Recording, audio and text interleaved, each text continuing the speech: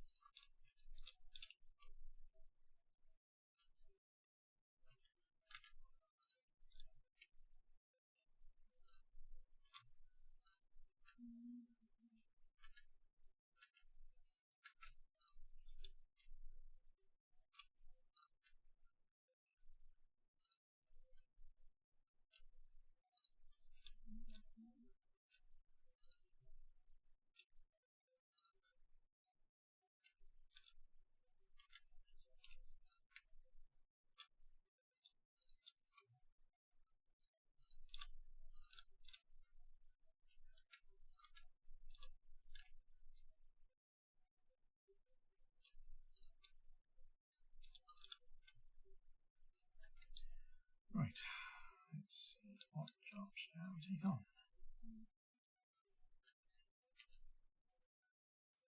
All jobs.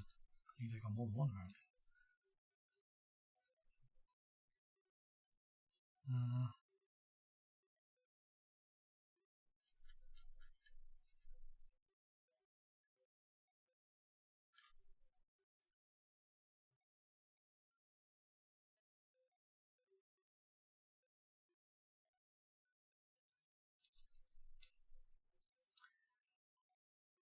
How about the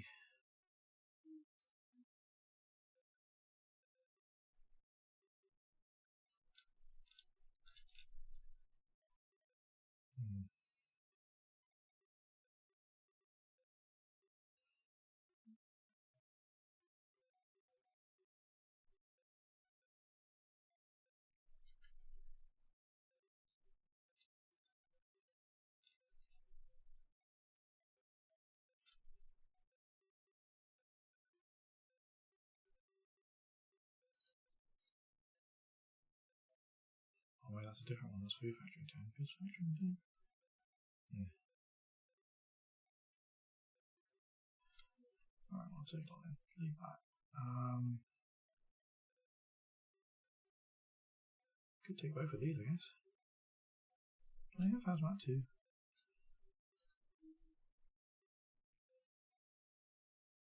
No, I don't. So I cannot take that there.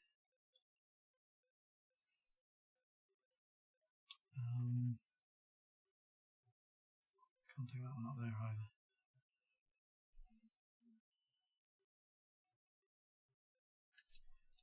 Yeah, I can't take that. I was about to take that one and that one. That's no.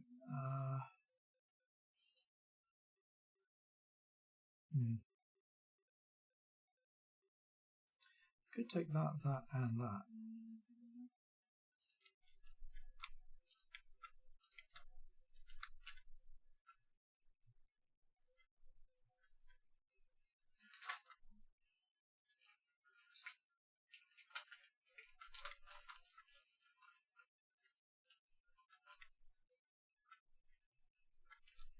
Yeah, that'll do.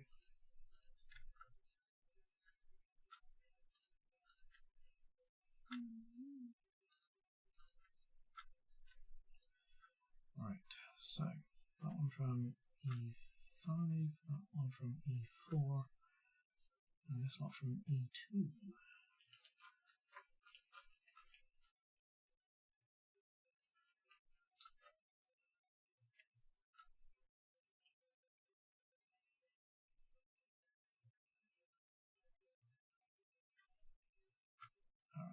Alright, let's have that one at the back of the train. then that one, and then front of the train can be this one. Alright, and hopefully my loco is still over here.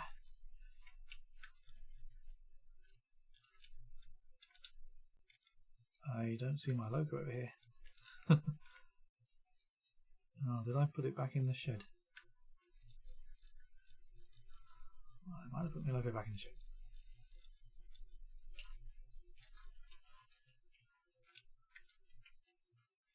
There it is.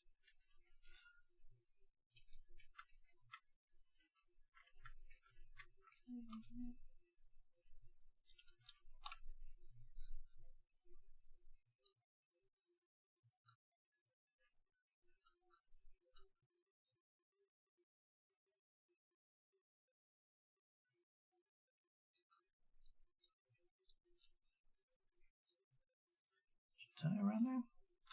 Yeah, why not?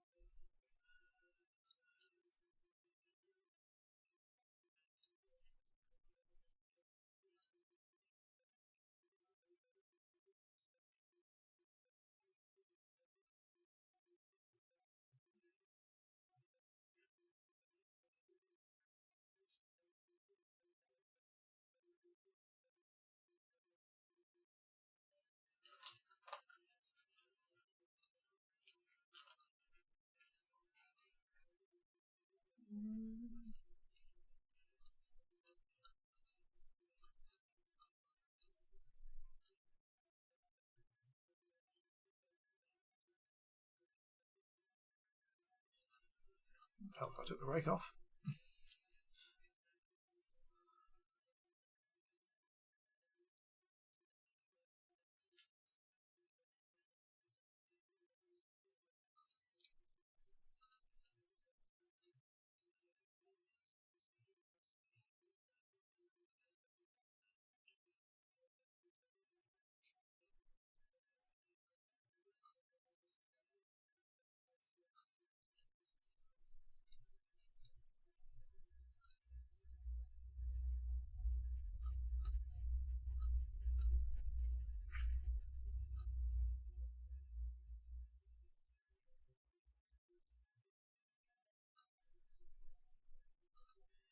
The stream says it is totally silent, so why isn't it picking up audio?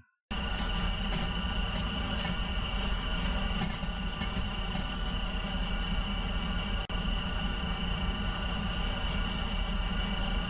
we've got some audio on stream. I have to live stream fast.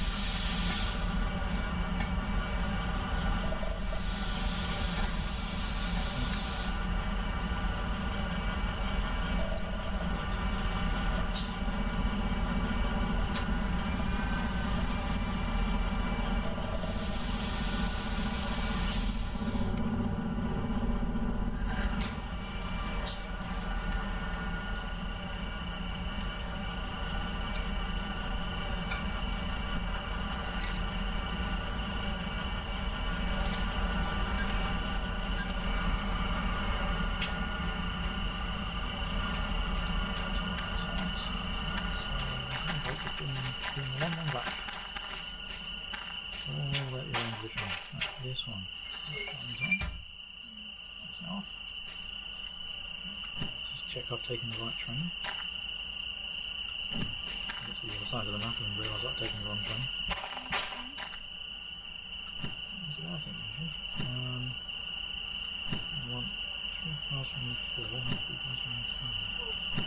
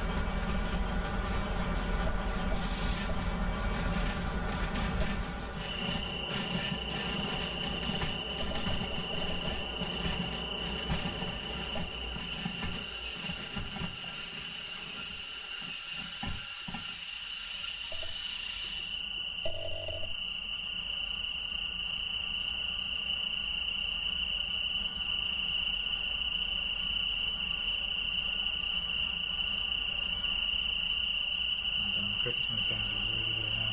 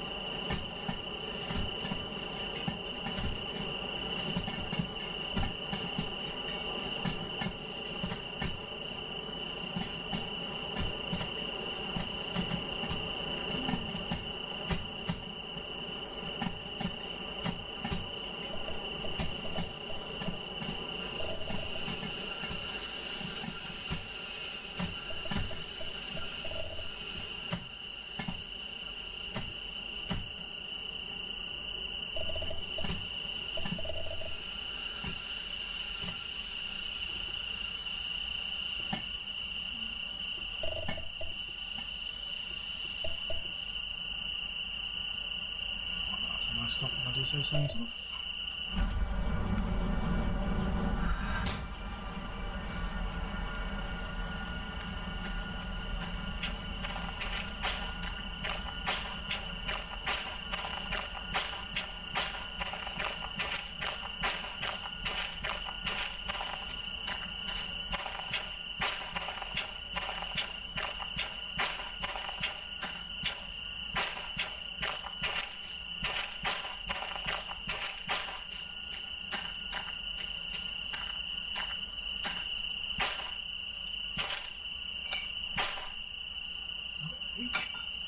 Just about.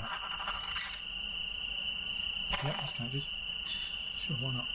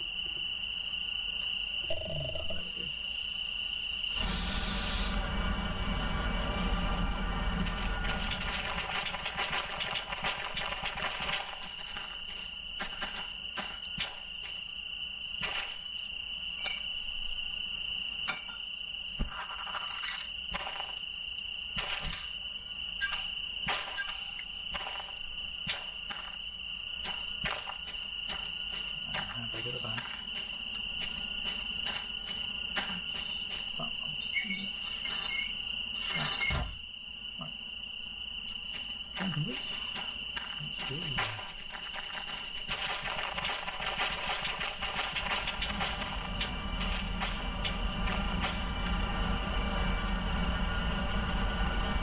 This is actually good.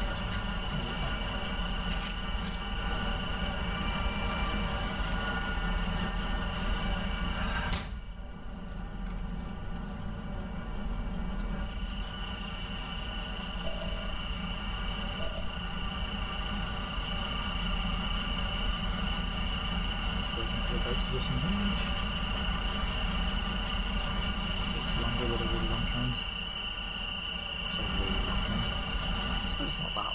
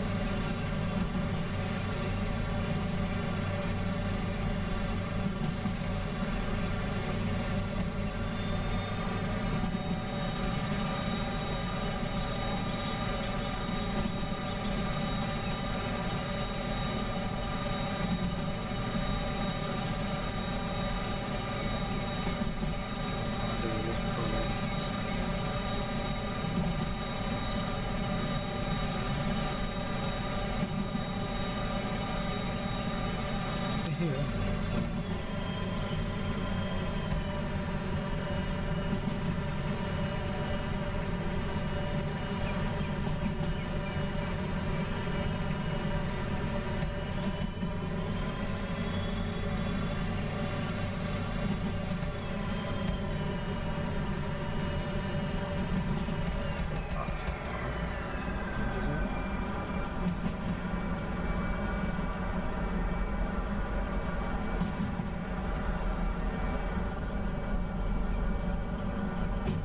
Go straight on into this bit and figure out where our lag is in there.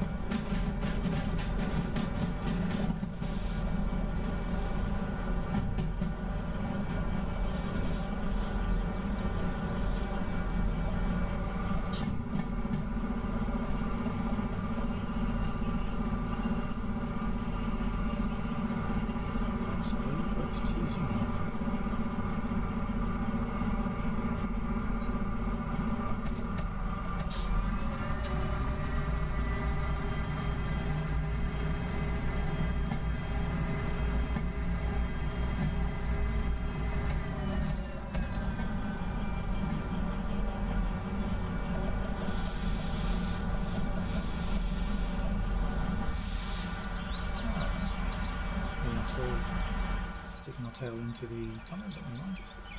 Let's figure out where we need to go. So that one has to go into D6, 5, so D6.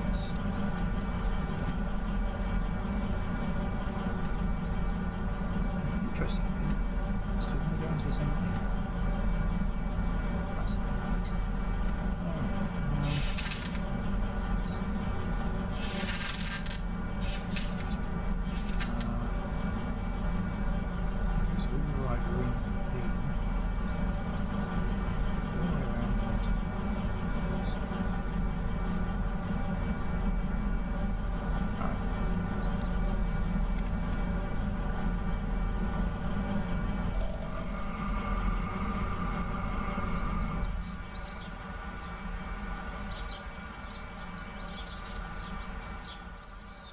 Yard over there. It's 200. It's 206. Just so happens that the 3 wagons at the back of the train means that we need to shadow it. So let's save some time. That's off. Going backwards. Go backwards.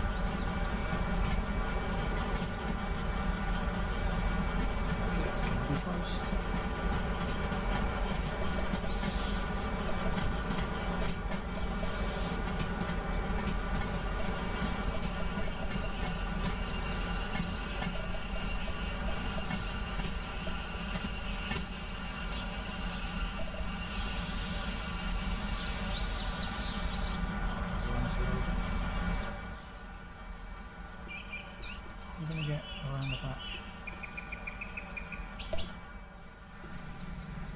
Not quite. Yeah.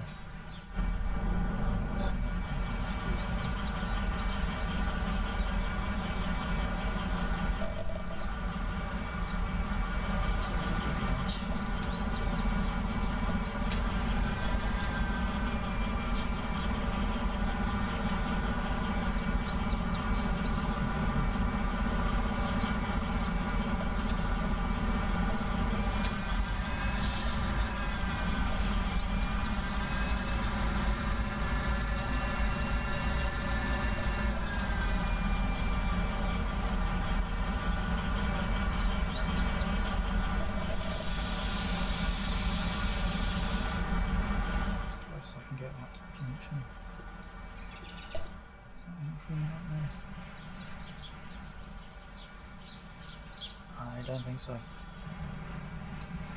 Yeah. Alright, plan B.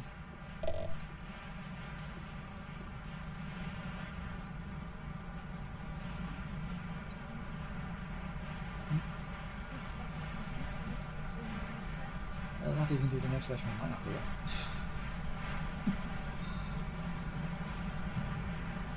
Plan B is I'm going to back up, abandon these 3 wagons over there.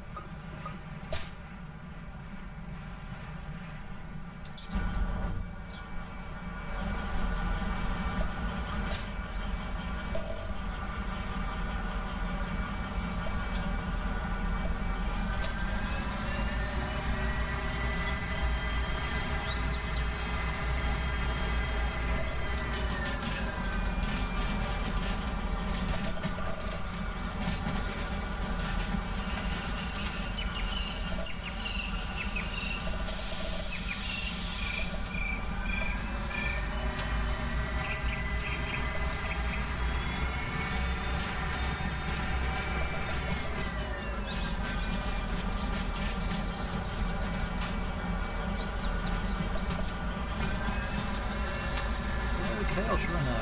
Somebody doing a whole lot of features. It's been quite a while since I last streamed. I don't remember how to do this. The picture quality is alright, the sound and everything.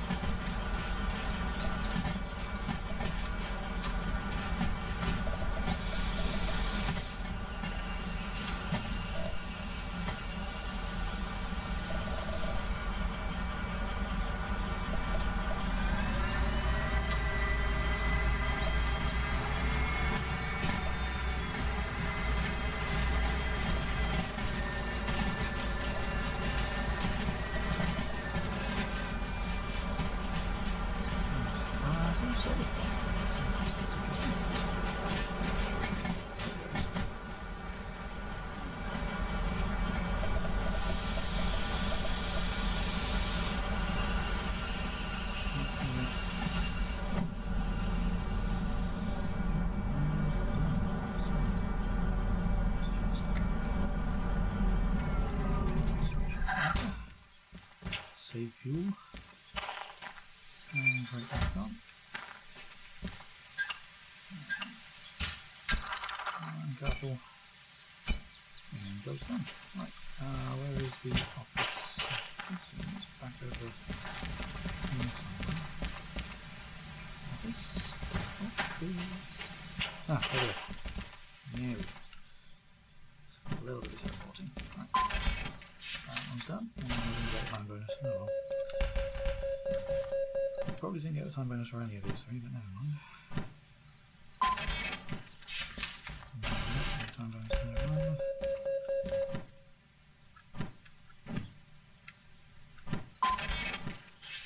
Or there. Oh well.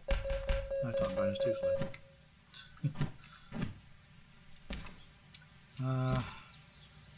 What's our fees like at the moment? Right, let's find a service point. I'm guessing there was one there. Yeah, one in the middle apparently.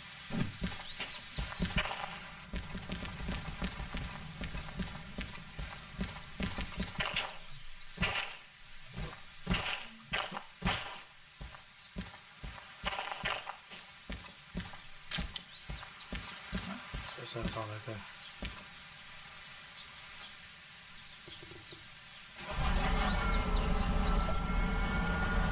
I find Derail since the update. I'm liking a lot of the quality of life improvements, particularly I like the fact that you can now drive it from the external view. I've been using the external view a lot. And generally, yeah, it feels a lot prettier. I like the day-night cycles, the weather effects. I like the fact that the rain now makes driving a bit more difficult because wet rails are slippery. There's one major complaint I have about this game since the update is the ambient noise. The bird songs, the crickets at night, they are far, far too loud. There needs to be a volume slider in the options for them, but there isn't one.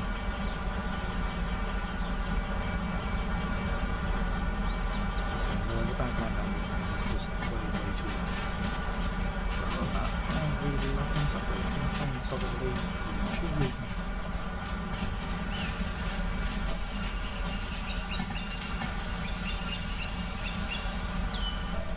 I'm going to show you just everything to the background.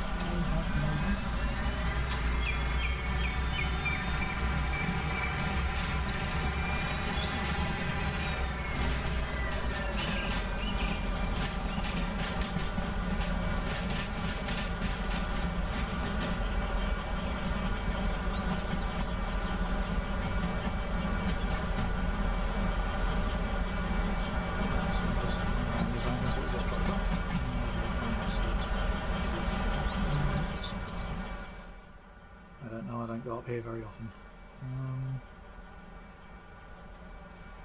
Is it somewhere around here?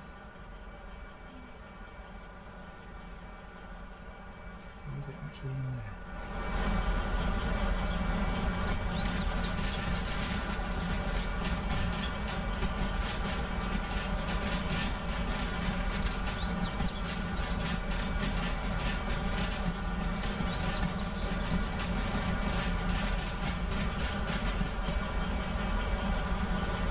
Quite compared to the game. Turn the game down a bit. I'm not entirely sure if I can turn my voice up a bit.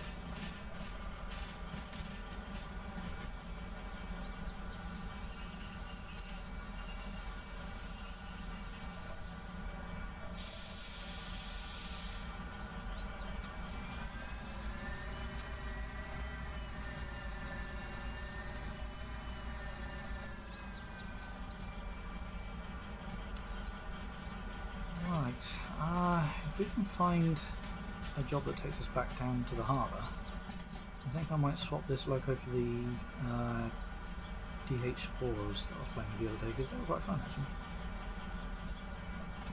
They are very, very nice new locos.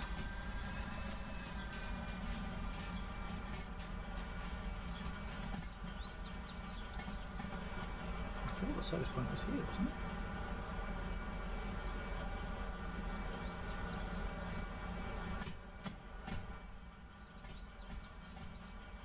Oh, it's in there. Ah, I see it. Right, okay.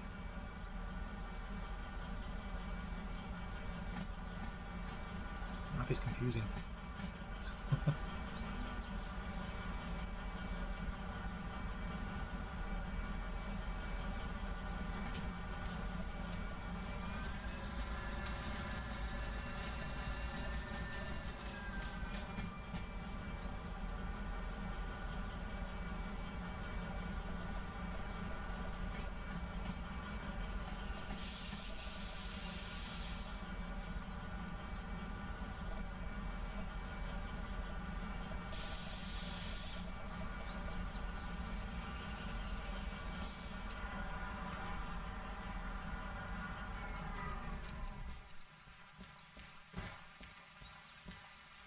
Apparently it's raining.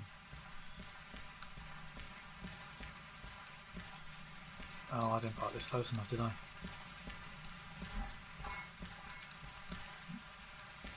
Immediately dropped the pipe. No, I didn't park it close enough. Oh. Okay, try that again.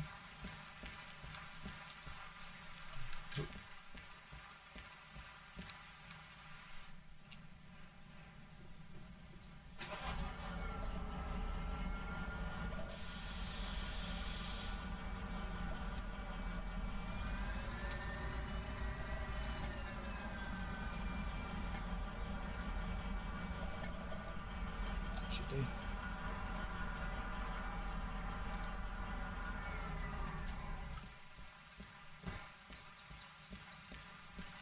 And right, so okay, easy. Right, hopefully this is a bit cheaper than the 18 grand in costs that the fees machine is telling me.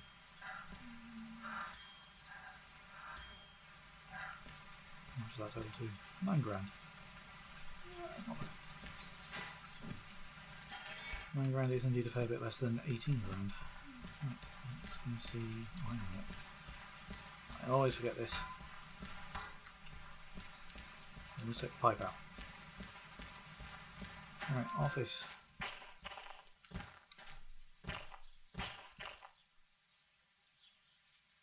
Why is it only raining over the shed? Oh no, it is raining here as well. Okay. Kinda.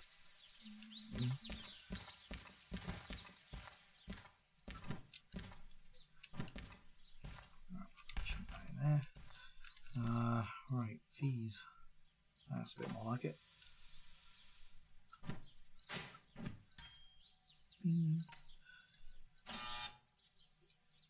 Nothing active. Right, let's see what we've got. We've got a couple of shunting.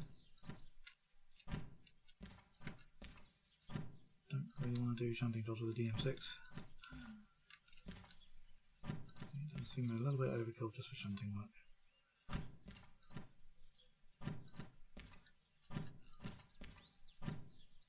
Right, so ignore those. Wow. Oh, we got the big farm. Machine factory in town, steel mill. I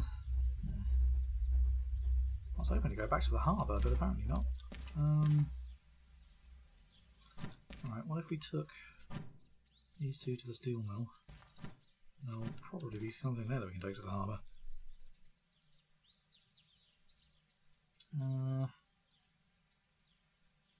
Some empties and a bunch of scrap metal.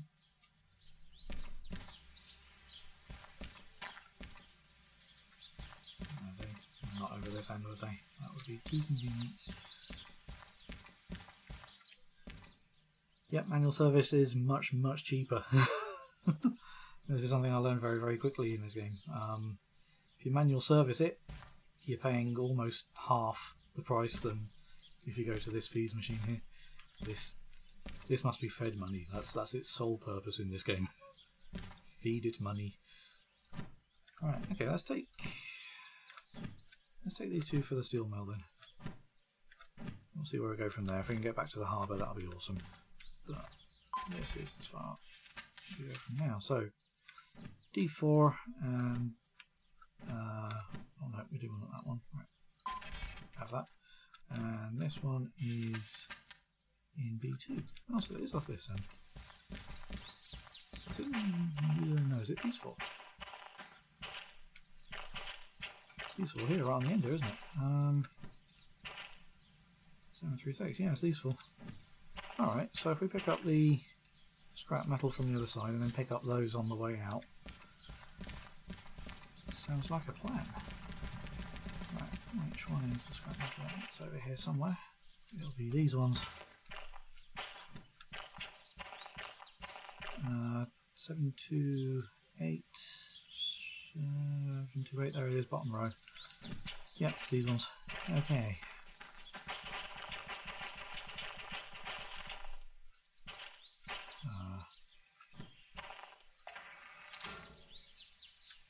That one. This one's right, isn't it? Yeah, that's fine.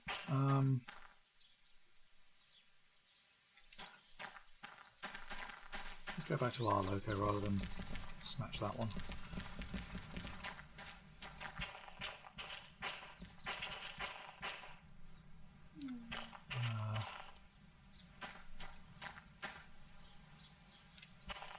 Let's switch it around so that it's facing this way as well. Okay.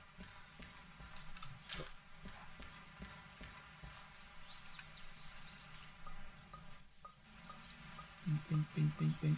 No, the handbrake's on.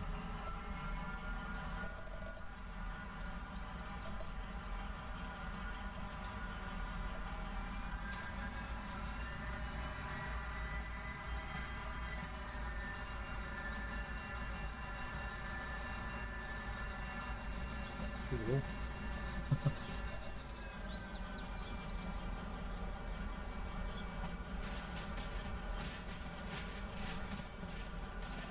Stop there. Doesn't stop on a dime, this thing. Stop, stop, stop, stop.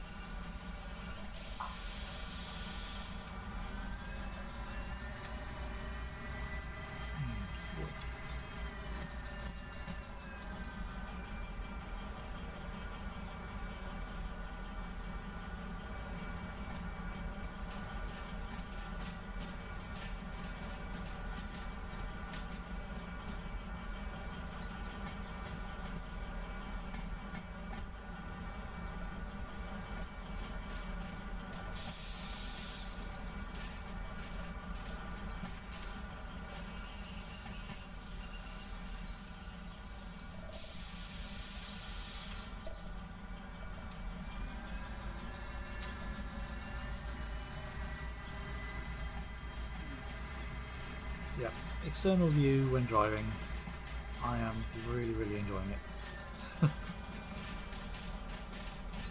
You've still got the internal view if you want to drive by hand.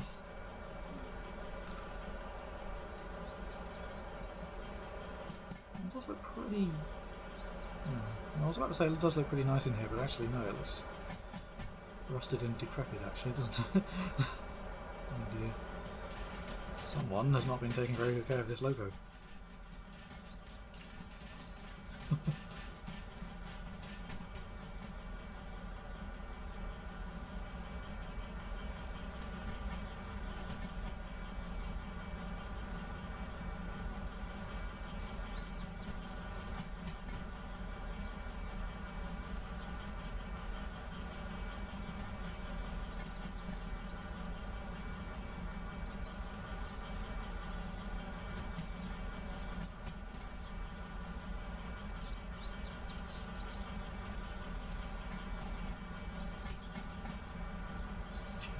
Fly.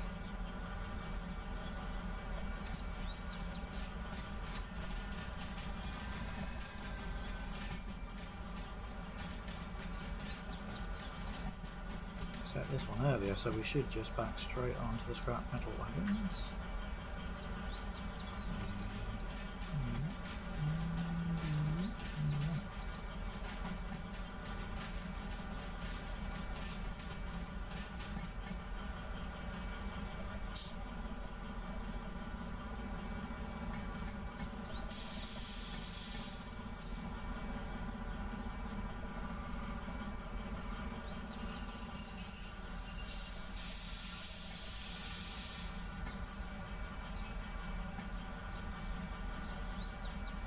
wagons. Scrap metal wagons are always a bit deceptive. They are much heavier than they look.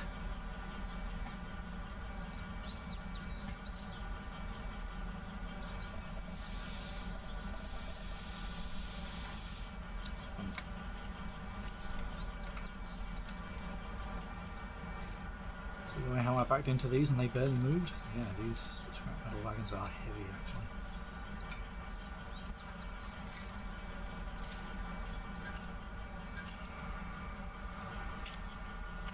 Which handbrake's on? Oh, that one. There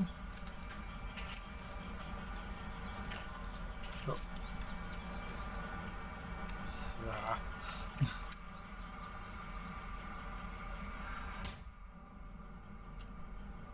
Okay.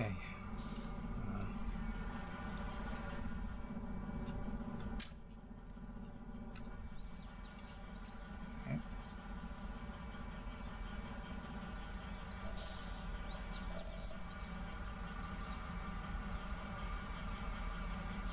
Brakes to disengage. Like I said, these scrap metal wagons are very, very heavy, and it has been raining, so let's see how slippery the rails are at the moment.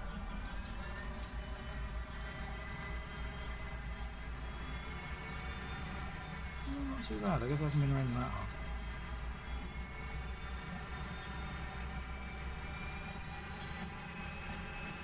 Oh, there's the wheel slip.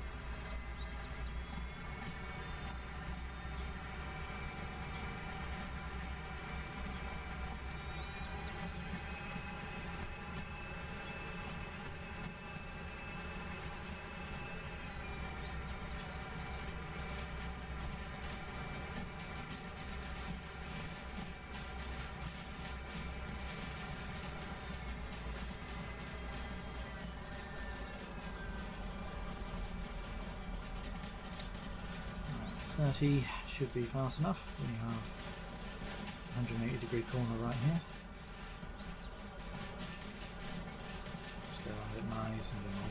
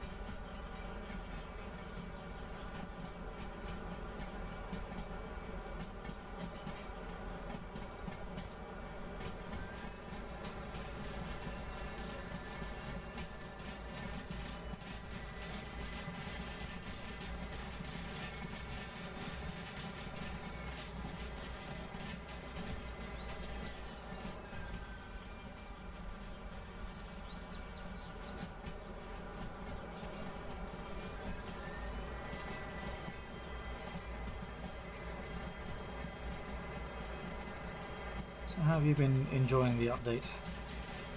Think it's good? Think it's bad? Agree with everything I had to say about it?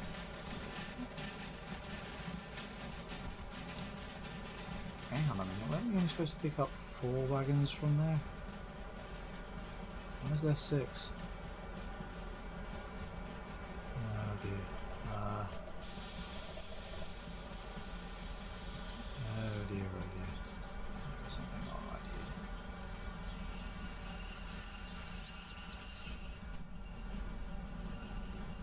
There's 6 wagons in that track, I'm going to want 4 of them. I hope they are the 4 at the front.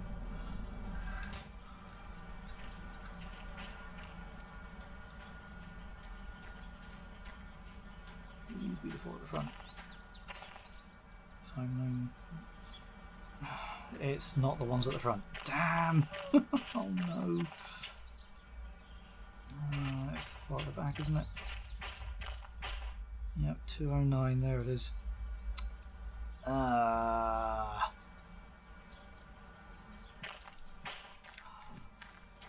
Alright, well, I guess we're doing a bit of shunting then. Let's just put that brake on.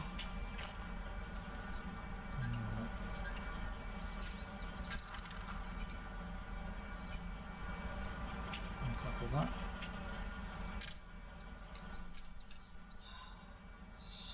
So, what I'm hoping... Well, that does come back around, doesn't it? Yeah, it does. Alright, we should be able to run our loco all the way back round there. And then put that back on, run it back round again.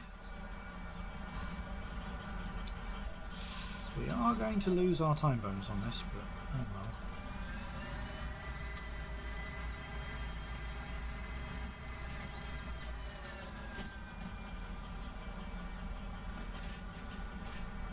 Yeah, the DH6s are pretty good.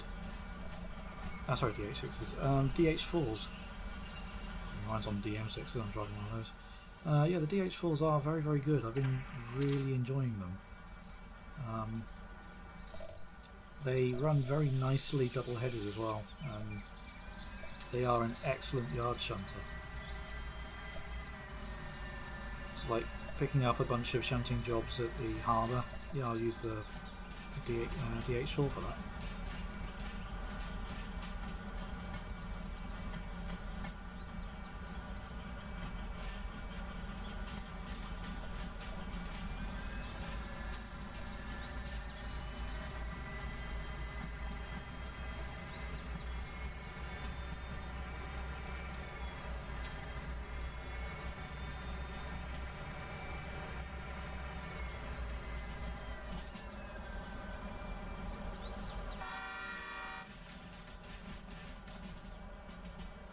Stations, we're going through it quickly.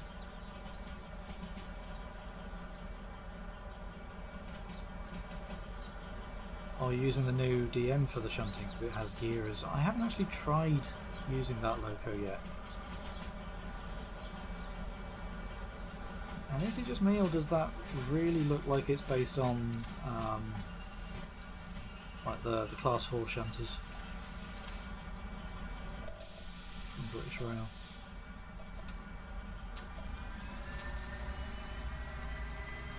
Gearboxes have a weird setup. I did read about that. Yeah, apparently it's not as sequential as you expect them to be.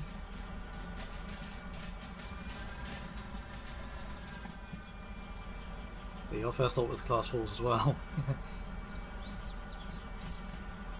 I guess they're definitely inspired by the Class 4. I think it's no coincidence that it's called the DH4 in the game. They're definitely hinting, yes, we were inspired by this.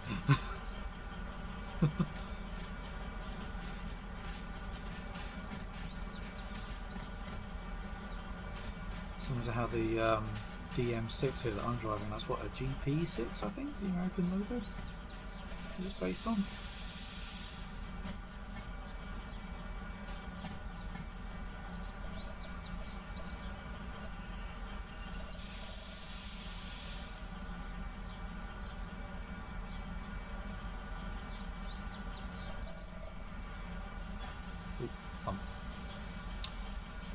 Bumped into that a bit too hard. Oops.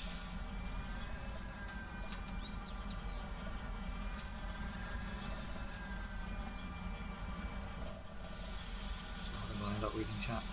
You know,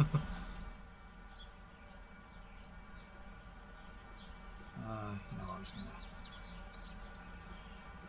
do it from there if I can. I know, it's kind of cheating, but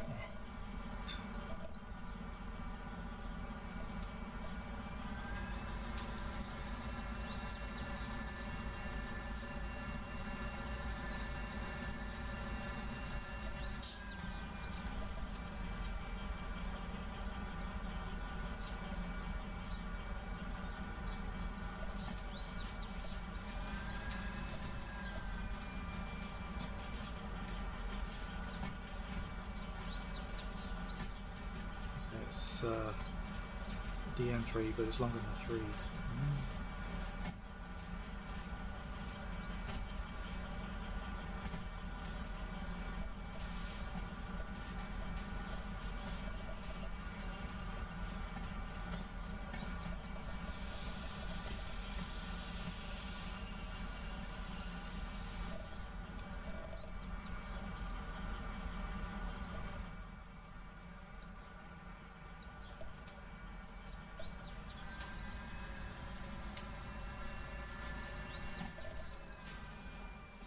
So let's attach this to the back of our scrap wagon.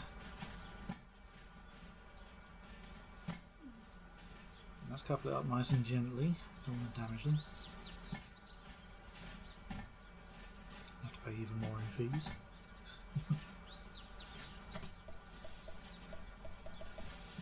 I probably should have mentioned I'm in career mode, so I'm not going to be doing anything deliberately expensive. Save that for Sandbox if I ever get around to playing Sandbox. I find it weird though that the devs call it Sandbox, but it's not. You know, you can't play with anything in Sandbox unless you've unlocked it in career mode, which is very, very weird to me. But, anyway.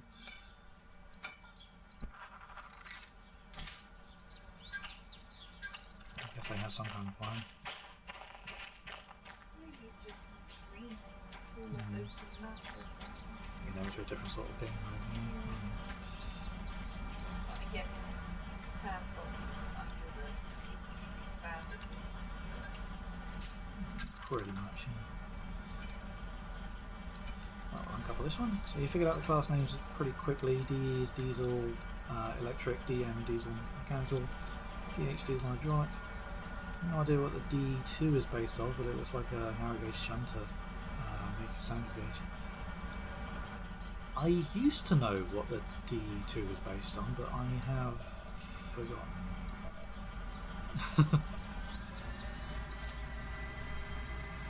Yeah, I've been waiting so long for the simulator update to come along, but I haven't actually played the game for quite a while before this week.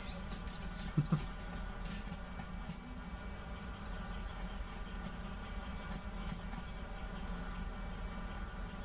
fact, it's been so long since I last played it that when the simulator update came out, I decided to start fresh, brand new campaign right from the beginning.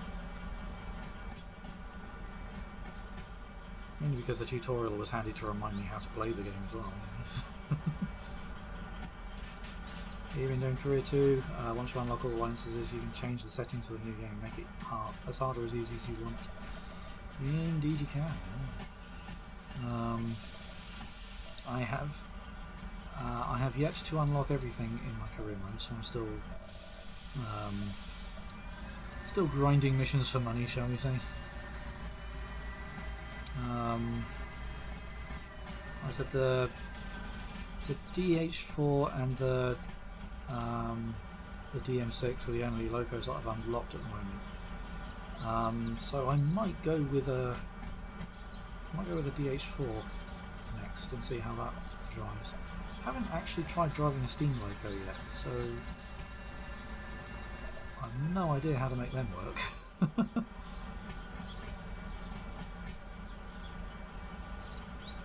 Let's face it, driving one of the diesels is kind of easy mode, isn't it?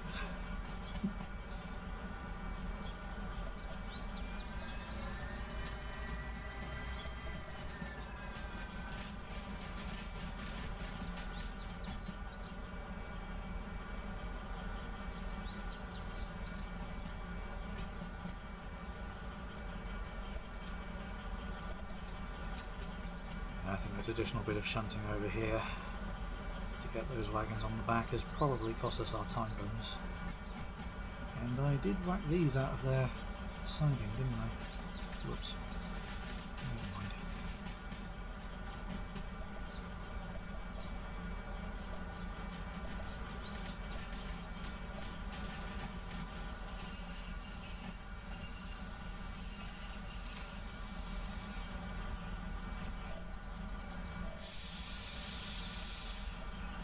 Seemed like it was less hard than it seems from the videos that you've watched. Just don't overpressure it, cool things out. Yes, I have seen screenshots of exploded boilers and things like that. Which I think is awesome that they've modelled that into the game.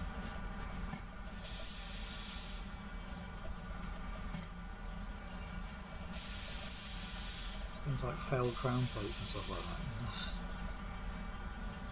really, really impressive they put that in.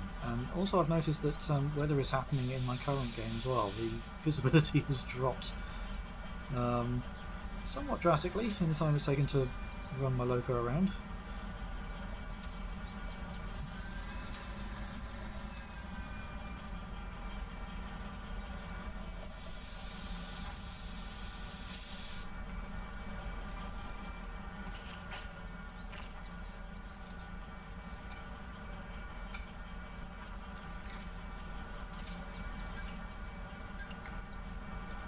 go. And handbrake off. Off. Come on. All the way around thirdly. Handbrakes can be a little bit awkward sometimes. I don't want to properly engage, you know, or disengage. Right. Slam the door shut behind us, and there is a tunnel over there somewhere. I can't see it because the fog is down to like 3 wagon lengths. So, isn't this going to be fun?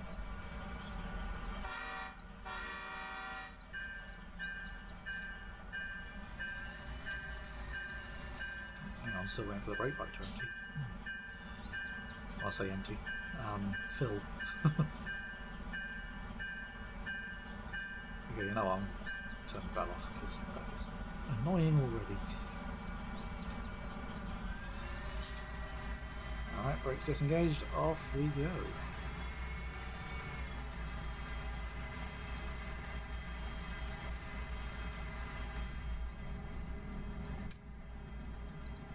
I don't think more light helps. There is fog in the tunnel.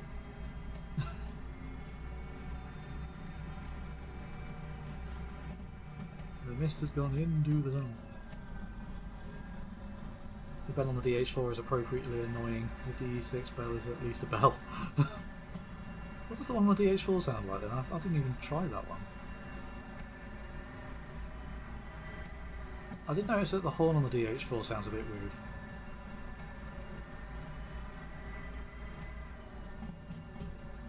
But, whether it's accurate, I don't know. Maybe it is. I don't know what the real one sounds like.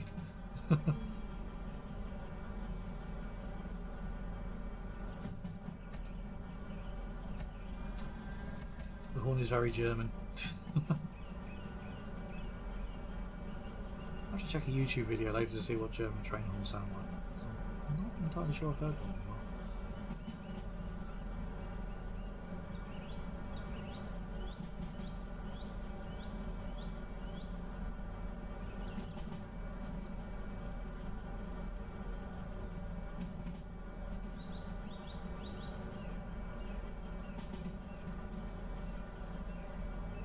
That sounded something off of a forklift. Oh dear. Yeah, that's probably the wrong sound that they've got for it then. It sounds like a forklift. It's not ideal. Oh, let's give it a bit of dynamic brakes. I notice that we are rolling away down the hill. Don't want us to be going too fast because I know that there is a junction down here somewhere.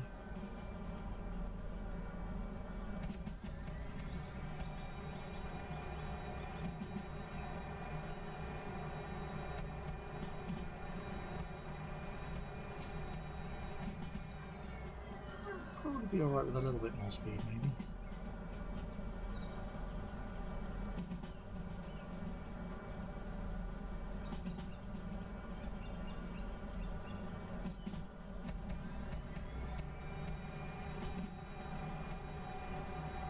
I know I was sort of singing praises about the external view earlier on, but we're doing the internal view because of the fog. I think I might be able to see just a little bit further in the cockpit than I can from the external view at the moment. Hey Sano, thanks for the happy birthday wishes, and welcome to the stream. We are currently driving the...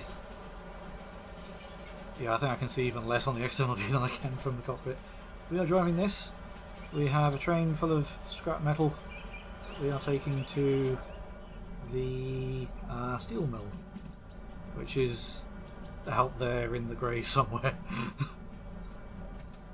God, it is really, really foggy right here. Look at this.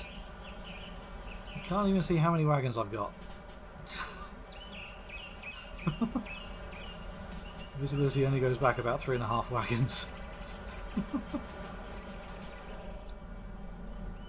anyway, I think we've just passed the junction, haven't we? So we're about to cross the river, I think. Route familiarity, come on. Yeah, I think this is the right turn that leads onto the bridge across the river. So we could probably risk a little bit more speed. Yep, there's the bridge. Yeah. Down there is the abyss, apparently. I was about to say down there is the river, but all you can see is just nothing. So you've not seen this train yet, only the smaller one. Ah. Well, this is one of the 2 other trains that I've unlocked. This is career mode, still trying to unlock all of the things. I've unlocked this one and the DH4. So maybe in today's live stream we could unlock one of the other locomotives and give them a try. As I was just saying to Chaos Runner, I have never driven a steam loco yet, so I have no idea how to drive one. Well, I have some idea how to drive one from other games, but I've no idea how to operate one in this game, so this could be a joint learning experience. Yay!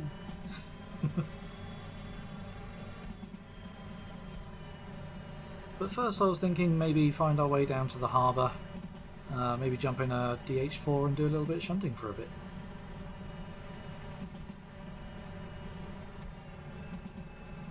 Because I unlocked this, I unlocked the DM6 last night, so this is kind of my 3rd trip in this loco. And it's a good loco for taking wagons between towns, but it feels a bit overkill for shunting. The DH4 on the other hand feels absolutely perfect for shunting. So I'm thinking if we head back to the harbour, jump into a DH4 and do a bit of shunting for a bit, and then maybe we'll check out some of the steam locos.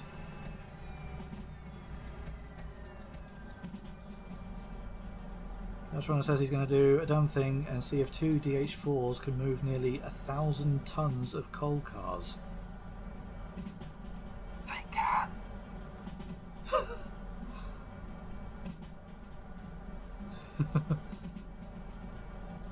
If you properly double-headed them, then I'm pretty sure they can. One of my earliest double-heading tests was actually, again with the DH4, one of my earliest tests with that loco was double-heading it and hauling, I think it was about 1,200 tons of logs from the central logging camp bit, with the massive hill that comes out of it, and they managed it. So yeah, 1,000 tons of coal cars, you should be alright, I reckon.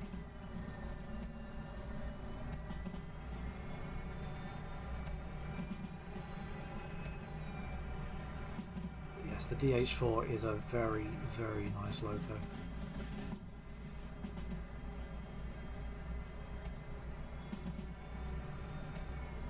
Right, we are approaching the steel mill. I know that we still can't see anything, but from route familiarity we should be coming up to the steel mill right here. There's the point that goes off to the service area up there, and if I remember rightly we should be going straight down the middle track. So, because I didn't change any of the points up here, so we should be going down the middle track. Admittedly, I probably shouldn't have been charging in here at 50 mph with practically no visibility, but I was fairly reasonably certain that we were going to go into an empty siding. Hey Volvo Trucker, and thanks for the birthday wishes.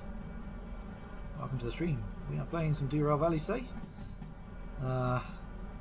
Hopefully we'll get some better views of the game once this fog lifts, but hey, new weather system, so you can see that.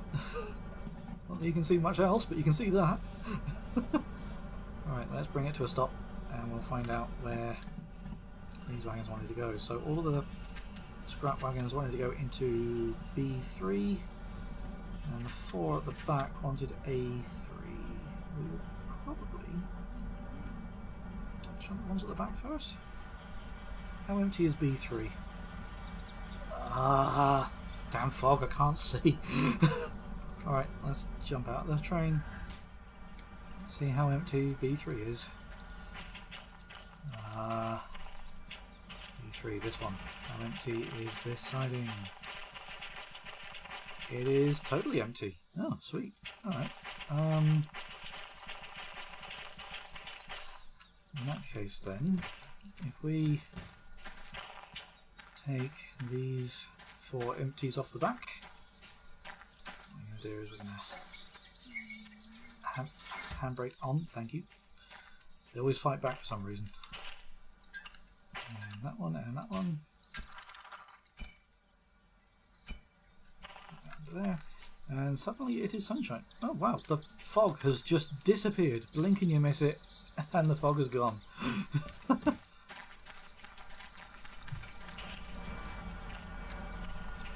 Alright, so there we go. That is looking way prettier now, isn't it? Now that the fog has just suddenly disappeared.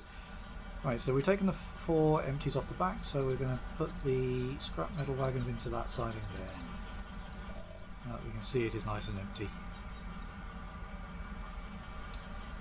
Suno is asking, what is your favourite era or railway? You are going to assume BR Blue because of my mods. Yeah, the Mods of Transport Fever was a bit of a giveaway, wasn't it?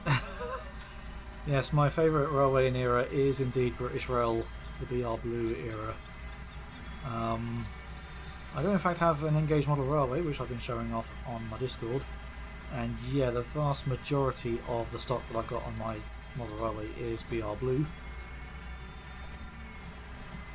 And likewise, a lot of the mods that I made for Transport Fever is in BR Blue. A little bit of an Easter egg that I'm not entirely sure many people are aware of. The Class 37 mod that I made for Transport Fever, in the BR Blue small logo livery, not the large one, the running number on that Class 37 is the same one as my Engage Class 37 for the model railway.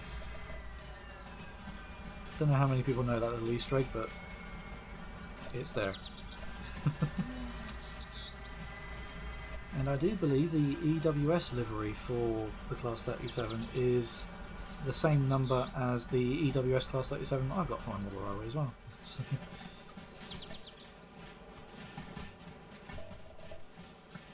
you do love a bit of BR Blue, though for you it's sectorisation that's the best.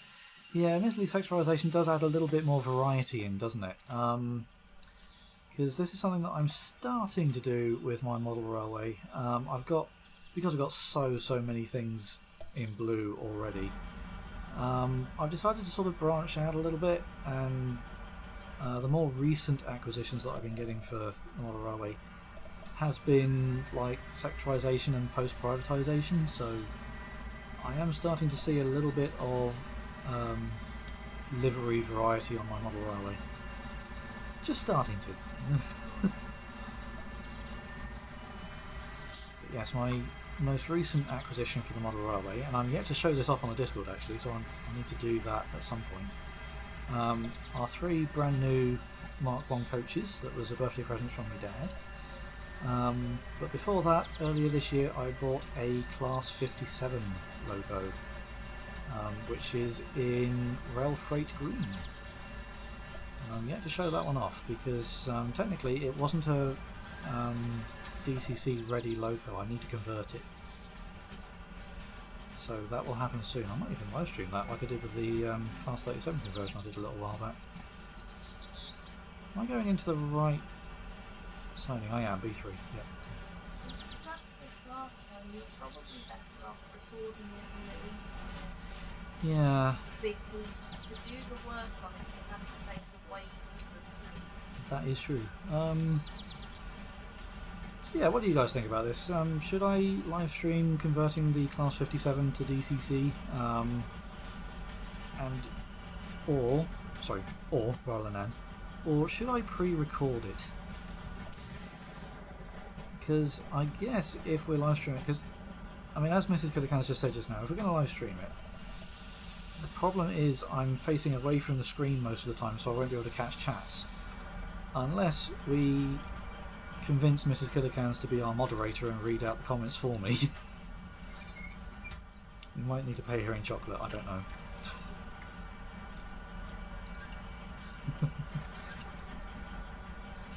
So I was saying that we definitely need to show off that Class 57. Yeah, I definitely need to. It is a beautiful loco that I bought there. I just haven't got around to showing it off yet.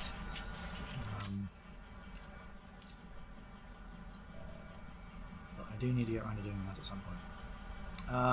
Right, those actually... yeah, I need to think about what I'm doing here. These 4 that I left over here actually want to go into one of the A sidings, don't they? So I need my local on the other side of it.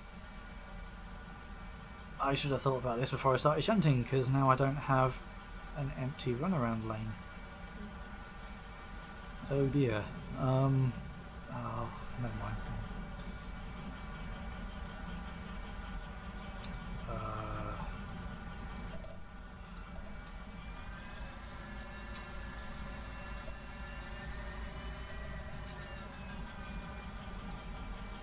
Chaos is saying that if I can convince the missus to read the chat out, then stream it. But recording is a good idea if not. So, yeah, I guess it's what I need to do to bribe Mrs. Killicans to sacrifice one of her days to my my online activities.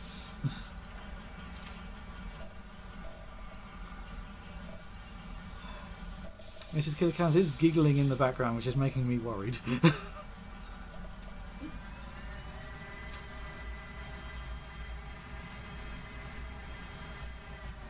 So she probably has some ideas here, but I dread to think. Mrs. Killicans is thinking about necromancers. Sacrifice has a whole different meaning right now. In that case, I'm even more worried about what you're giggling for. Oh dear.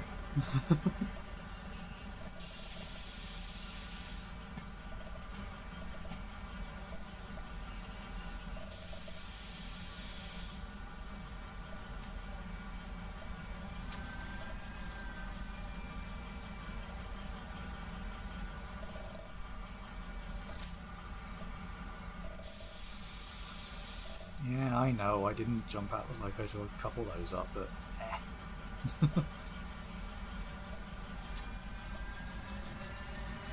we'll do manual coupling and uncoupling when we're shunting with the DH4. But I just kind of want to get this job done here and get down to the harbour, so I'm trying to rush to the end of this one.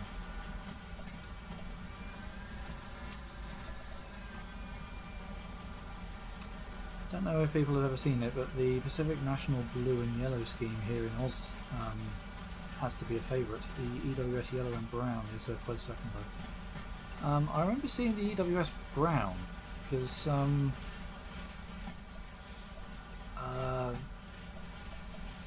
was having a chat with someone at one point and was surprised that EWS operates in other countries and not just the UK, because you know I literally thought EWS was England, Wales and Scotland.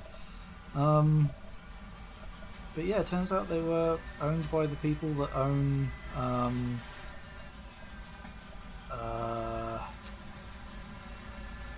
is it the same people that own like Freightliner? It's a different name in the US. But yeah, it turns out that they're sort of heading towards a global brand, isn't it? Is it a red colour then? Well, in the UK, EWS is sort of like a yellow and maroon colour, sort of a maroon red.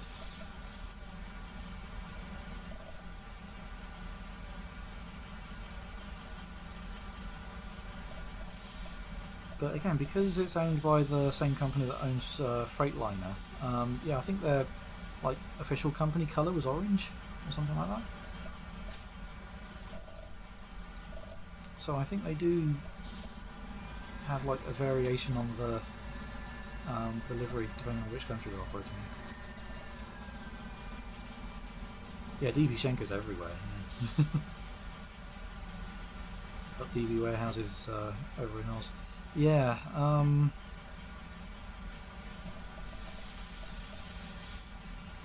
I might need to check what's going on with it now, because I think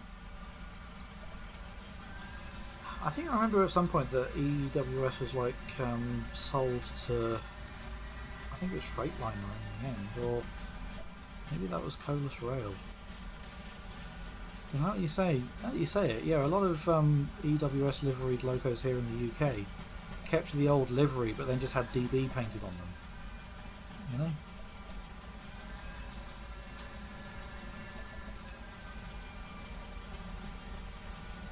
Sort of thing that DB Cargo were looking to sell their freight arm in the UK a few months ago. I wonder what will happen with that. I really need to buy one of these, you know, railways news magazines. Catch up with what's happening.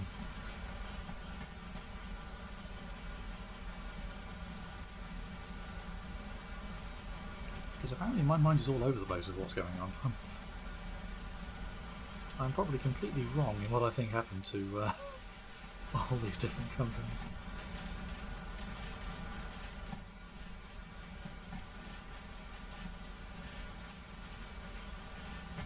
Well, I will say though, one of the impressive things that I saw was at Legoland, which I went to on Wednesday for my birthday outing.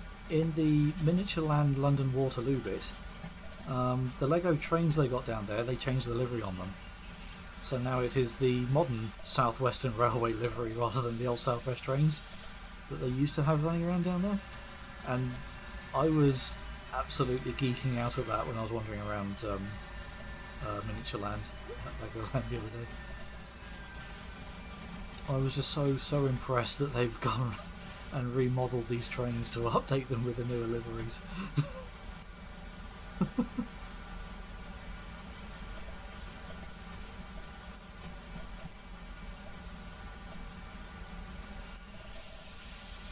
Right, so something that you might have noticed that is happening with the new update is that it is now chucking it down with rain in the game. Part of the new weather effects, it is raining, which means that the locomotive not only looks nice and damp, you can see the little water drop that's just sort of hitting the roof as well. That is really cool. But also, of course, the rails are now wet, which means that they are slippery. So if I were to, for example, take the brakes off and apply too much throttle, we very quickly get wheel slip.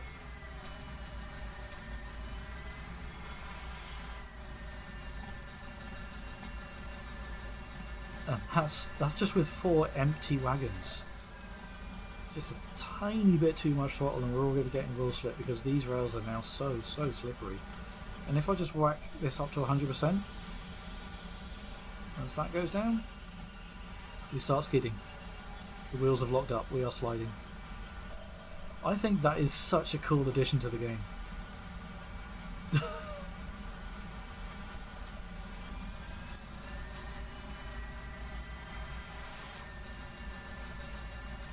Literally, wet weather makes you have to drive differently in the wet than you would in the dry because it's just so much more slippery now.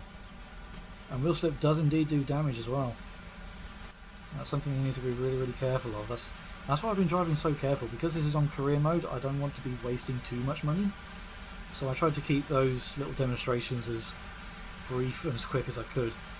And I'm sort of tiptoeing and driving carefully through the rest of it because I'm trying to save up money to unlock new licenses and stuff.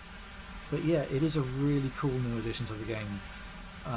The rain really does have an effect, and you really do end up having to change your driving to suit the weather conditions.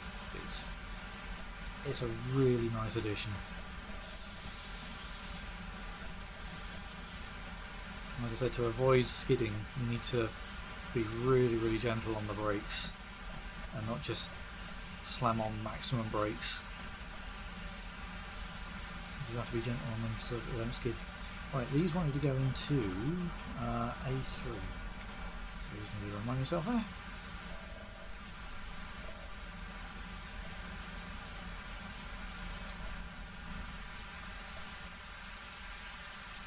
Going forward.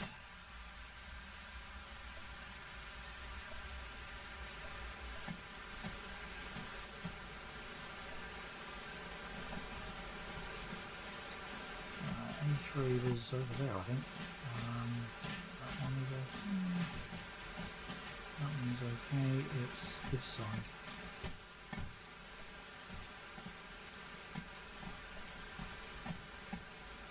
A little bit more speed. That's good. That's good. That one's not. That's taking us off to the service area. So switch that one. And A3 is on the left. So that one we're switching as well. There we go.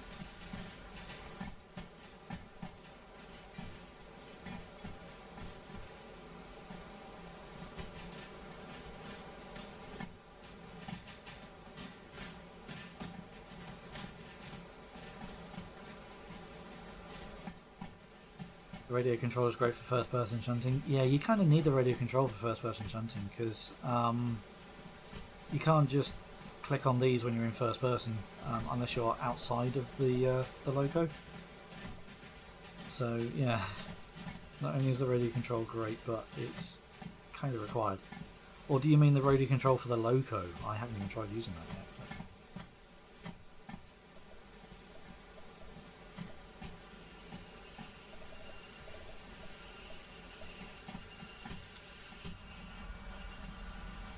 For one apart. That should do. By radio control, I always get confused because there's this as well. So yeah, if you make radio control by, you're standing out here and then driving the loco, I haven't actually tried that yet. I should do at some point. Nope, that way on. Thank you. Uncouple, uncouple, boom, boom. There. Turn the engine off. And let's go and hand in our job sheets. Forgive the teleporting. And yeah, we didn't get any time bonuses on that one. Oh well. Too much shunting involved. I kind of expected we weren't going to get the time bonuses, but never mind. We got some money. Alright, how much is the fee for that? Ooh, another 11 grand. Alright, nope, we are not paying that. Instead, we are going to manually service our loco.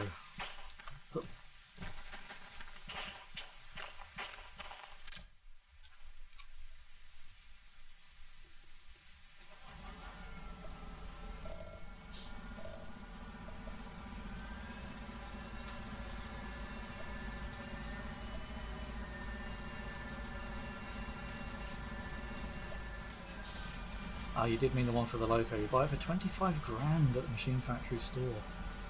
It's great for controlling the train. As you get around to doing that, can you use it for any loco, or is it just this one?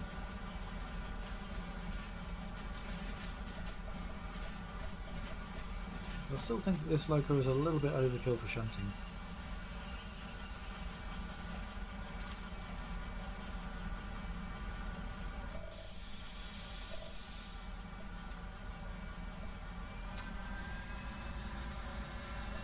All but the steam and the diesel mechanical. Oh, interesting.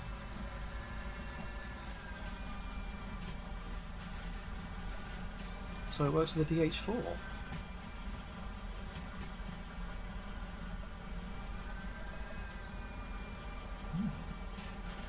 Might have to get one.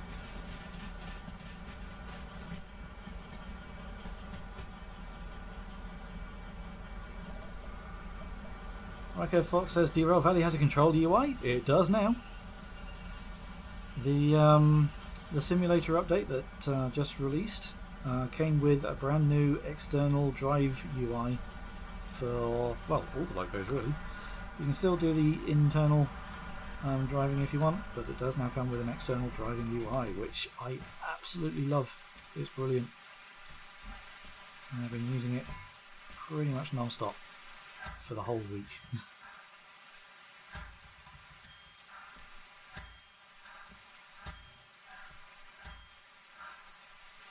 Okay, and that is considerably cheaper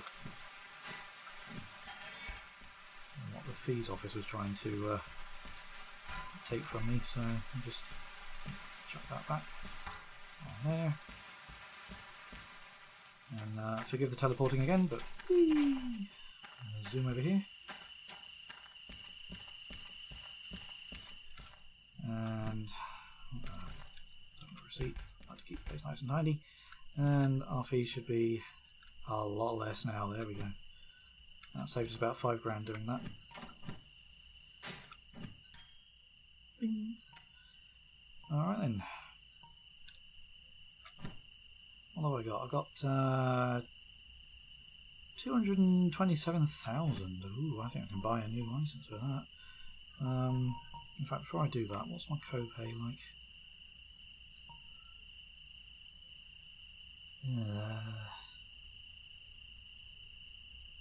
That's not great. That's not great.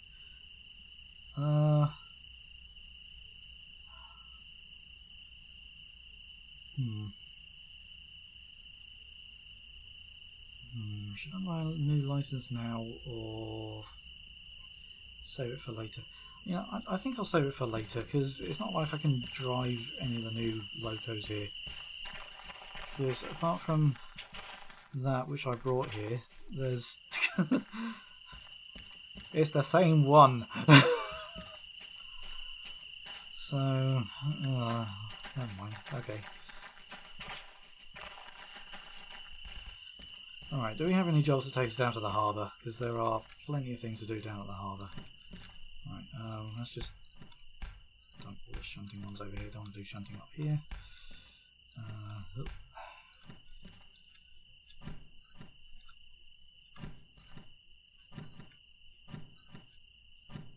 Right, harbour and town, harbour and town, harbour and town.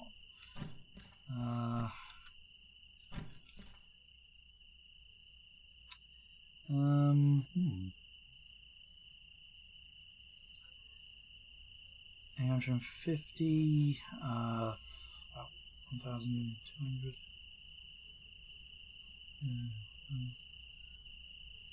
Yeah. Can the one loco haul all three of these? I don't know. That's going to be heavy, isn't it? Just the one DH6. How much can a DH6? Sorry. Yeah. How much can that big loco haul? Do you think we can do all three of these?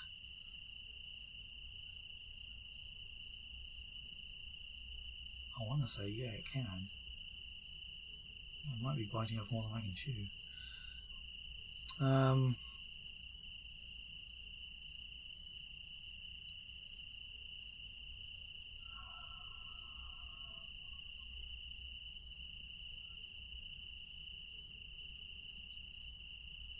Customer says he thinks it can do at least 1,000 on its own. Yeah, this is going to be a little bit over 1,000 if we do all three of them.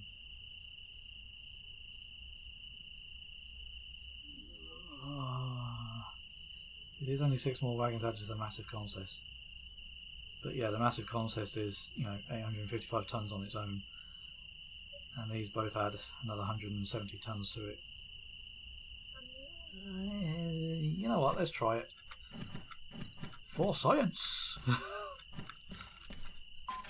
Yoink. That one's from B4. That one's in B6. And that one is in B1. Oh, the one in B1 was the one I shunted over earlier, isn't it? It's these three.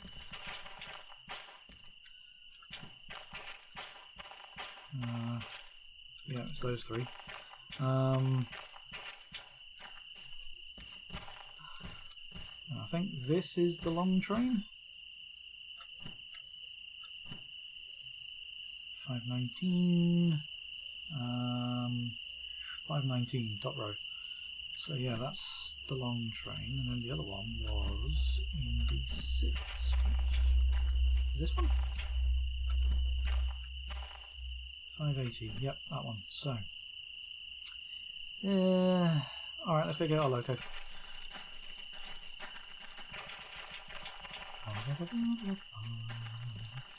And we do want it facing that way actually. Let's not turn it around then.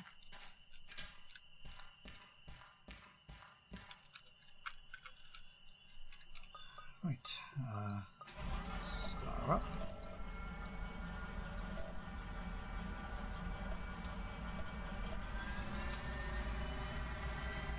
Hey ISO! Oop, real slip. Don't want to be doing that too much.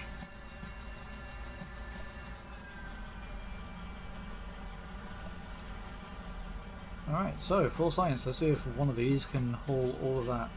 And in all fairness, if it doesn't, there is another DH6 just over there. And pinch that and double head it down to the harbour.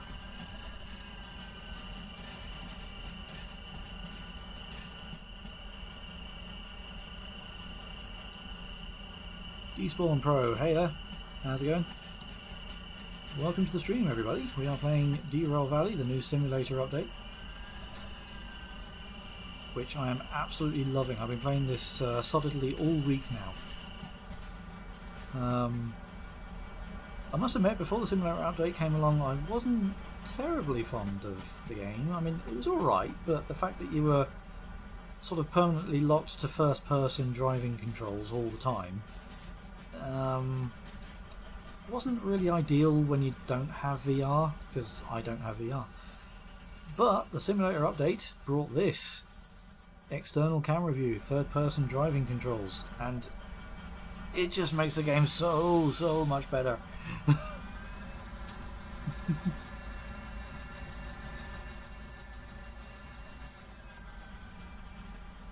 Stream delay, you're also ISO. This is your new Twitch account.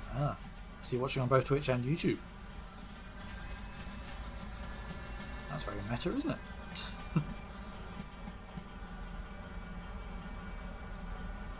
You played it on VR, it was very immersive, but you had headset trouble.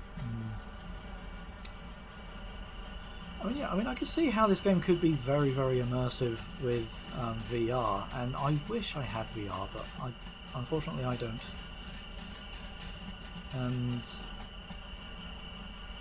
And yeah, it was kind of fun without VR. But like I said, being permanently stuck in first person mode just slowed everything down, especially when, you know, like me, you really enjoy shunting. Not being able to see very well how much space you've got at the back end of your train made things a bit difficult. But now you have an external view, it just makes the game so much better in my opinion. Absolutely love it now. VR is fantastic, especially on racing sims like Assetto Corsa with the wheel. I do have Assetto Corsa. I really got to get around to playing it a bit more often. I do have a wheel, it's just not plugged into my PC at the moment, but it's right there in front of me.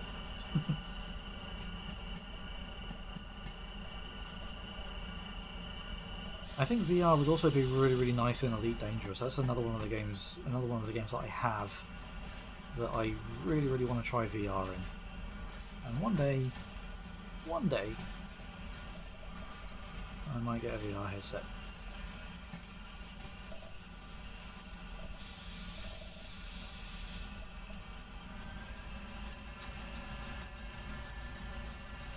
Also a nice way to get an idea of how rail yards should look to research building them. Yeah, indeed, to build them in like in other games like Transport Fever or Railroads Online, you know, with the track building element that game has, which is pretty cool actually. Someone's asking, am I looking forward to all the racing on this weekend? Definitely am. For people who don't know, Sono is probably referring to the fact that I am a racetrack marshal here in the UK, and this weekend I am marshalling at Thruxton for the British Truck Racing Championship. I'm a flag marshal. So not only do we have the big trucks racing, but I believe one of the supporting acts are the pickup trucks as well.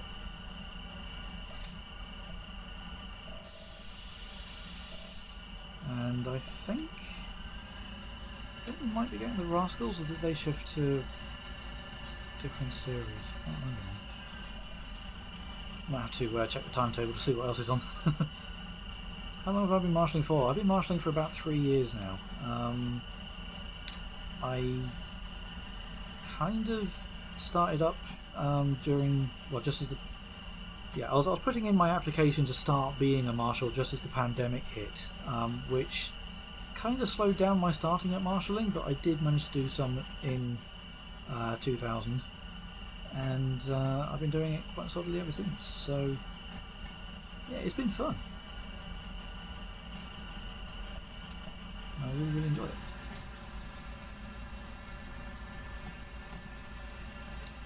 Right, so we got these 3. We want to pick up the other 3 that's over there, and then we attach them to the big long train and hope that this loco can pull them all. But like I said, if it can't, we do have a spare one over at the loco yards that we could borrow.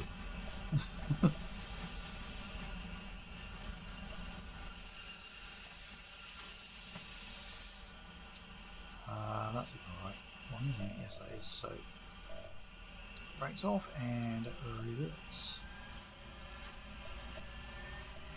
Again, I think the DH6 will slip. Don't want to do that too much. I think the DH6 is a little bit overkill for just shunting, which is why we're taking these jobs to get us down to the harbour. Because I know that we'll be able to get a DH4 over there. There is a really, really big loco depot down at the harbour, and it usually has a DH4 in it, if not 2.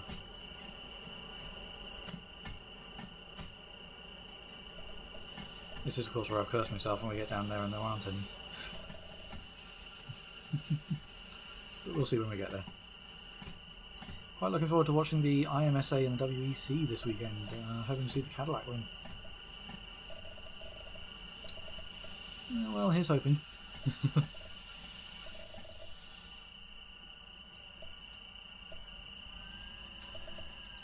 Yes, I will be. I'll be busy marshalling for the truck racing this weekend, so I won't be able to watch that, unfortunately. Gasrunner says he got lucky and stole both his DH4s from the harbour. Yeah, like I said, sometimes they do have 2 DH4s down there. They usually have at least 1.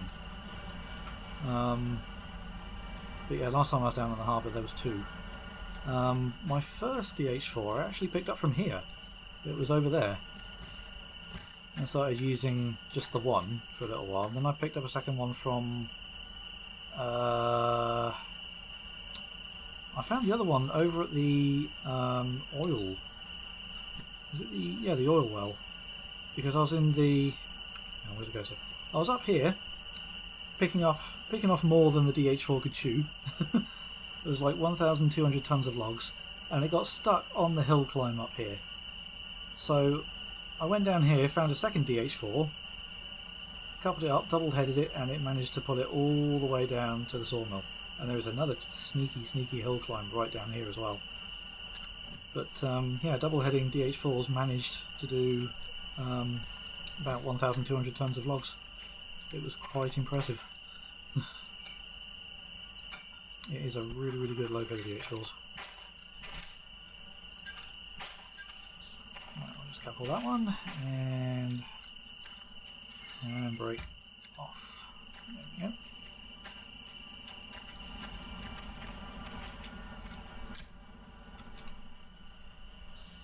Right then.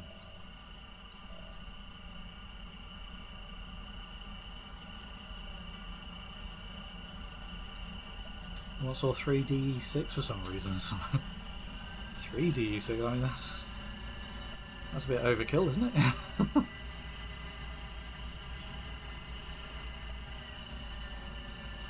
Although saying that, I'm pretty sure there's on a screenshot on Steam somewhere where someone's like chained up a whole bunch of D6s and they're trying to haul all the trains at once, you know.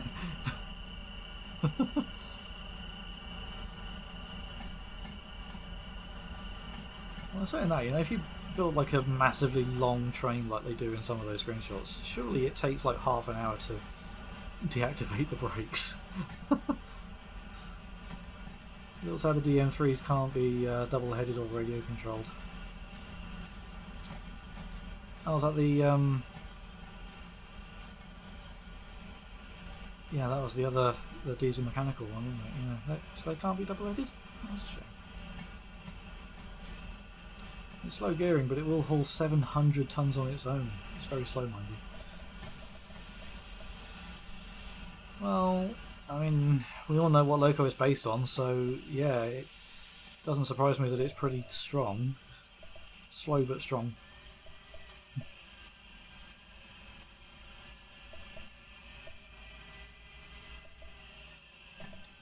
Just a little bit more. Had to be in the very, very low gears, but it still managed to pull it. Yeah.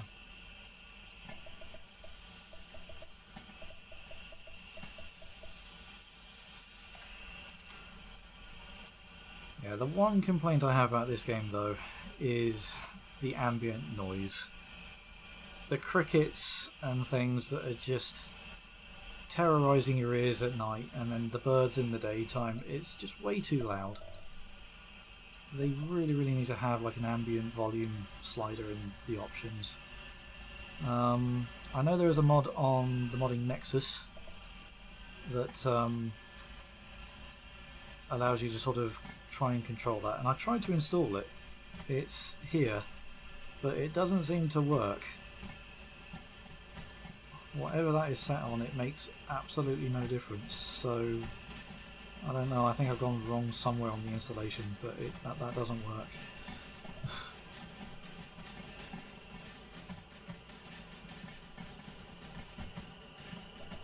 Yeah, the birds freaked you out. At first thought it was the train complaining about something. Oh yeah, one of the cockpit alarms, but no, it just turns out to be a bird chirping. Slow it down, slow it down, slow it down. You don't want to slam it into that train. Don't slow down too much. Come on. Empty the brakes. What am I saying? Empty the brakes. Disengage the brakes.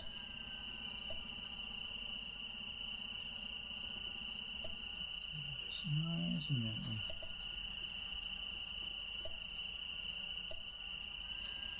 Nice and gently. And boom. There we go. Right, let's see if we can haul this. That is a lot of rails. Alright, Loco, let's see what you can do. Once the brakes are disengaged, of course. Oh, that is going to take a little while. Let's take a quick sip of the drink.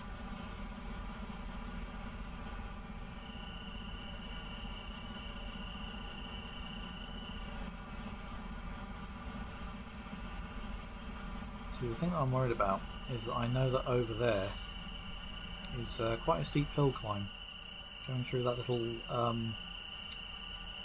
little cutting right there. I know it gets pretty steep over there, and we don't really have a lot of run up to give us a bit of a head start at it. So let's see what this loco can do. I get a feeling we might have to go and snatch the other one and double head. Oh, go slow. Go slow. Come on. Well, we're moving.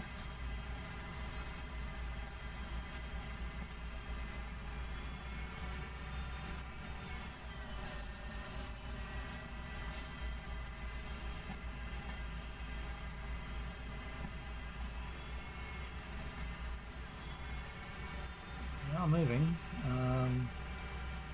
Struggling to get the power down without it wheel slipping though. Why are you saying that? Yeah, getting faster. But our engine temperature is skyrocketing. Look at that, we're almost at 90 already.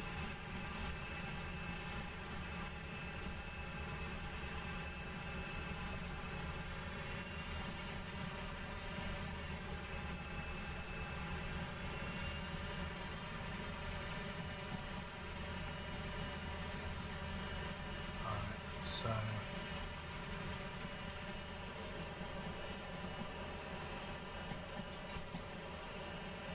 let's try and get a bit more more speed. I want to be doing more than 30 mile an hour before we hit that hill.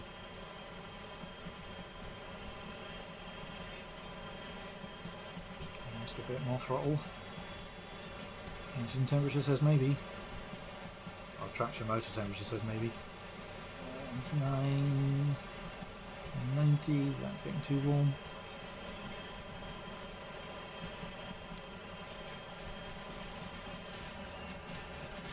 "35 mile an hour before the hill climb." We might get away with this.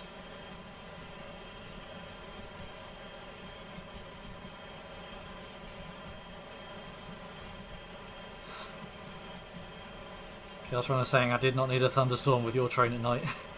You're doing the 1,000-ton coal train, aren't you? With the double-headed DH4s. Traction motor temperature says I could probably risk a little bit more throttle now that I'm on this hill climb.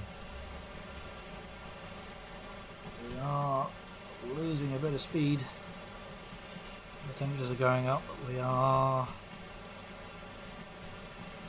not going to manage it, I think. Temperature going up. Temperature still going up. Oh, okay, temperature coming back down again.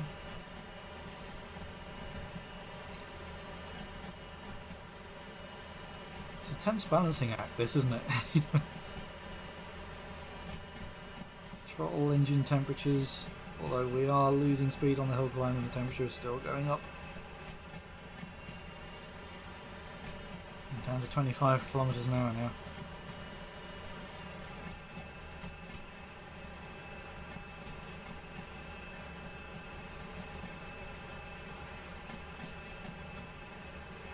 It's going to be slow, but I think we'll make it.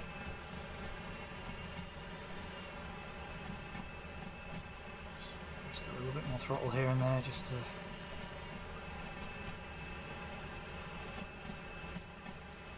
We are right on the line with temperature. But I think we are going to make it.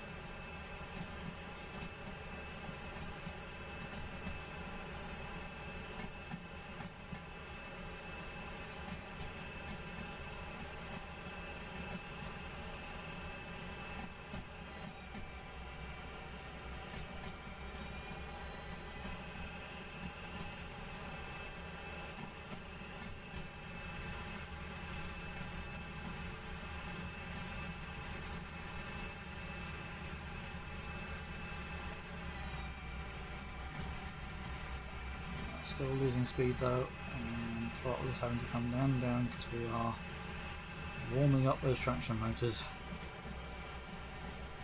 But I think once we've cleared this junction here, we will no longer be on the hill climb. And we are still moving, so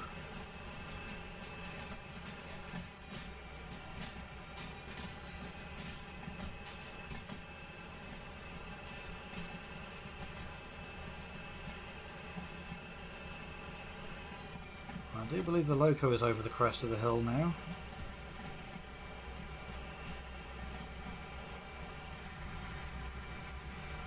Still got a lot of wagons on the slope. The front half of the train is now on flat. We can have a little bit more throttle.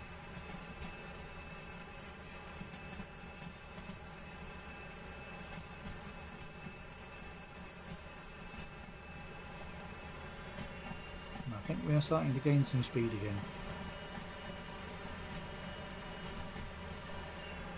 Just about.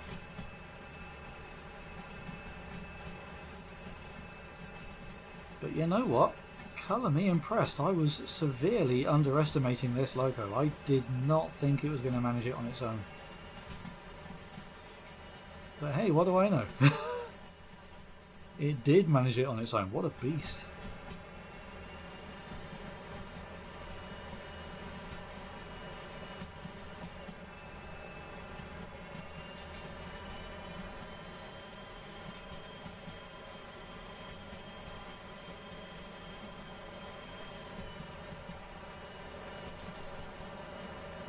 Absolute beast of a loco. It made it.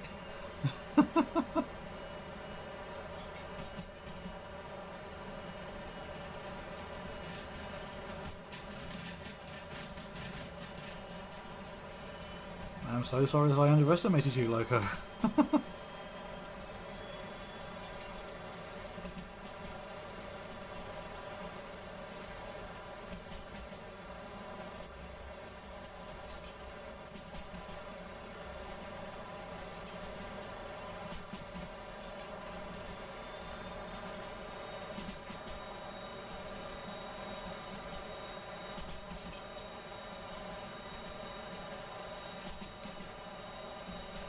I mean, granted, it wasn't very fast climbing up that hill at about 25 kilometers an hour, but it did it on its own.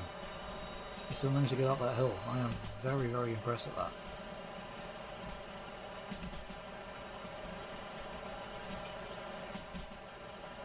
But if we wanted the time bonus, yeah, we probably should have double-headed, but... The thing is, double-heading will double the running costs, so...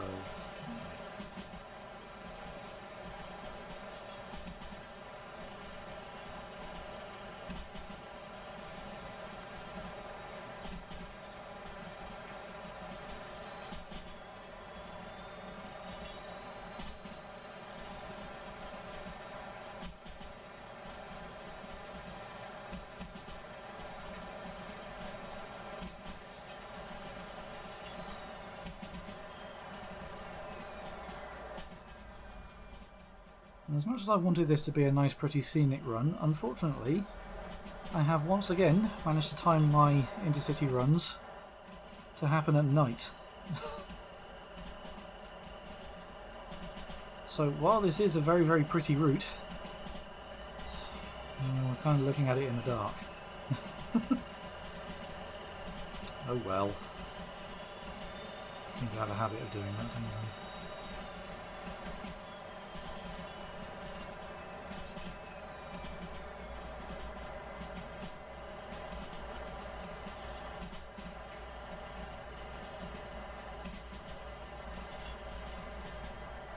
Racket Fox is saying, what are the signs? They look like speed limits, but not. These are in fact speed limits. They don't bother putting the 0 on the end. So that's 7. That 7 basically means 70 kilometers an hour. Just sort of, you know, see the sign, mentally add a 0 on the end, and that is the speed limit.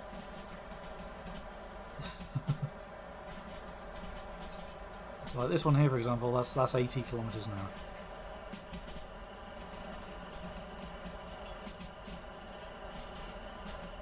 So we can in fact go a little bit faster down here.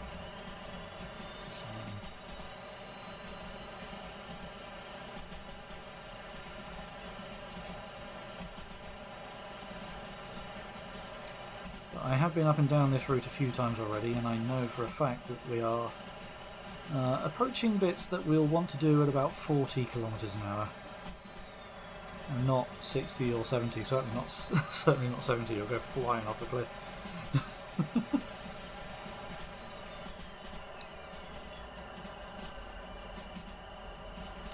But yeah, I'm afraid we'll have to save shenanigans for a sandbox live stream. But at the moment we are playing in Korea because I'm trying to unlock all of the licenses still. So I would rather not crash if I can avoid it. So sorry guys, stream might be a little bit boring because we are doing sensible driving.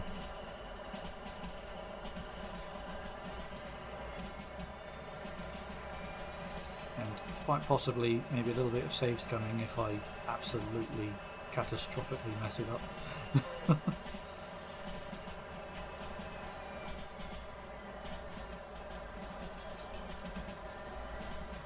Right, we're going to start slowing down now. Let's use the dynamic brake.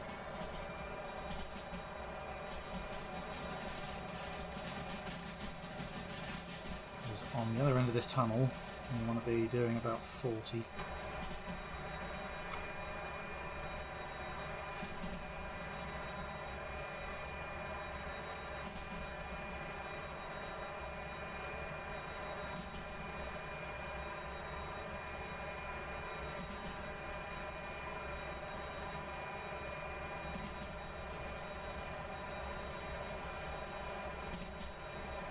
And that is why.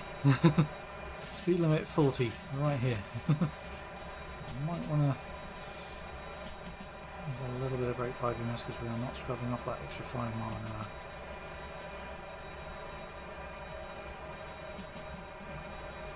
If we switch to the external view, we'll see why it wants 40, because sharp end right here.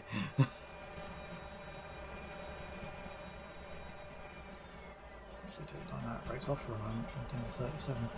Yep, sharp end with a bit of a drop off the cliff down into the river, and we don't want to be doing that. So we will just cruise around there at 40. That is fine by me. We will save certain death for another day, I think. Because that is quite a drop.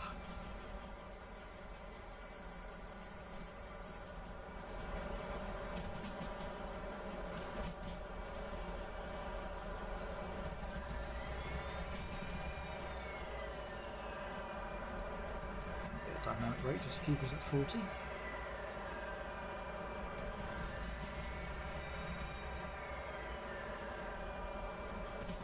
Because on the other side of this tunnel we have another drop of death as we wind our way through this valley. I believe this valley is where the game got its name from.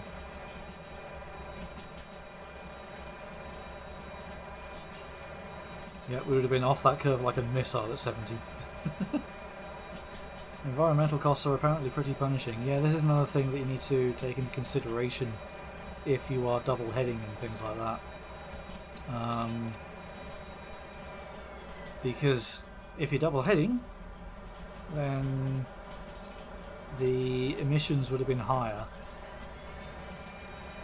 And your emissions affect your environmental costs. So that is something that you need to think about.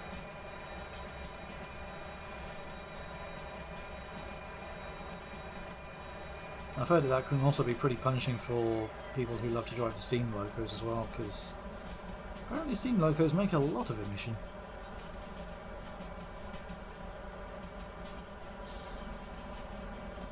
Just use the train brake a little bit here just to bring it under control, because we are kind of going a little bit downhill. But as long as we're going a little bit downhill and not straight downhill, then I am happy with that.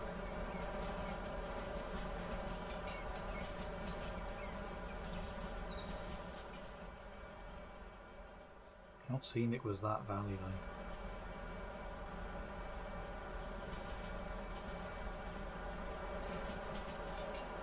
Right then, if route familiarity serves me well, just up here there's like a little bit following this side of the valley, and just around that corner is a tunnel which leads us into the approach to the harbour. The harbour is just on the other side of this hillside here. Trains doing crypto impressions isn't good. No. Trains doing crypto impressions certainly are not good, and we do not want that to be happening in career mode. Right, I need to slow down because we are going too fast. Too fast. Slow down. Slow down. There we go. F1 again as we go through the tunnel.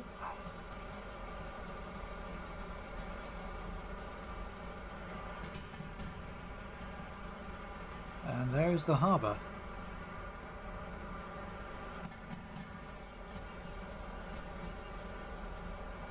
A good view of it on our approach. And there is the harbour. I've got to say, as a place to sort of base yourself in this game, the harbour is definitely a good place to base yourself. It is a very, very big station. It has a lot of shunting yards, and there are always so many jobs to choose from on that table that you'll always have something to do when you're down at the harbour.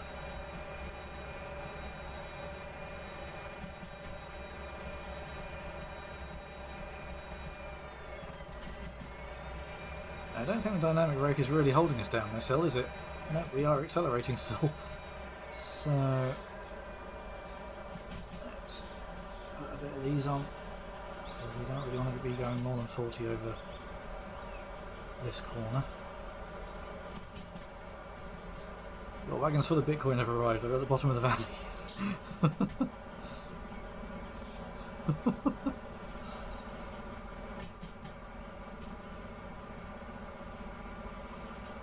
Down at the bottom of the valley, along with your career.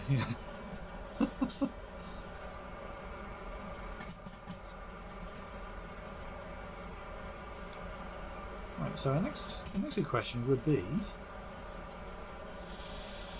where are we going? Where do all these wagons want dropping off? I probably should have asked that earlier. Right, so the ones at the back, the long train, wants to go in G5.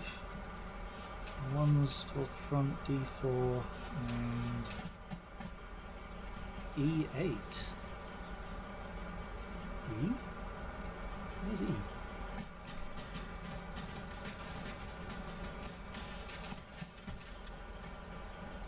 Oh, E, over there, okay.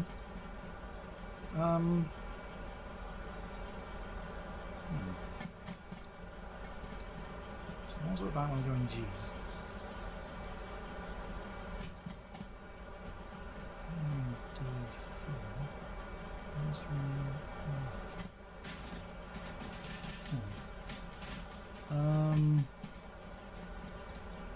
How am I going to do this? I reckon we take the whole lot into the station and then shunt them from there, I think.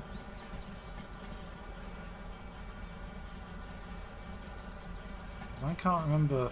I mean, the two trains are free. The two trains are free. The two trains of 3, THRE, not FREW. The two trains of 3 are at the front of the consist, and the great big train that wants to go into G is at the back.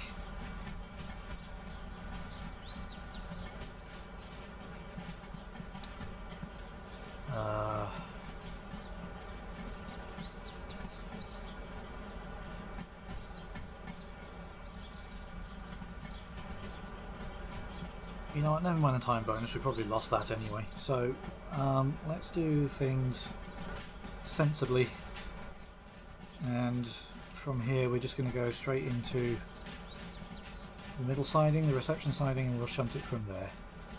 That should be long enough to hold the entire train, I think.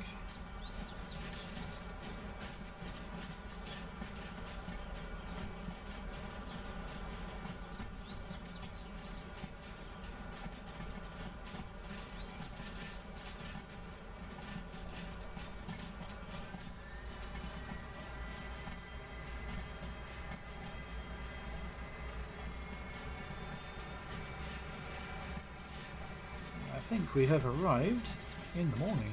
Sun's coming up.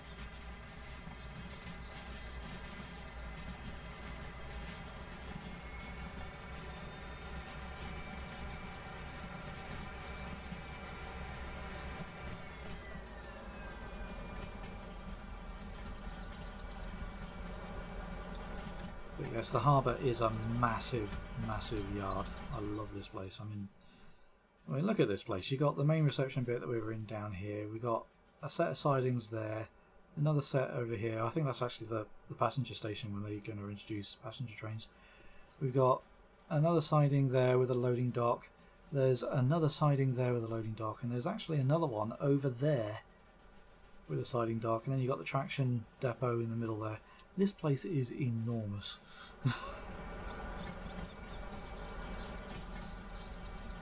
And yeah, if you love shunting, this is the place to be, because there is so much to do down here.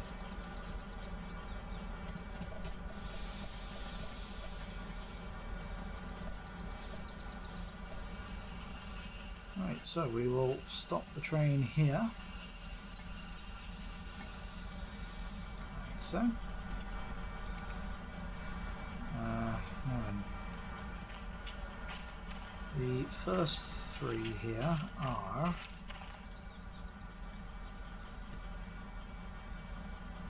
So you want to go into E8, we could probably do that now actually, couldn't we? We are in E. So if we leave them coupled, and we will put the brake on this one.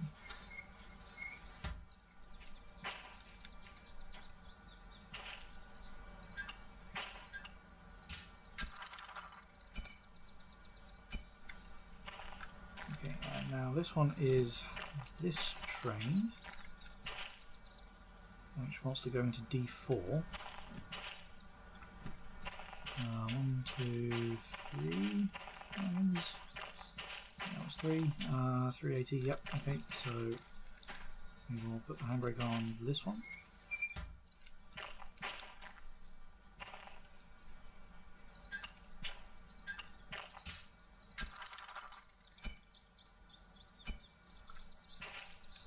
And then that is the long train that wants to go into G5.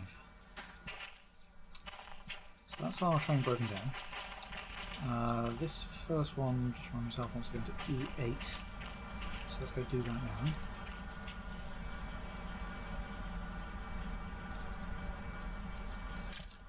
Come on, there we go. Siding E8 is this one, the empty one. Alright.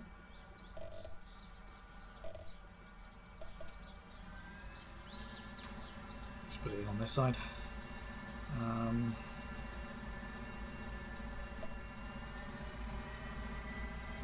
on, train.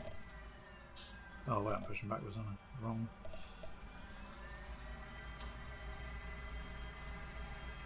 That was a bit of a dirt moment, nobody saw that.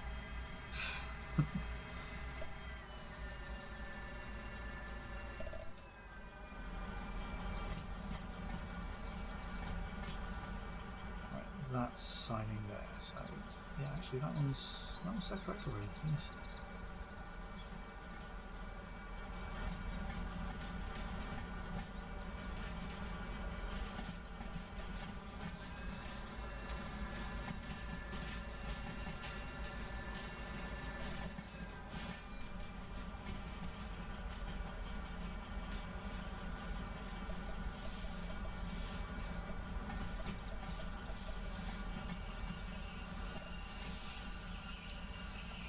The interesting thing about this, of course, is that we came down to the harbour here to do a lot of shunting.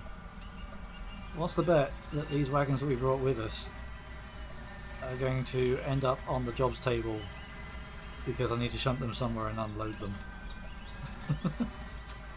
I think there is a reasonable chance of that, isn't there? The ease of shoveling is a bonus. Yeah, apparently there's a button here that you can press just to shuffle the coal, so you don't actually need to do it manually anymore.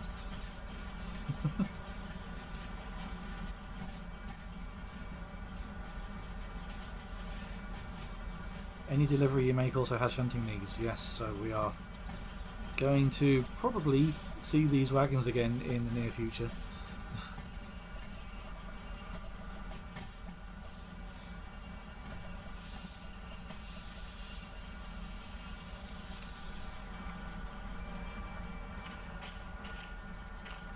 Let's drop these off. And brake on. On. Thank you.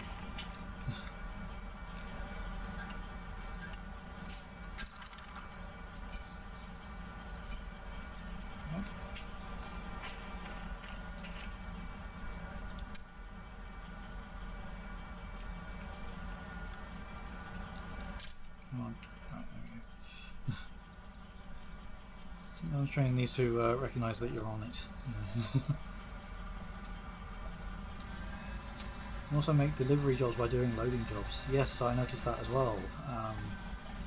There are some shunting jobs that want you to load up the wagons, and then once you've done that, a new job appears on the table to deliver those same wagons.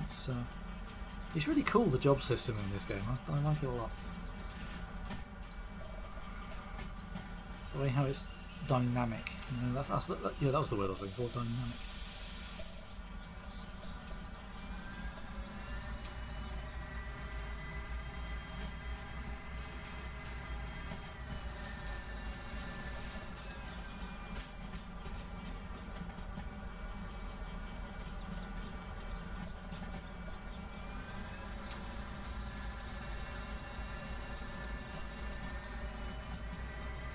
So those three are delivered where they want to go. Technically that job is done.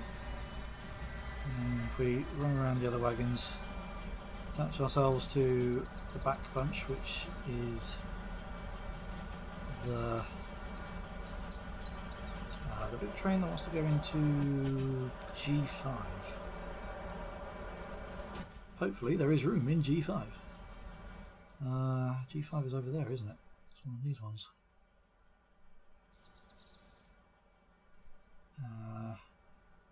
Yeah, that one's G5, and it is empty. Awesome.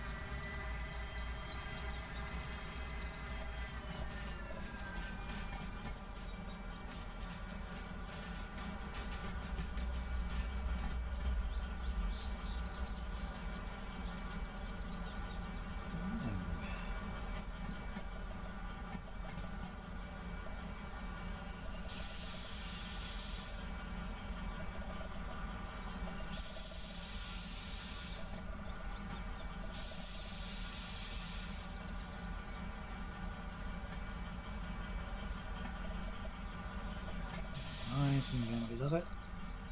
Bump. Here we go. Right.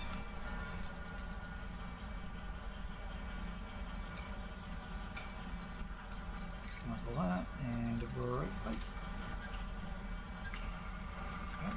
And oh, the one with the handbrake's on is all the way over there, isn't it? Okay.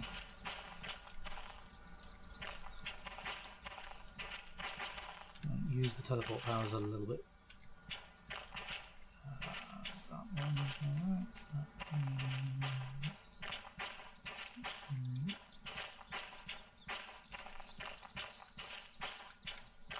Which one is it with the handbrake on?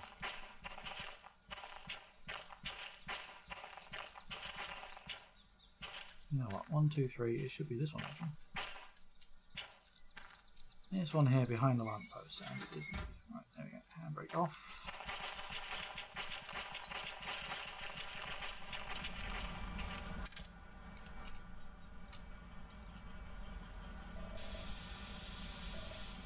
Change direction.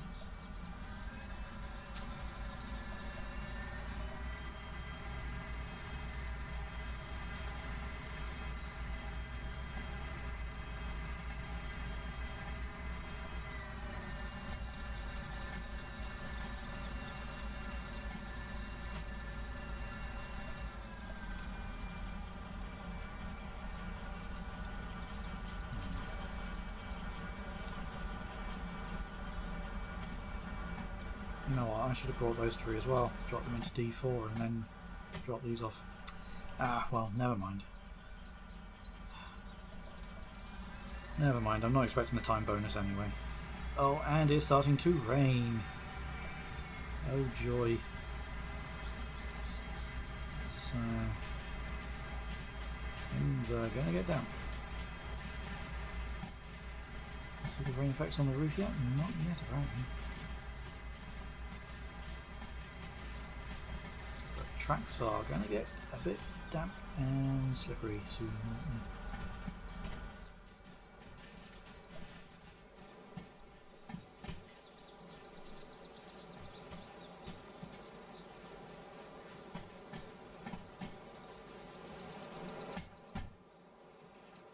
they? They are flat bottom rails.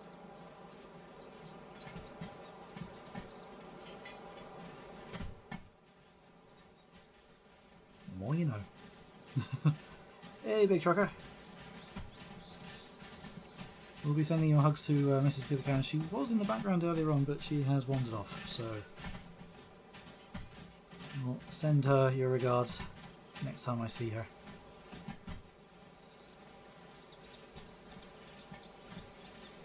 I think she's probably retreated to the bedroom because me chatting to people is too noisy for her reading, I think.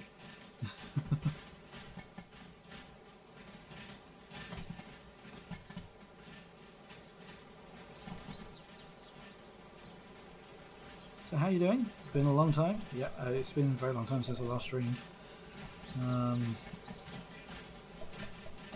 There's just been a lot going on, really.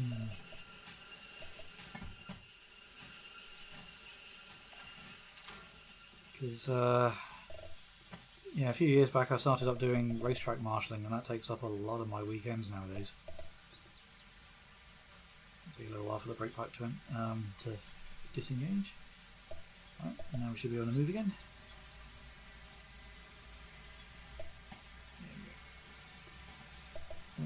Wheel slip. It is raining.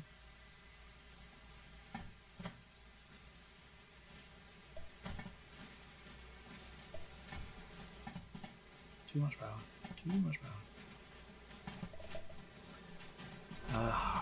Where do these want to go again? I have a terrible memory. G5.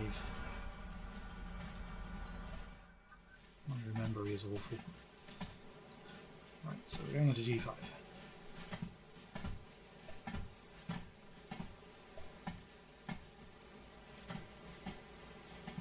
Big Track saying really for specific events or tracks? Yeah, I've been. I'm a flag marshal. I've been operating at Thruxton, Brands Hatch, and Silverstone.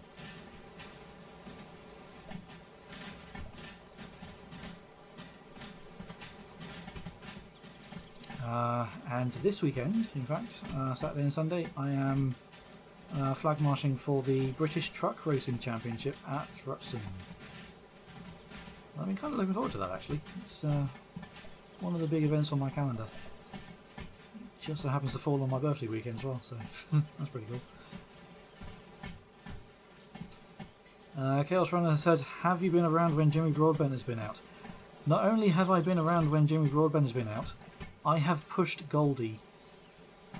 Do you remember when he was at Silverstone and Goldie conked out just after Cops? I was one of the marshals that pushed his car back down into the pit lane.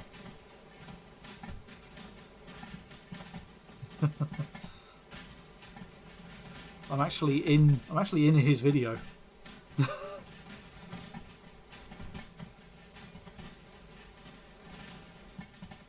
Caught on his video camera pushing him back down into the pit lane after he sadly conked out at Cops.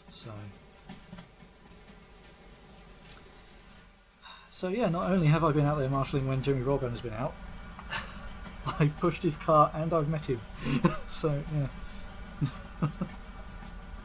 Although admittedly I kind of wished I'd met him under better circumstances, but you know, sort of, despite the fact that he was absolutely devastated from dropping out of a very commanding lead, he still was, you know, friendly enough to give me a fist bump. So, you know.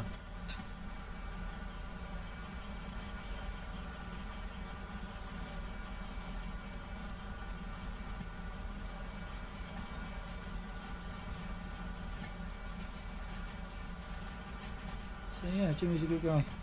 It's just sort of ashamed of what happened to him on that race, really. I was so happy for him for winning a championship, though. So you know, that was awesome.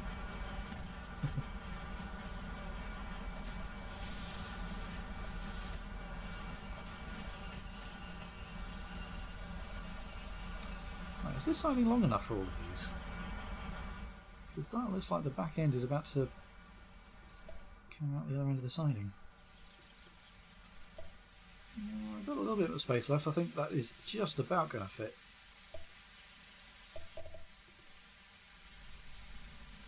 Wait for the brakes to empty again, and just push that forward right up to the end.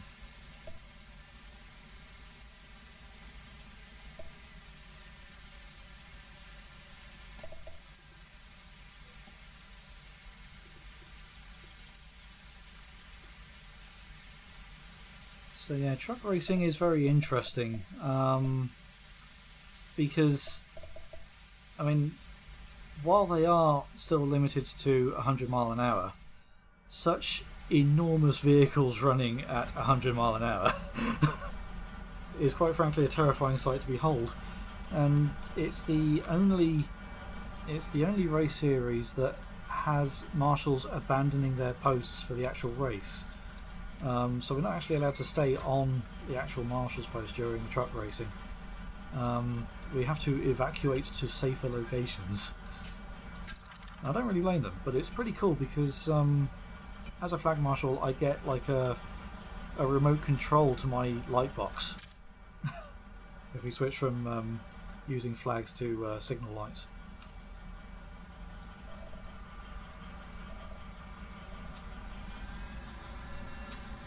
And then once the trucks are finished racing, we'll be dashing back down to our normal marshal's post again for the rest of the cars that are racing around. Ragged Fox says, is it on TV tomorrow? Not entirely sure about TV, but I'm fairly willing to bet that the BARC YouTube channel will be live streaming it.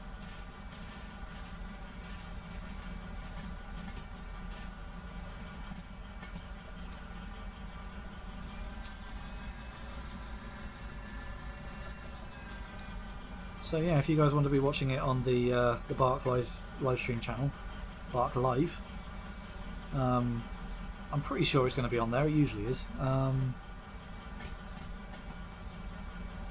And once I find out what post I'm on tomorrow morning, I could post it in the Discord.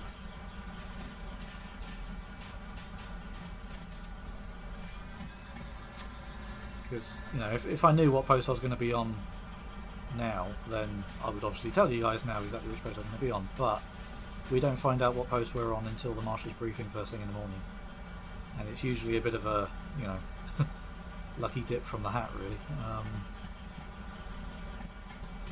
So yeah, I could be finding myself getting posted anywhere around the track. I have no idea, and that is one of the interesting things about marshalling. You know, you don't know which post you're going to be on, so sometimes you've been on a post that you've been on before, sometimes you end up on an entirely new post and it's a new experience. You know? It's really cool.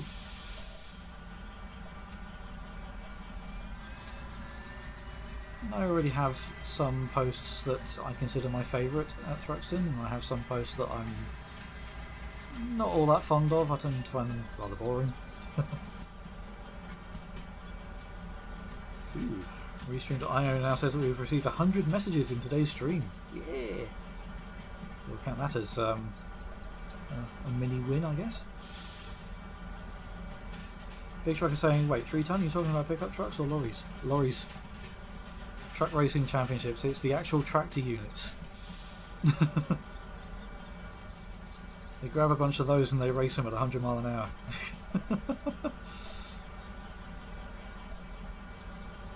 It's actually the smaller pickup trucks that's like a supporting act for the big trucks.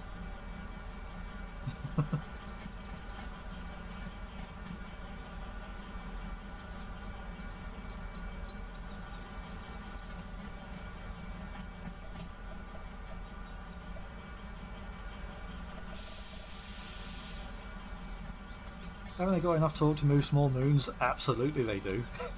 It is scary the amount of torque that these racing trucks have.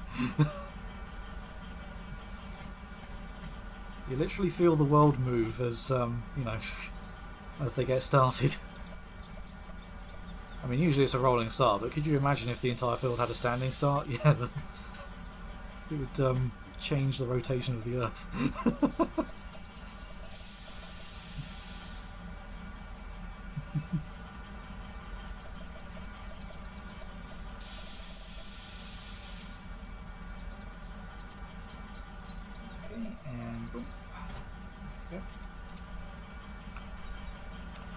That was nicely done, if I do say so myself. And then we'll just give me that.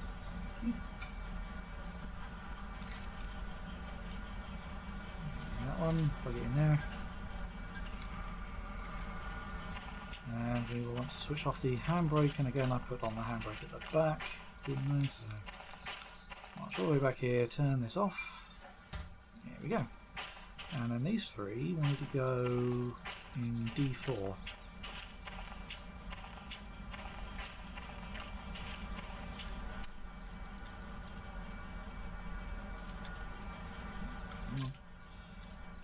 Realise I am in you, locomotive.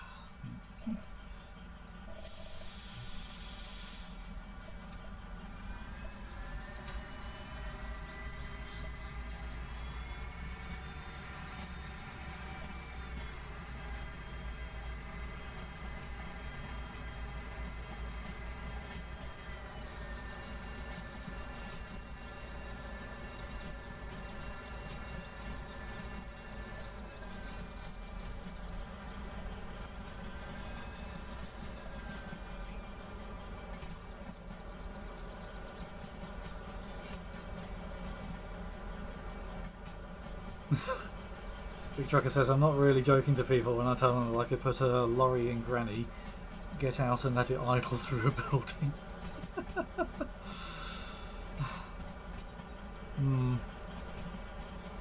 Yeah, the amount of power those things have is really scary, actually, and the fact that some of these guys are willing to race them at 100 mile an hour around a racetrack. They are absolutely insane, but I love it. You know?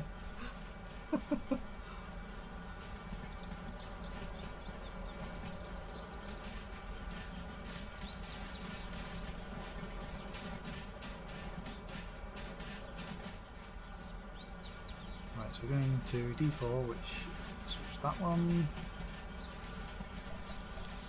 And once we clear that junction there, we want to stop these. And about there will do. Switch that one.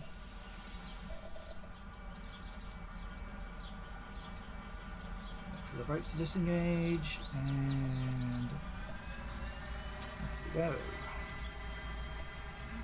Camera over here.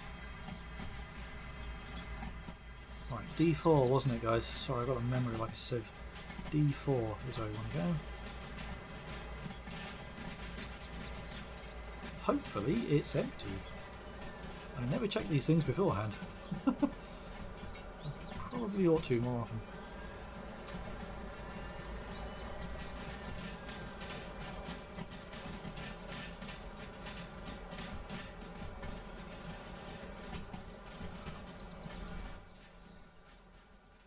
That's on this side, isn't it? Yeah, that one there.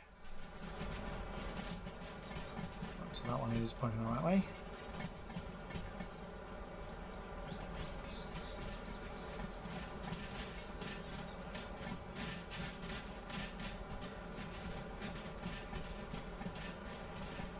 I think that one wants changing. There we go. Delta 4. Use that one. Yeah, and it is empty, so we are okay.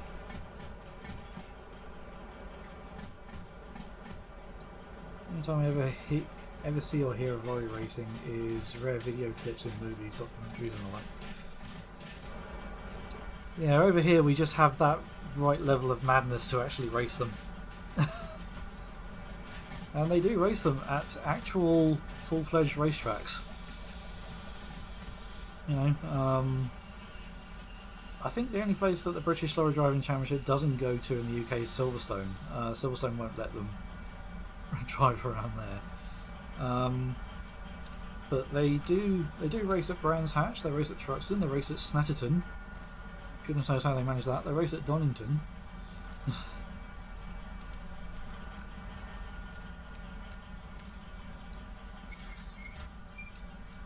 Stay on. Right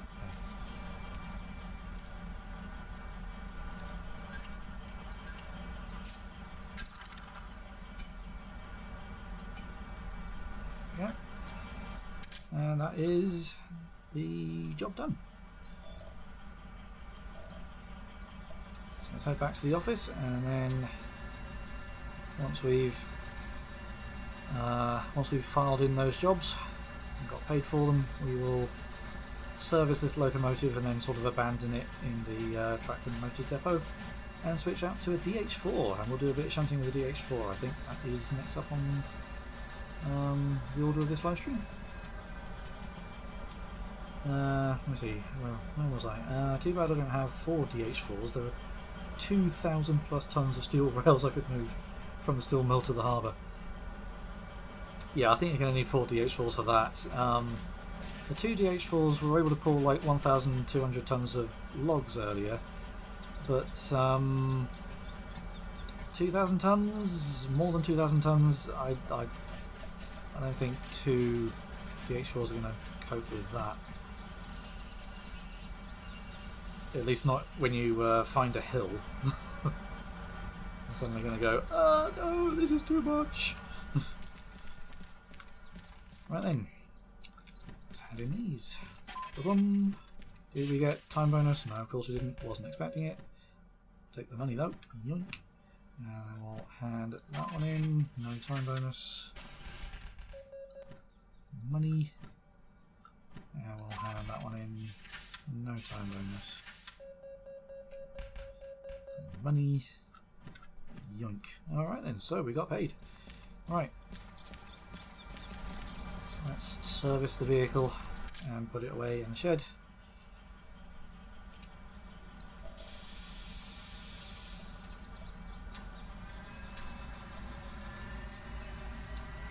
Big Truck is saying maybe the Steam Loco.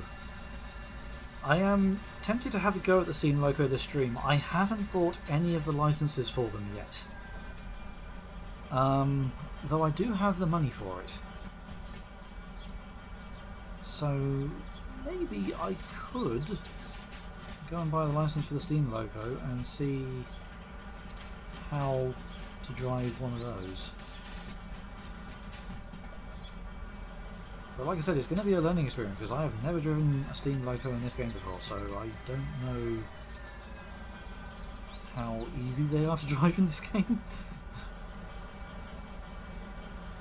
But first things first, we have put this through quite a job actually. I think we put a fair bit of stress on it when we were trying to pull all those rails up that hill earlier on. So yeah, we want to go and service this. Drop it off. There are no DH4s there. Oh my god, there's no DH4s over there. Huh. Huh.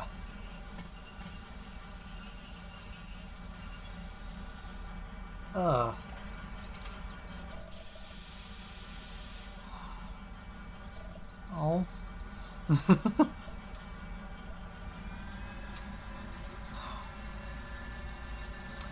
I just had a sad thought. The DH4 that I've been using for most of this week, because I only unlocked this Loco last night, the DH4 that I've been using for most of this week, the same one has despawned. It's gone. Oh, that makes me feel kind of sad actually.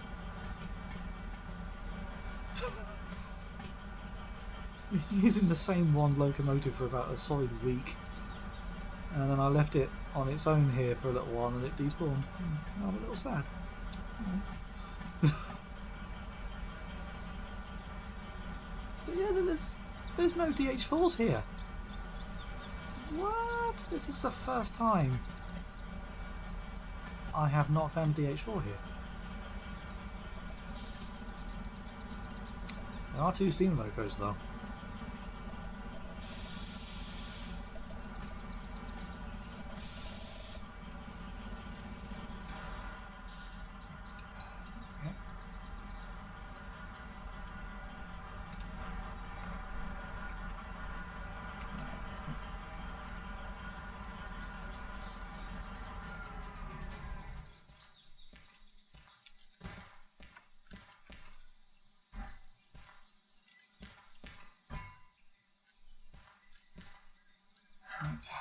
Refuel. Apparently I used a bit of sand at some point. Refresh the oil. That's a bit pricey. Repair the wheels. Oof. That took almost 2 unit costs.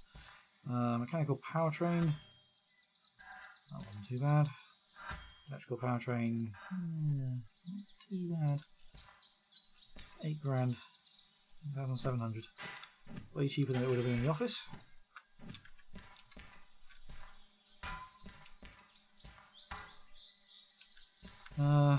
Yeah. I guess we could have a go at a Steam Loco. Because Steam Locos we have.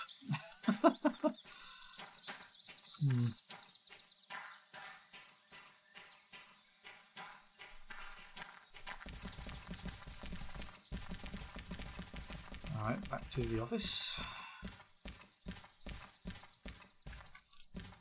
Paying off any remaining fees. That'll probably be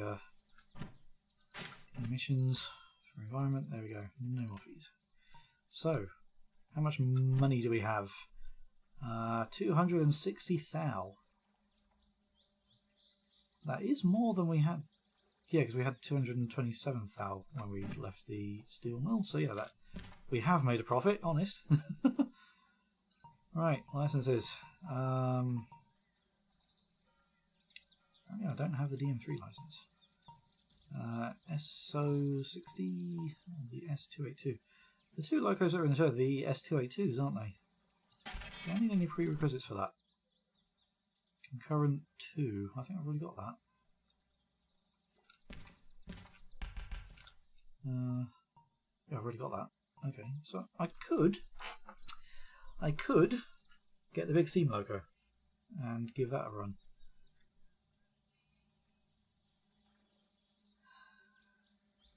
You know what, I might as well, since plan A has kind of been foiled by the fact that no DH4s spawned over here at Harbour, which I am still kind of shocked about.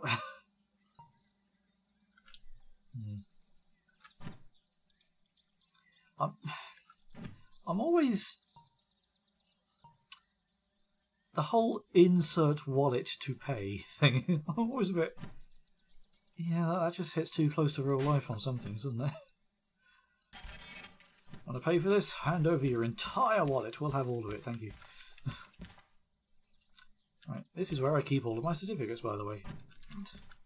In the lost and found. Saves them being cluttered everywhere else. Alright, so we have that license now, so let's go and investigate the steam loco.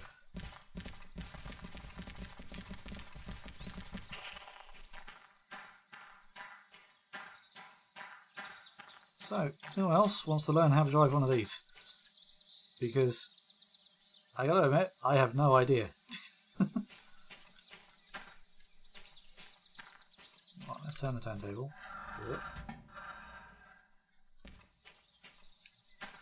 Too much. Clunk. On the right one. Yeah. Alright. I have absolutely no idea what I'm doing.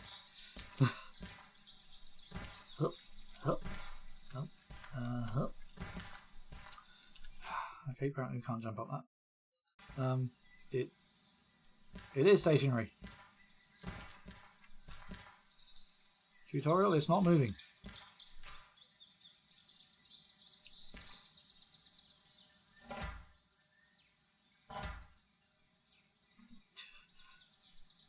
Hooray! The tutorial doesn't work.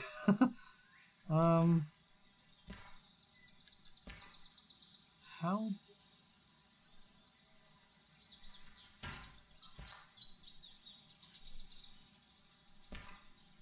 Is there a shovel? Do I need to go buy a shovel?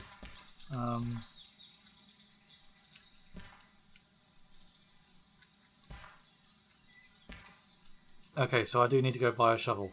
Alright, okay. Go close the firebox door then. Ooh, what's that? That is a coal dump.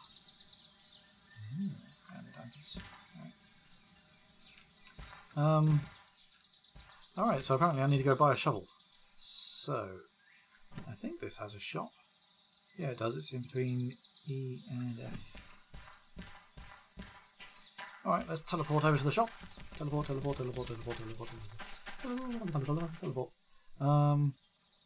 I go past it? It's over here somewhere. Shop. What does a shop look like? Is it? Oh, in between E and F. Oh, that's yeah, this is F over here, isn't it?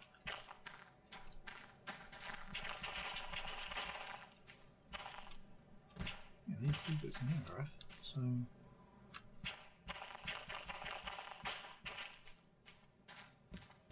shop. Handily labelled shop. Now then, shop, do you have anything at all? These shelves look very, very empty, don't they? I will take One of those. I'm guessing I'm going to need one of those.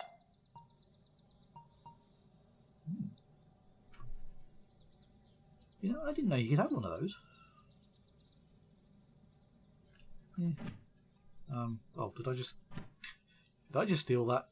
I might have just stolen that.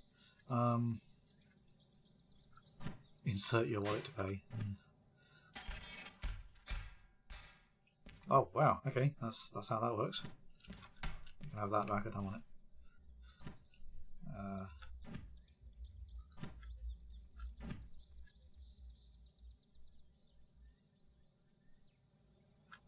Oh, I still have the receipt. Okay.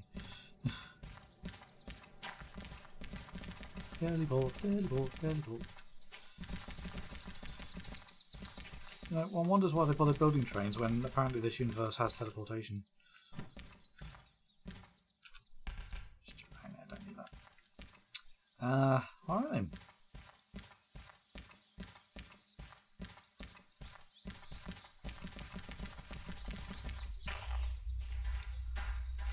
Right, let's figure out how to use this thing. Is there coal in the bunker? I think there is. Yeah, looks like there's coal in the bunker. Do we have water?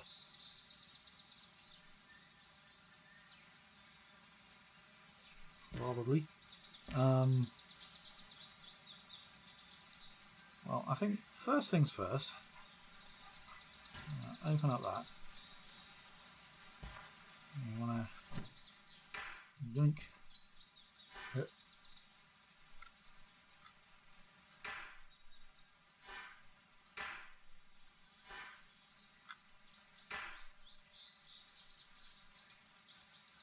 No, that's the maximum apparently.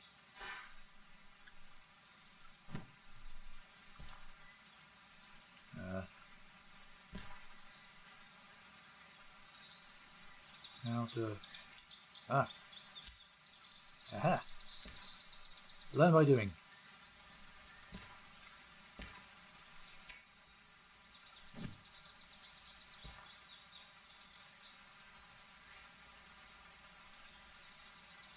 Okay, so we have fire. A reasonable step one for operating train. Blowers, blow down. Injector.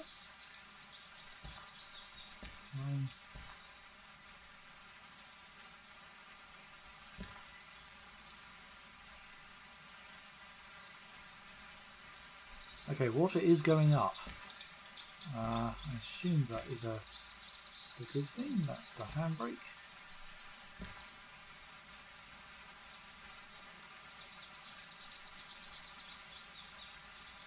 Right, water is going up.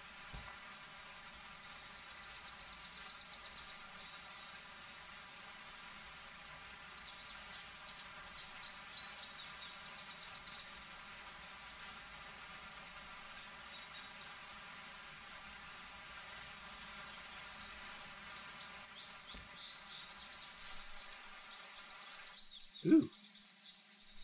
Actually making some smoke. That's pretty cool.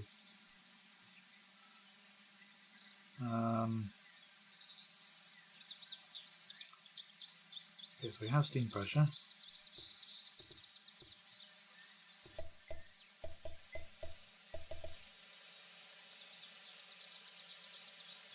You want to add more water with that?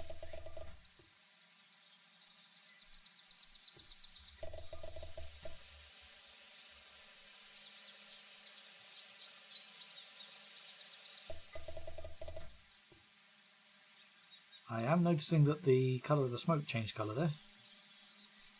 It went from a nasty black smoky to a bit more steam coloured white, didn't it? So I think I'm doing something right.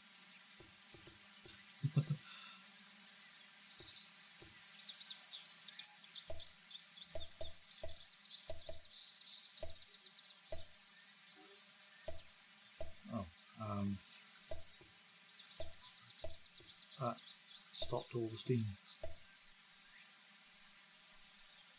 that stopped all the steam. Do I want to do that? That might have been the wrong thing to do.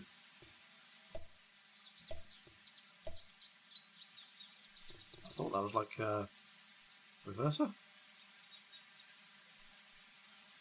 There's no steam happening now. What have I done to it?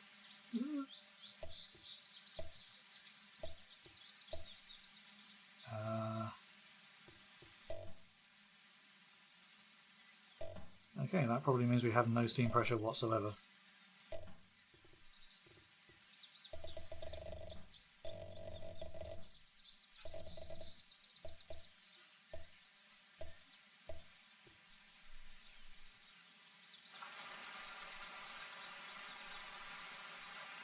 Oh.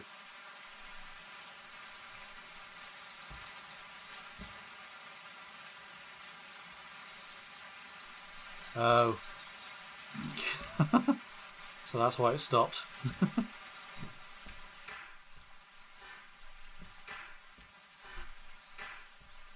It already burned up all the coal.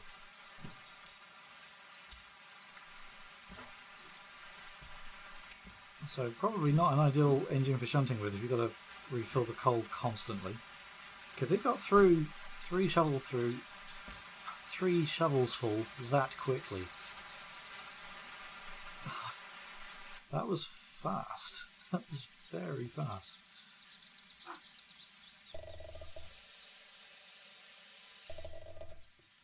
I have any steam pressure?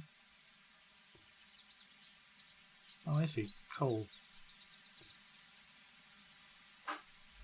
Right, so that's the coal level there. And you're right, that is going down quick, isn't it?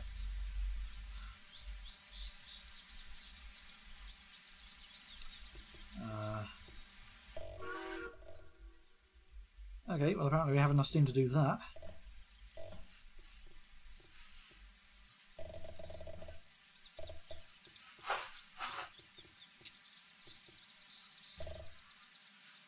I want to switch the damper off. I think I want to switch the damper off. I want to switch the damper off. I don't know. I don't know what I'm doing. Right, let's see if we can get it to move. Oh, we have movement.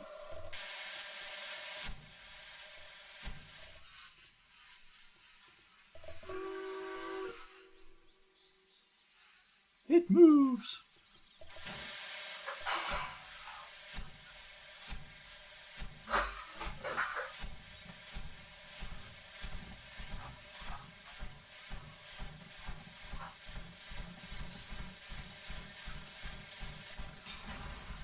Oh.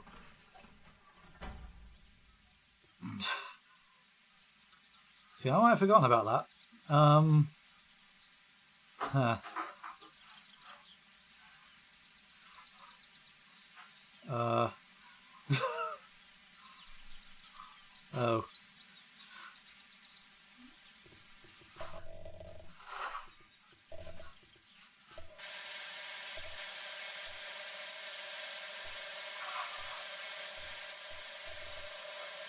Go on. I don't think it's going to do that. No. Huh.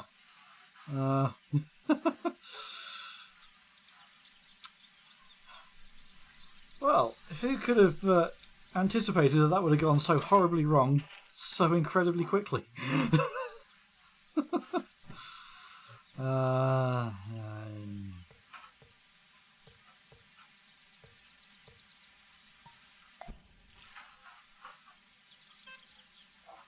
Ooh, that's expensive.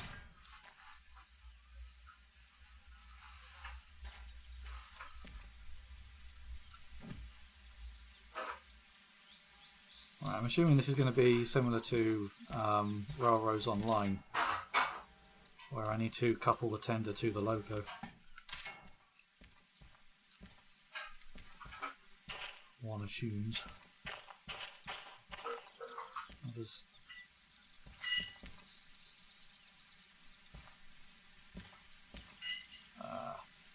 Hopefully it might be automatic.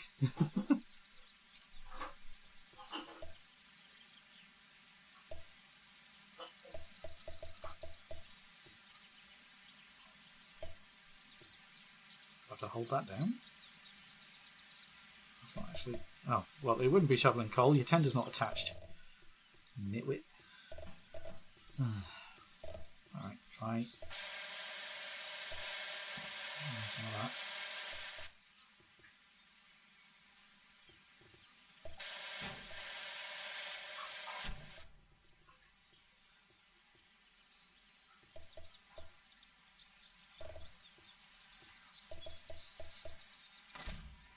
Oh, look.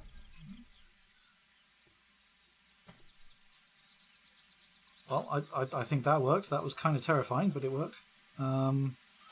Independent brake doesn't seem to work.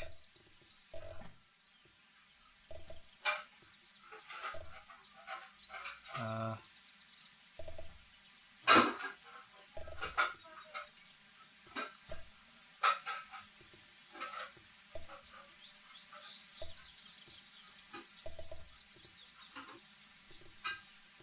don't know, I'm doing something wrong. Don't need to have the air pump on, I think, for the brakes, don't I? Oh, well, that did something.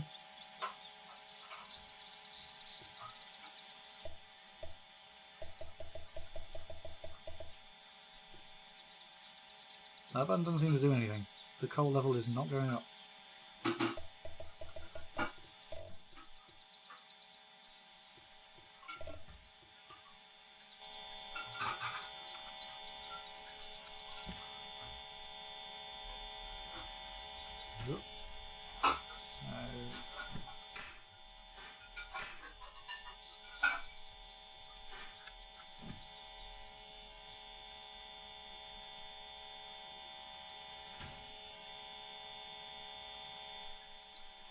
Well, that buzzing noise is going to get fun, isn't it?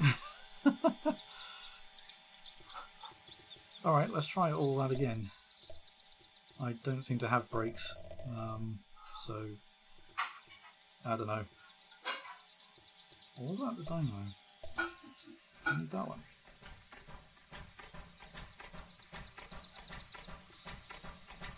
What is that? Oh, that seems to be doing something with the brake pipes, so...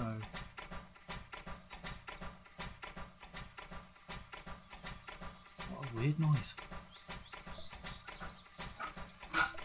Not sure what the dynamo is for. Gear light. Don't know.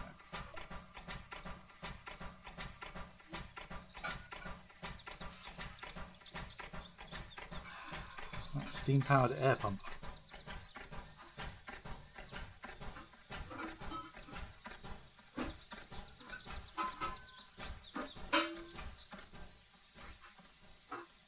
Okay, well that has finished doing that, so... Right, now I'm hearing hissing, so... Yeah, that's filling up and emptying the brake cylinders. Okay, so... Theoretically... What do you get wrong again?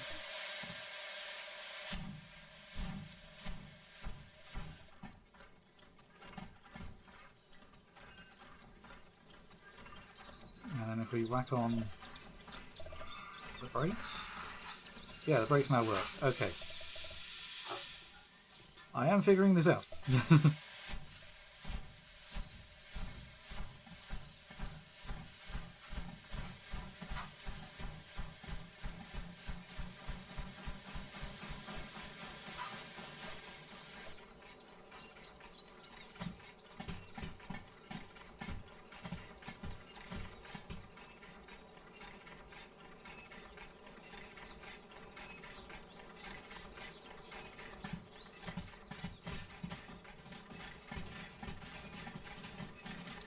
Okay, we have steam train.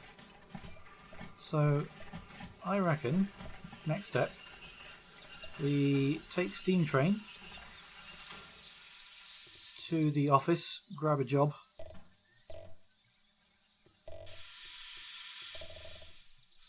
and then use steam train to transport stuff.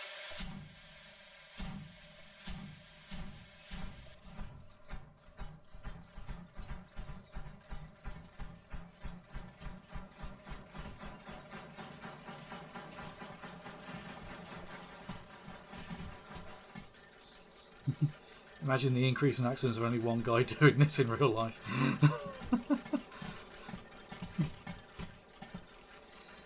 Yeah, just the one person, not ideal. Do my headlights do anything? Nope, I can't switch the light on. Oh, never mind. We'll just assume we won't need a light.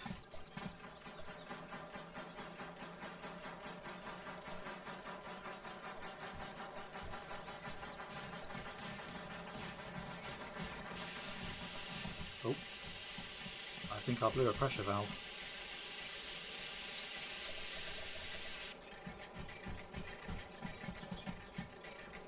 Do that too many times.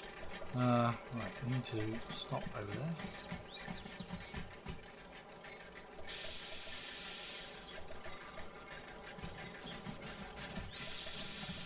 The firemen had to be incredibly fit. Yes, they were indeed moving hundreds of tons of coal every day to feed the beast.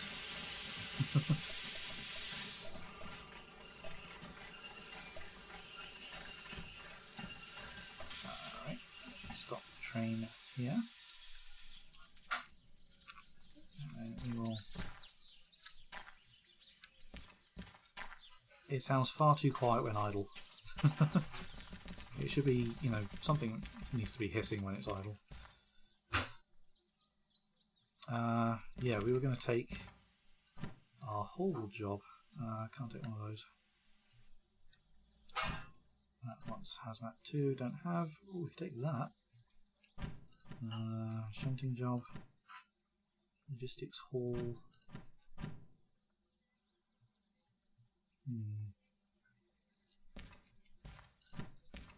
Let's get all of our green ones over here.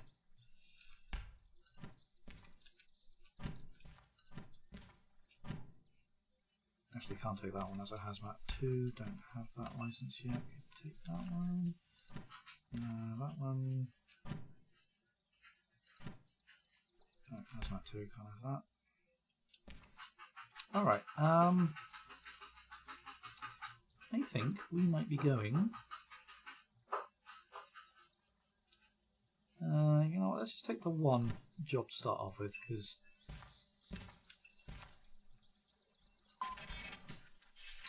I'll kind of try and put this train through its paces. So, I'm going to take this one from E40, sorry, E40. Bunch of container wagons.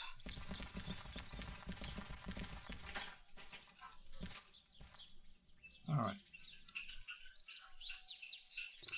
Now.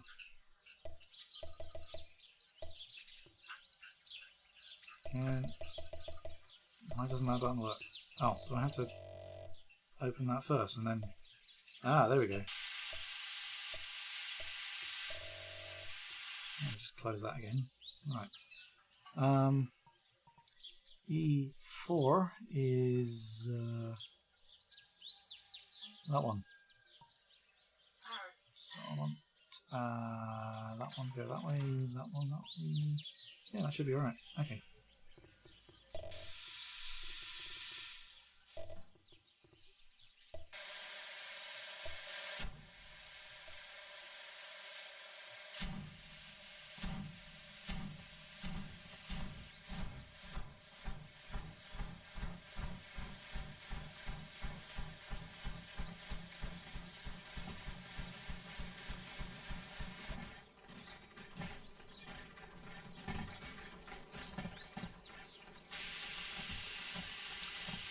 I'm assuming that's okay.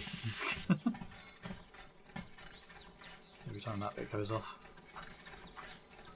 Safety valve, so, you know, it's just doing what it's supposed to, I think.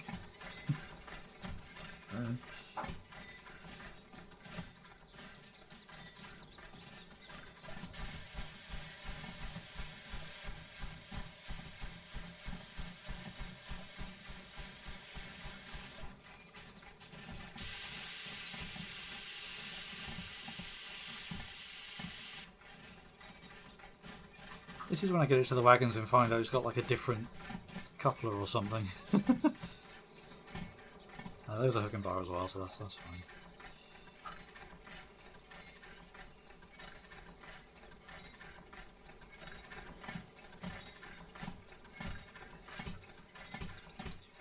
But that reminds me, I really ought to get around to having a look at Railroads Online again, because apparently they have introduced knuckle couplers. So that'll be interesting, something I need to check out at some point.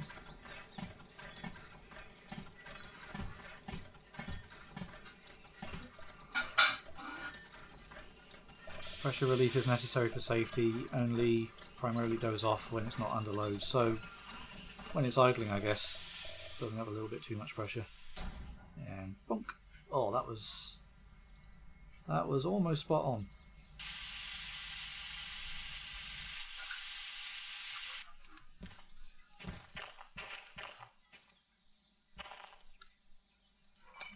Let's couple up.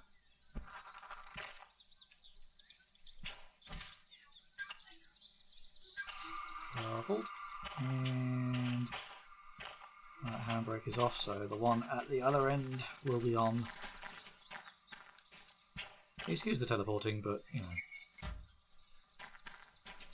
I'm assuming you guys don't want to watch me just run on foot from one end of the string to the other. Right, where are we going? That's another good question. City southwest. That is this one over here. So I think probably the best way then. Should we take the more direct route? Or shall we take the scenic route around here? And up there.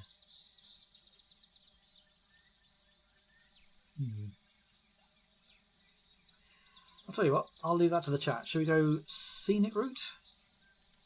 All along the front line here? Or shall we take the more direct route through the mountain and through all these other places?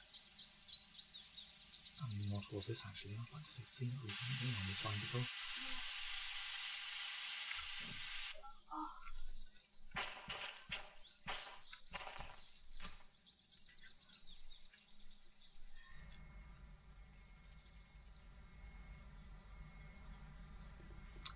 Big Trucker says hi, by the way.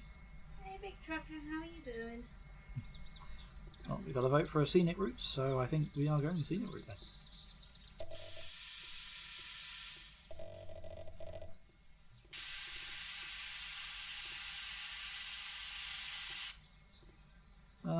Do I want the damper on or off? I'm not entirely sure. Am I off or on?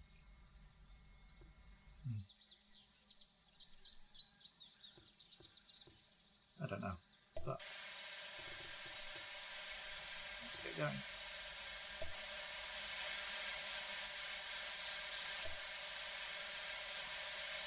Away you go, train.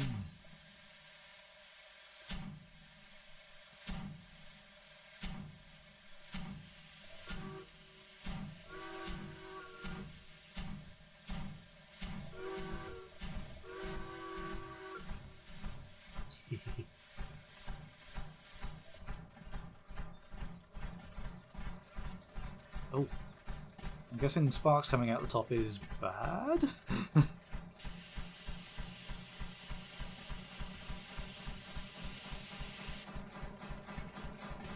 I don't think we want sparks coming out the top.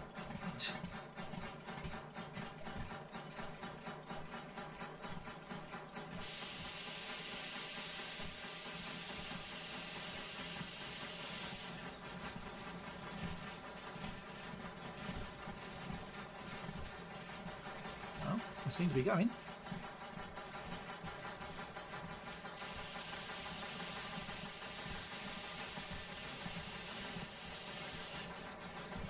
Sparks are fine. I think it means you're overdoing it. Yeah, a little bit like wheel slip or the overheating with the diesel locos. I'm guessing, of course. I don't really know. But hey, look at this, steam loco. For the first time ever, I'm driving a steam loco in Derail Valley. And we managed to figure it out without the tutorial, which didn't trigger properly for some reason. Man, it makes me feel smart when I'm able to drive a steam train without anyone telling me how. Yeah, enjoy it while it lasts. Enjoy it right up until the point where the boiler explodes. Because as it turns out, I haven't a clue what I'm doing.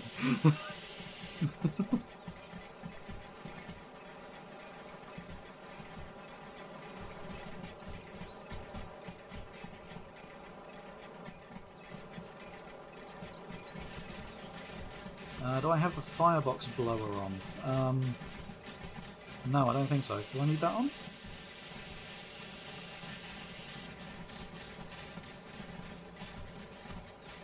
I don't know what the blower does. I'm going to switch the damper off, so I don't know what that does. What does the blower do?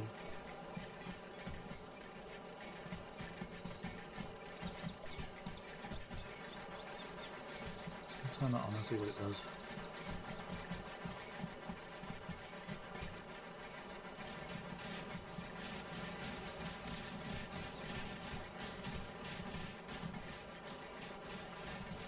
I think I really need to watch more YouTube videos about how to drive a steam locomotive to understand what blowers and dampers are, because I don't know. It's on, I know that. Put more coal. More coal. Because I know this bit is technically a hill. I think we want to go left at that junction, don't we? It is actually over there. Ooh. Like that, interesting view of the inside of the firebox right there. We are losing speed. So, train, do more forward.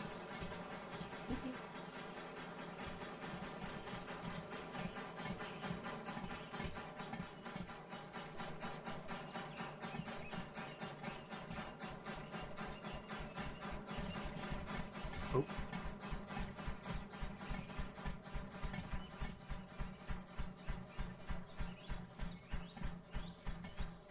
More forward, please, train. Oh no, I'm stalling. No! I don't think the blower did me any favours here. What about the damper?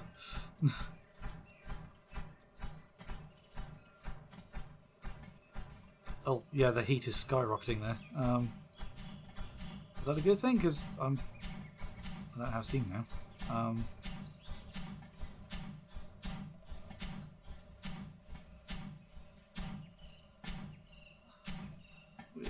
We're stalling. No, don't stall.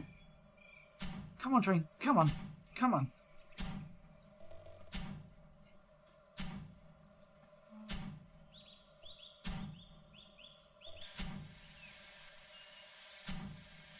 I don't think I wanted to do that. No, no.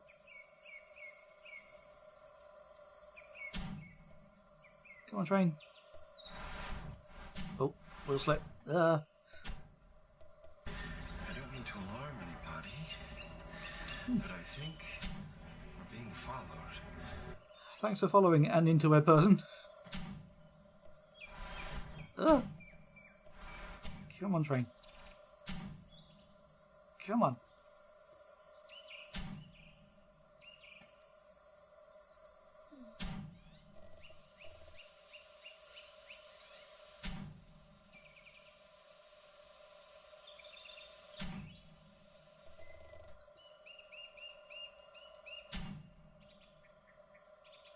Well, I guess we're going to have to do this at 1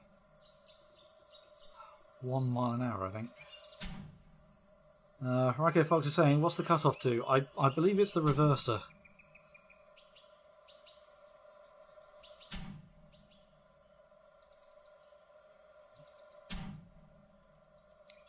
I don't know why they call it the cutoff though. I thought a cut-off would be more like an engine power stop type valve. So would I. In terms of steam, I would have thought would vent the boiler out the pistons. Oh, I think we're picking up some speed. Are we speeding up? Come on, train. Come on, train. Do more forward. Do more forward. Come on. I'm literally rocking in my chair as if that would help. I don't think it is. Well, we are technically going uphill, yes. Because it looks like you're not getting enough traction. Well, we were sort of wheel slipping a little bit, but Yeah. we are speeding up. We are spitting out a lot of sparks, which is kind of alarming. You are going through coal at an insane rate. Yes, we are. It's because you could have done with the second one of those giving you a push from the I bottom to go up a hill like this. think I should have double-headed this loco. You haven't got enough. I mean, I didn't think this traction, train... It's the other one. Power. Torque. Power. Yeah. I didn't think this train was particularly heavy. How much weight am I pulling? Gravity is a bitch. How much weight am I pulling here? 546 tons. And what's your loco rated for? I have no idea. I don't know. You want to ask me complicated questions like what is your loco rated for? I don't know. Did it not come with a stat block? No. It just looks pretty, so I decided to drive that one.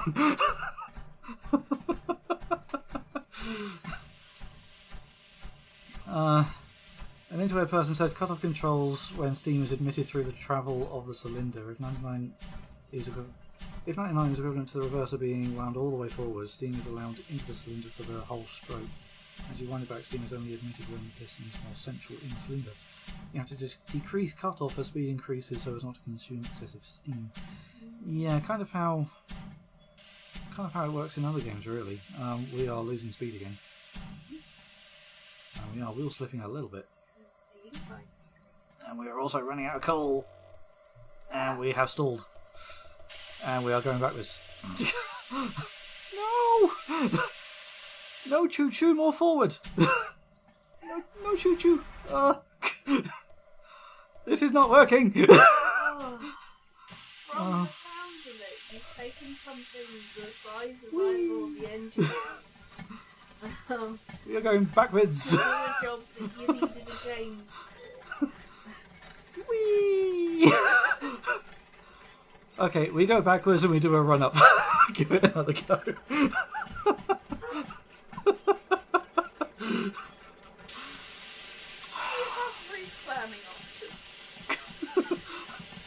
Route planning? We haven't even left the town yet.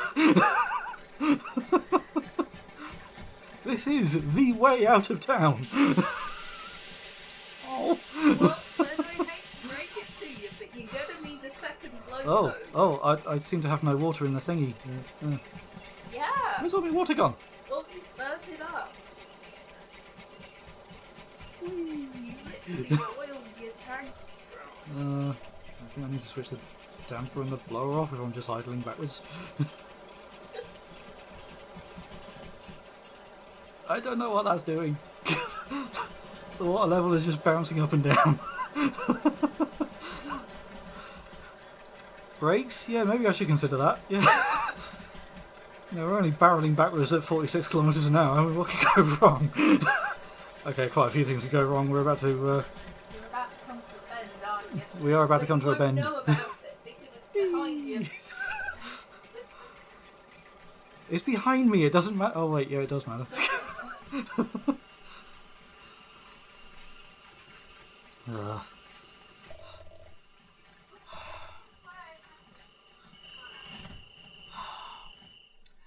Well, that didn't really go all that well. Might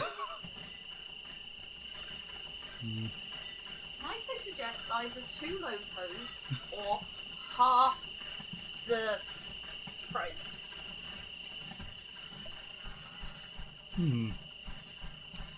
Well, we can't really do half the freight. The contract is supposed to deliver all of it, so Yeah, more choo-choo? Does the contract say you have to deliver all of it at the same time? Because as long as they get it all, does it matter if you've taken one container at a time? You know what? I think you're onto something here. Yeah.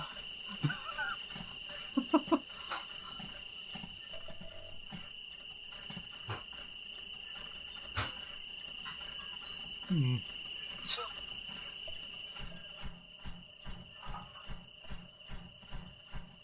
So, do we take this load half and half or add more choo-choo?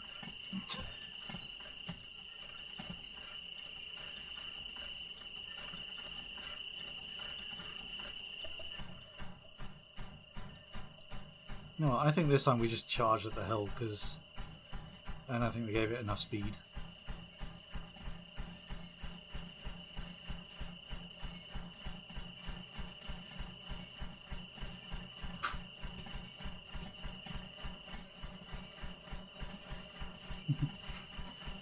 More pressure and go again. That's the steam pressure there, isn't it?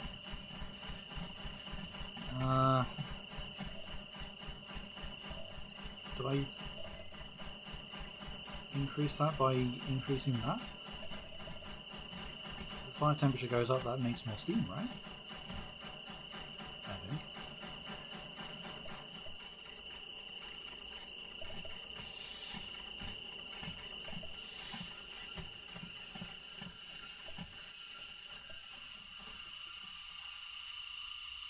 For completeness' sake, damper controls admission of air via a damper below the firebox. Blower essentially creates forced induction, but only really use that while stationary. Right, so I need the blower on now.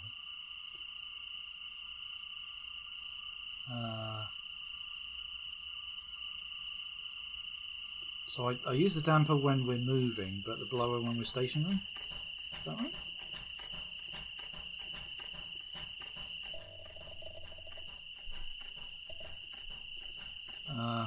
Right, let's fill up our coal. Seem to have enough water in there now.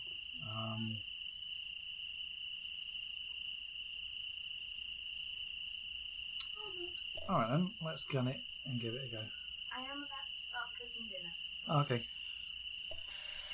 Unless you're not hungry, in which case I can buy dinner. Right, let's gun this and see how we do it this time. Right. Dampers to be used as and when needed. Blowers to assist from when you a low fire temperature. Okay, so let's have damper and blower.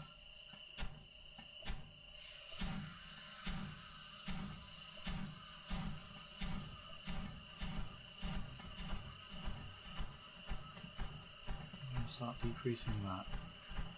Build up some speed.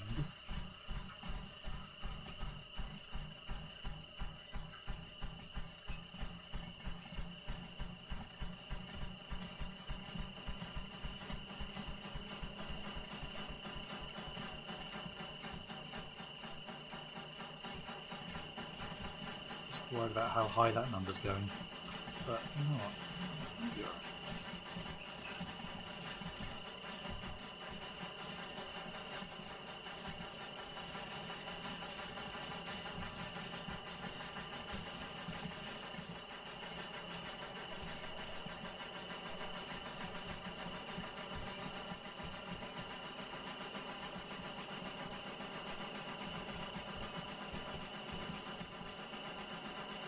This is all second-hand regurgitating information from a farm and making mine, so something with a pinch of salt, don't at me about it. Oh no, it's too late, you see. You have already offered the advice, therefore you shall be blamed when this thing goes kaboom.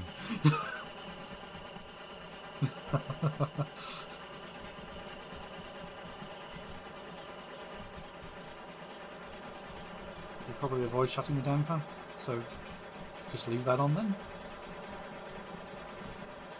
The air temperature's going back up again. Sorry, the fire temperature. I'm guessing we want to keep that high. Try and keep the steam level high.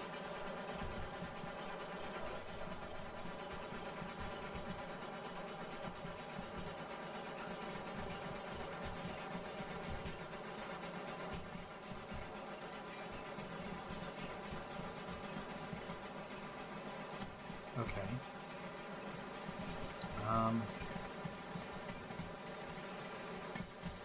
Oh, you want to avoid fully shutting it. Okay. So it's all like leave it like 10% open or something? instead of closing it all together.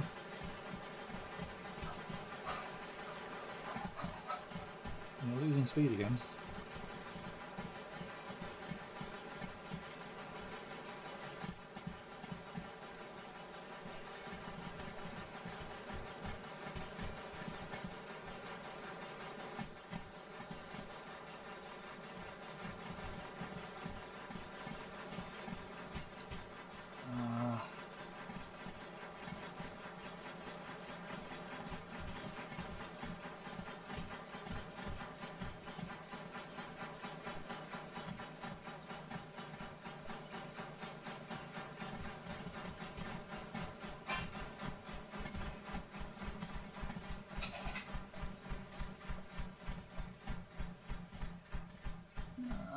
We're stalling again. We're stalling again.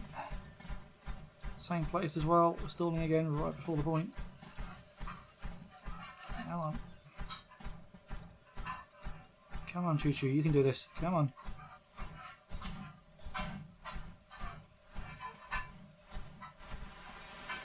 Oh, no. Wheel slip. And we stalled again. Ah!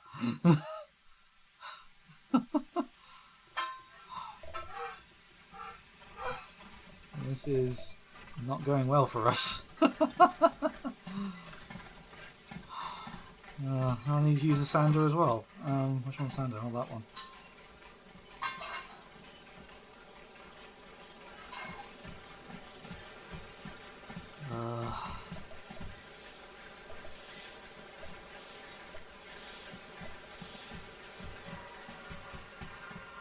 Oh, and we are wheel slipping again. We've locked up the brakes.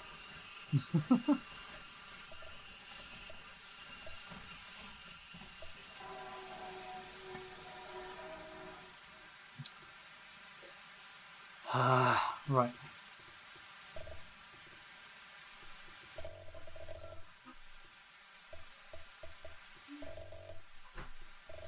I will figure this one out. I will.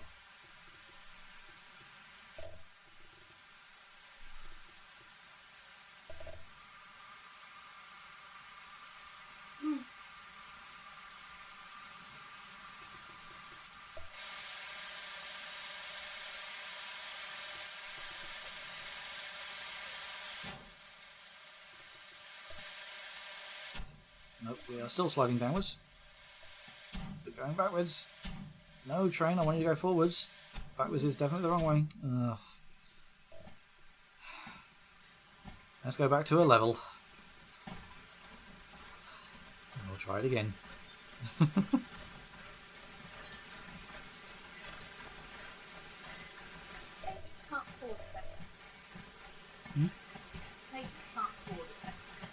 Well, we could do a second logo, but I don't think these do double heading, so I can't control both of them at the same time. If that makes sense. Does it increase power? No. I can't control both of them at the same time. It'd be a nice thing if we had multiplayer in this game, but this game does not have multiplayer. Apparently this train doesn't have working lights either.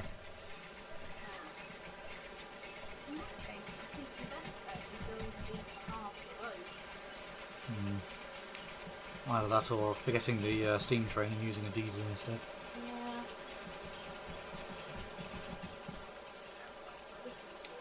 Because the DE6 will definitely be able to handle this, but for some reason I can't get the choo-choo to work. It just doesn't seem to have enough power to get up that hill.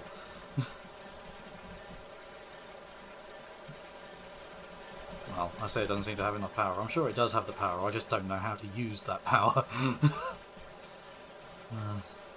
I need the dynamo one for the lights to work. Oh, that'll be why we haven't got the lights on here. Oh, now we have lights. Yeah, there we go. That makes sense.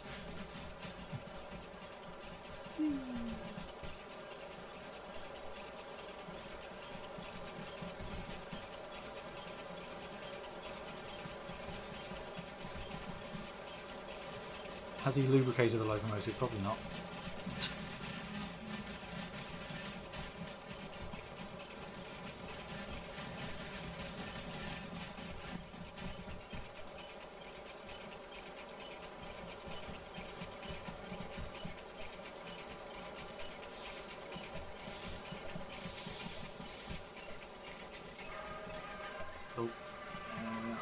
brakes again.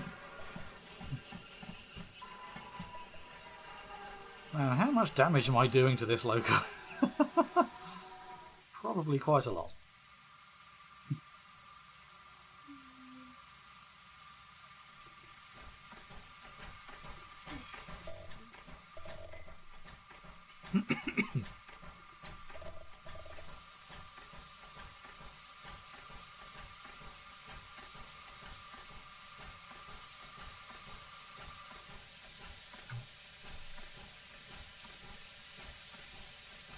Refill with water. Start getting fire temperature right up.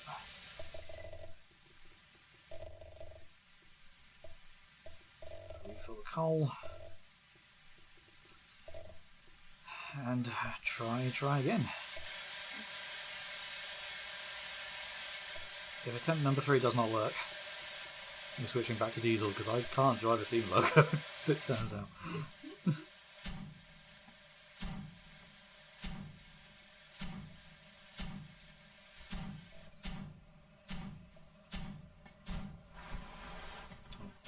Slip.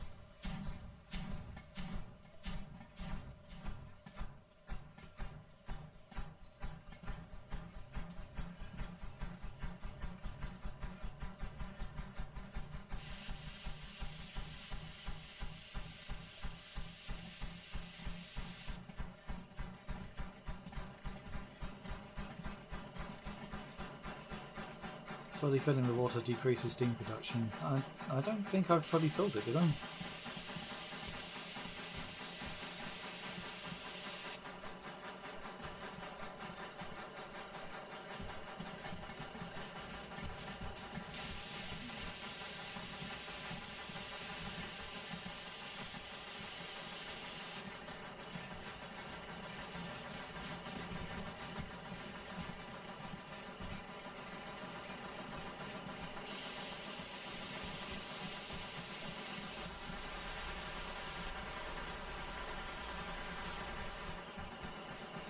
Slip.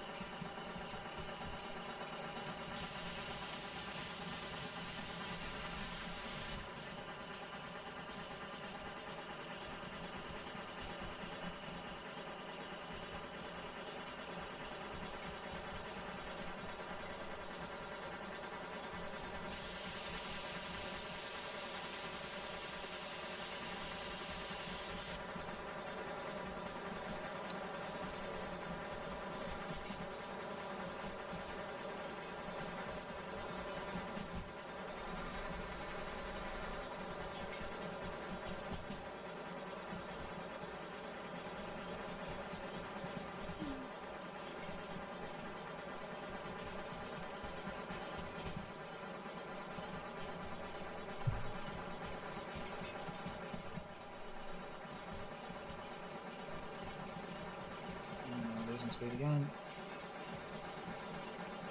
Come on, Choo-Choo. Come on, Choo-Choo. You can do it this time. Come on.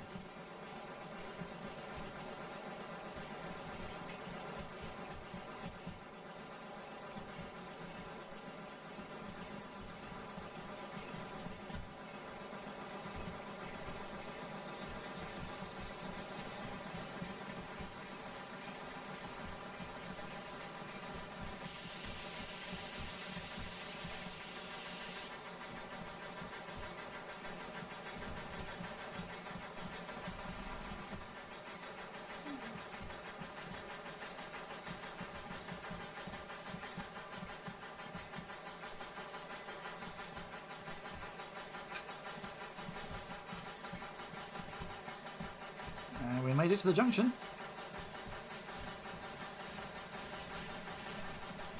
I think we're running out of water. So, yep, let's inject a bit of water now.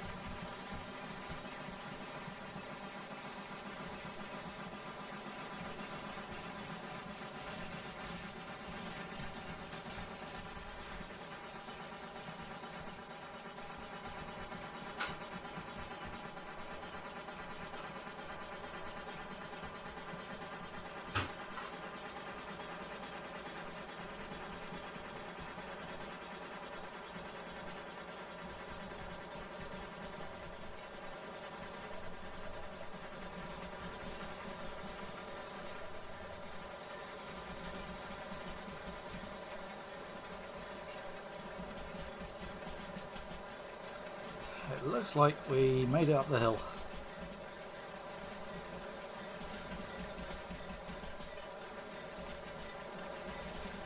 Hey! Third time lucky, getting the hang of this.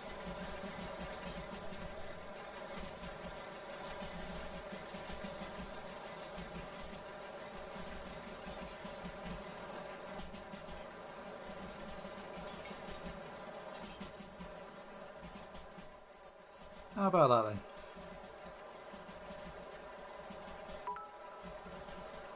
then? Hey, got a cheer.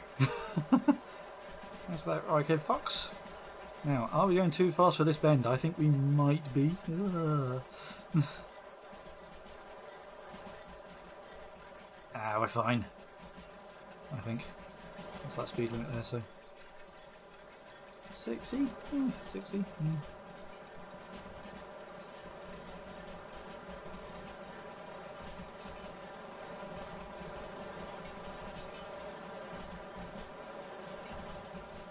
Doing fine. I mean, we almost ran out of water and exploded the boiler, but we're fine.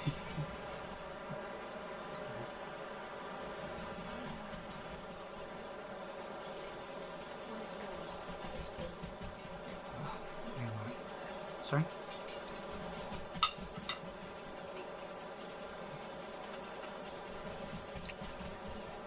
Thank you.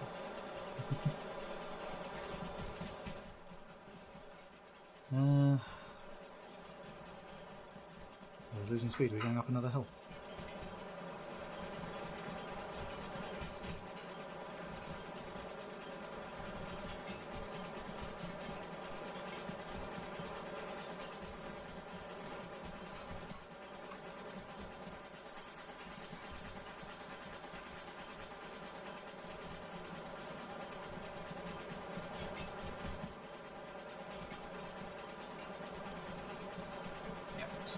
Driving a steam train is definitely a balancing act.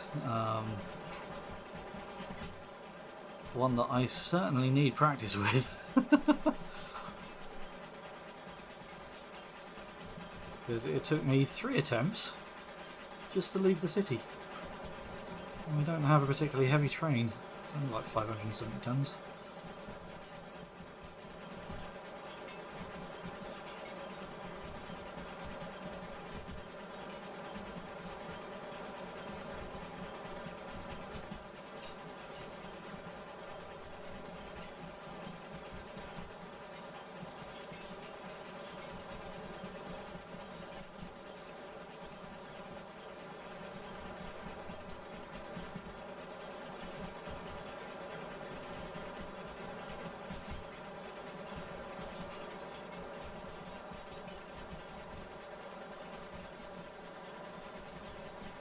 Alright, well, we are doing 40 kilometers an hour. I kind of want to maintain this speed.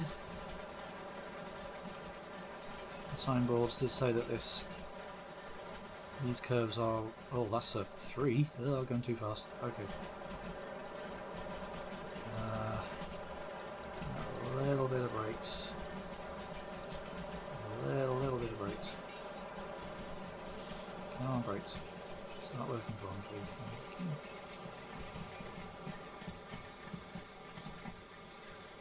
But not by that much. Don't stop me.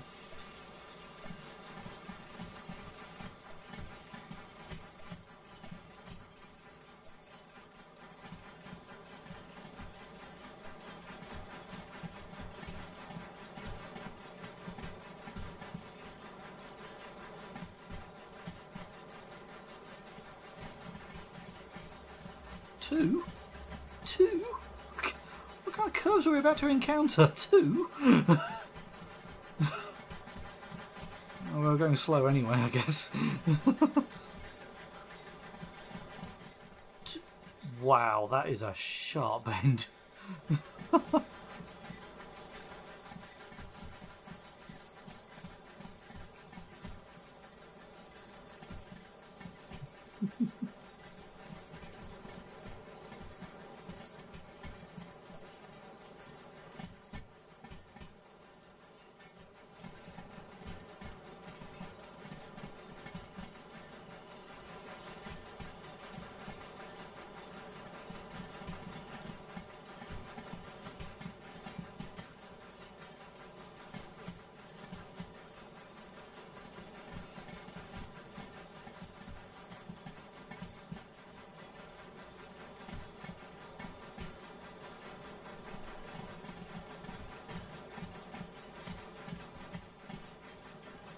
Come on, Choo-Choo.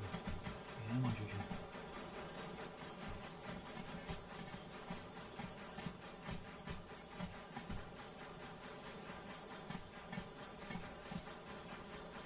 Big Tracker says, hope you have enough water in the tender.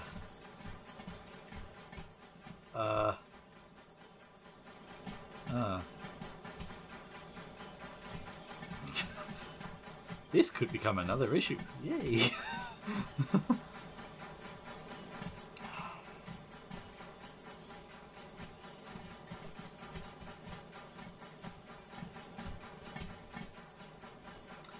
If it becomes another issue, we'll get a diesel to come and rescue us.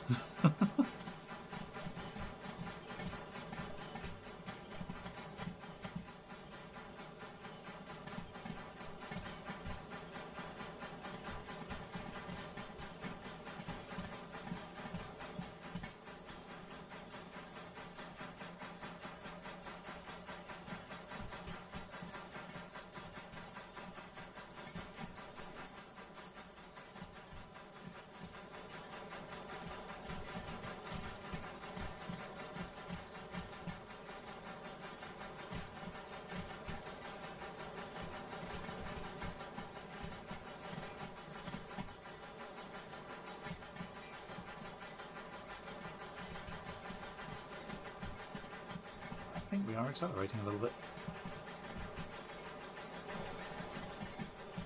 Where else are we at the moment? We are about halfway through the first bit.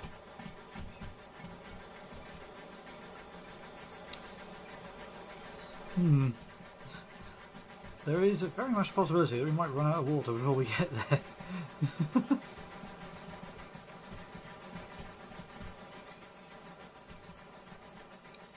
But then again, it's also very much a possibility that we might explode before we get there, so we'll see what happens.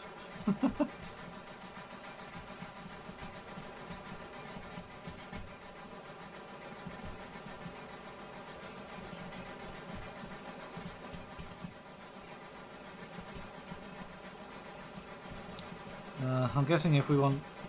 Yeah, I'm guessing if we run out of water, do we need to dump the coal?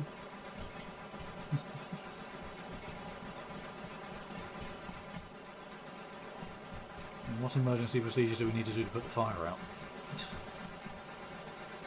And prevent exploding?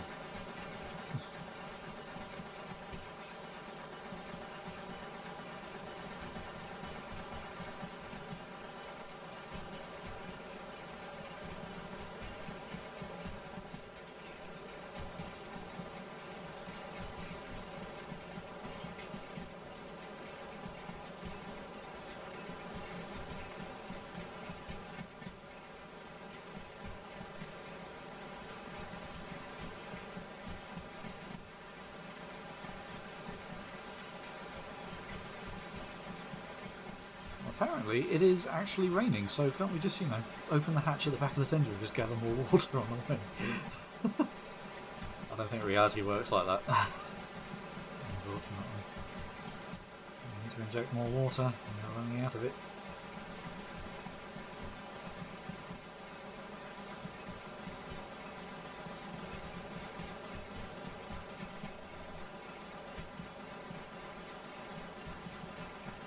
Can't do that many more times. Feel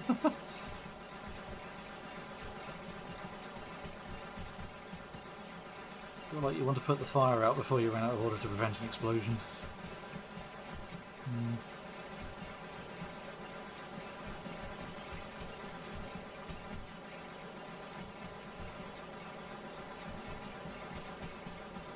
If the boiler gets too hot and empty, the problem is when you add water, you've got to let it cool.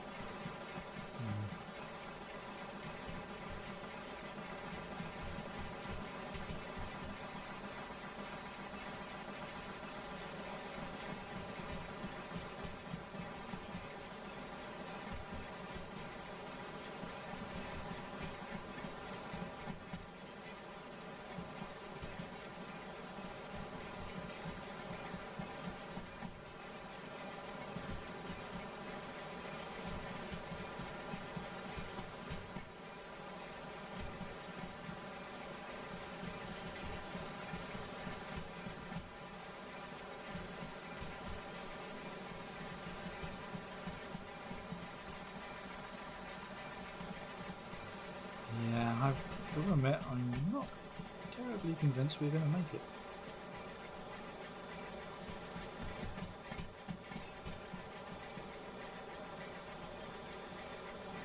And you know what? There isn't even a steam train service spot where we're going either, so we're not going to make it. We are not going to make it, and where we're going doesn't have water and coal. So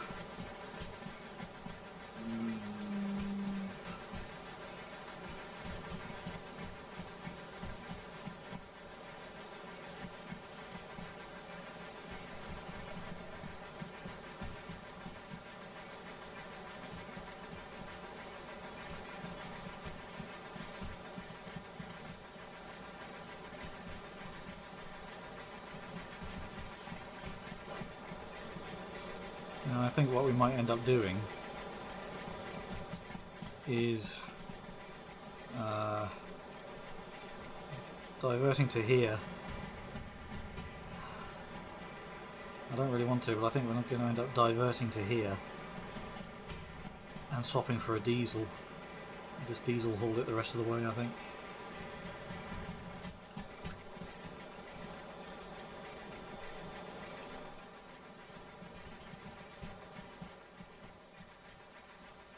Just abandoning our steam loco, I think.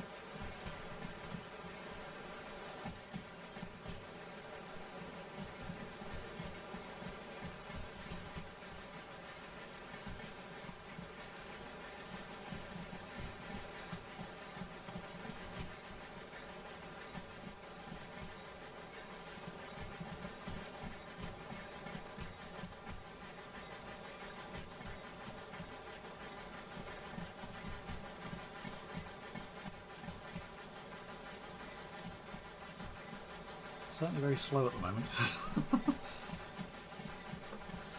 I want us to go faster, but if we try and get more speed, we're going to use more of our water, and we are stalling anyway. Uh-oh.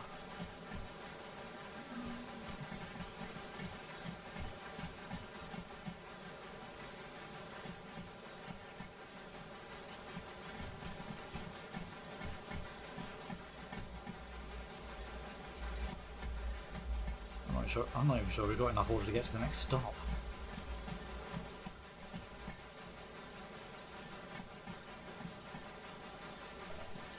We can even get up this hill.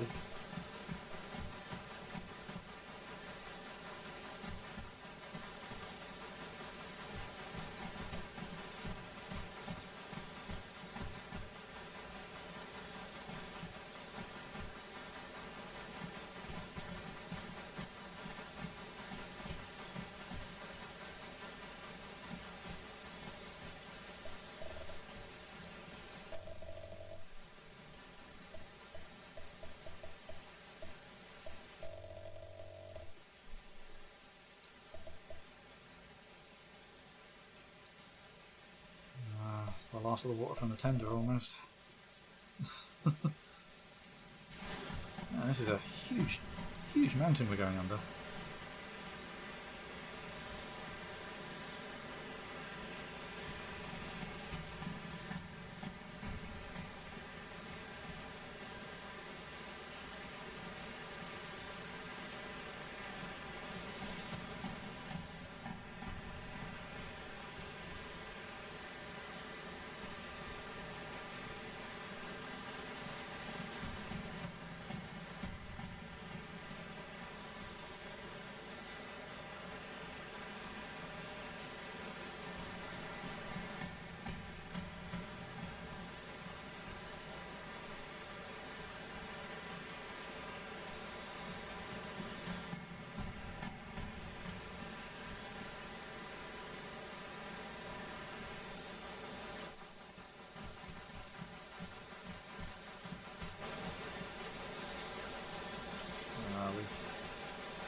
Still got miles to go.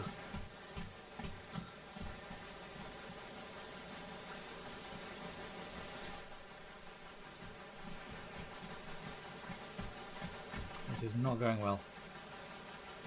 No, almost out of water.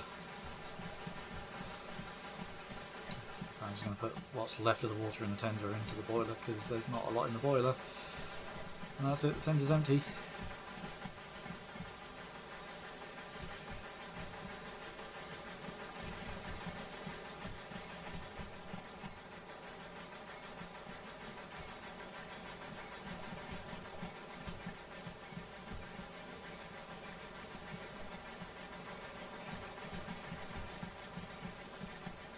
Yeah, we're out of water. Ah.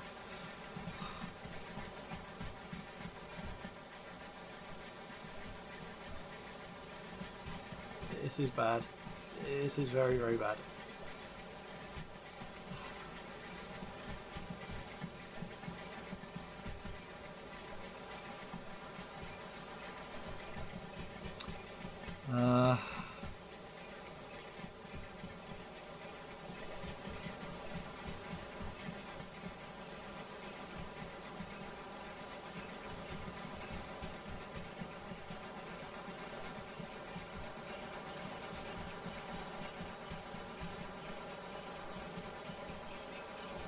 Use what's left of the steam pressure, I guess.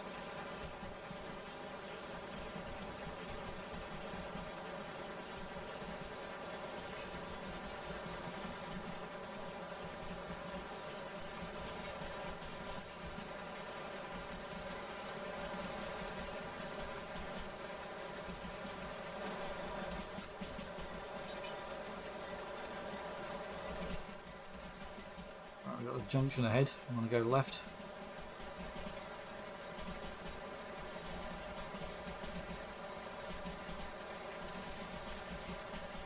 Is this train going to explode on me? I'm really worried that it's going to explode.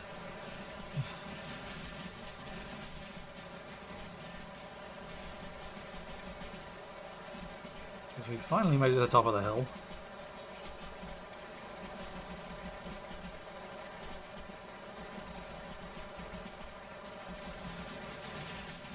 We finally found this thing called speed, but we have no water.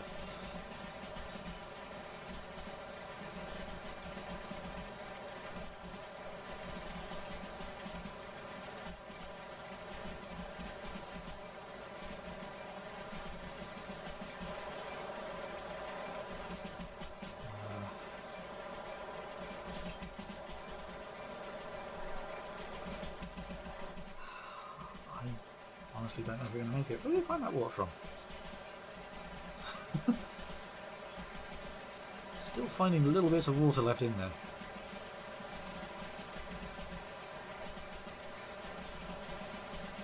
Let the fire cool down, I guess. There's not really any water left for it to heat.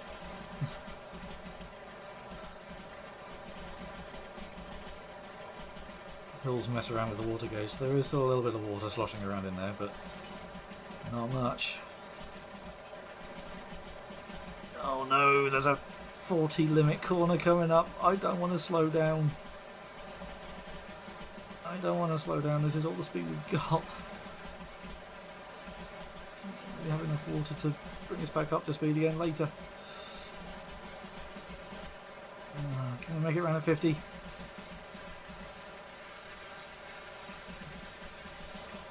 Apparently we can.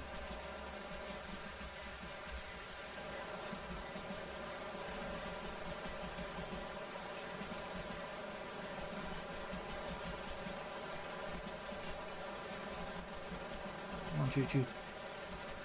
Come on, choo-choo, let's get there. We can see the lights, it's over there.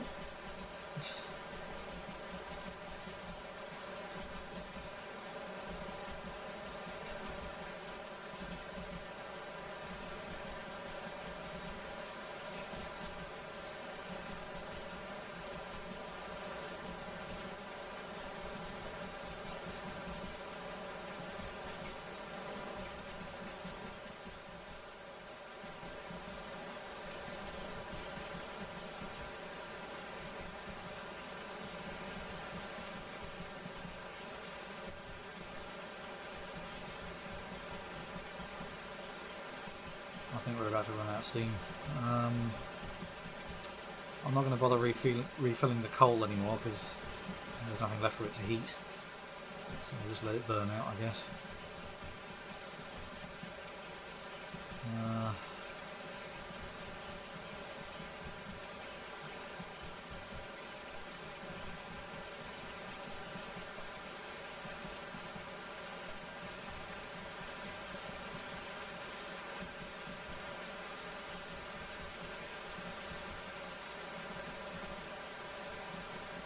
And we are gaining speed again.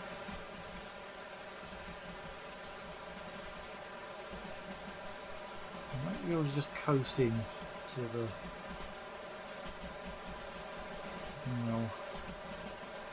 might.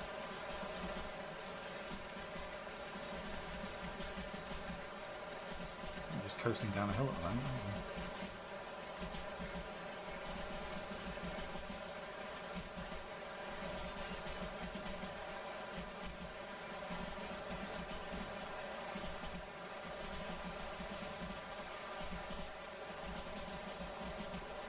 Alright, we cut off the dynamo.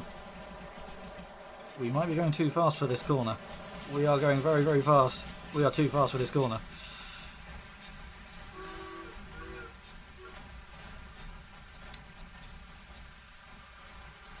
And that brings that effort to a close. Oh no!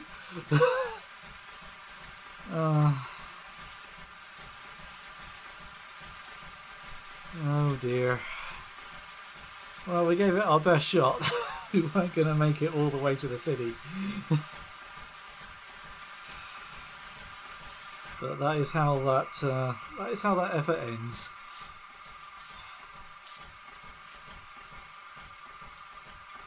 Derail Valley, everybody. Yeah, let's just delete. This is probably going to be really, really expensive. How close were we? That is a very, very good question. We were. We got to here. We started down here.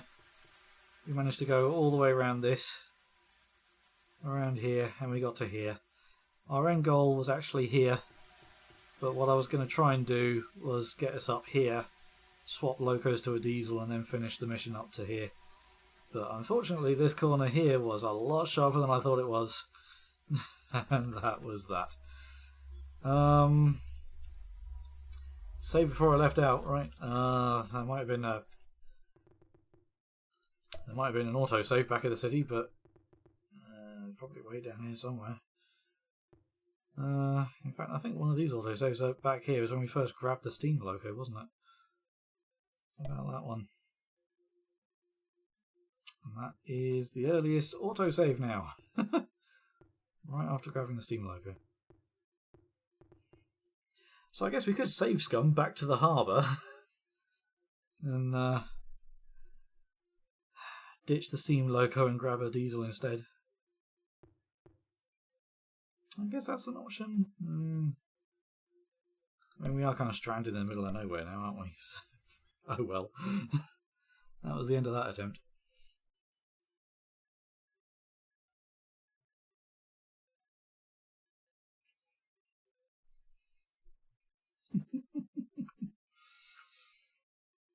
Oh dear, oh dear. So, welcome to Derail Valley, everybody. That did not go well. I think I will be sticking with diesels for a while.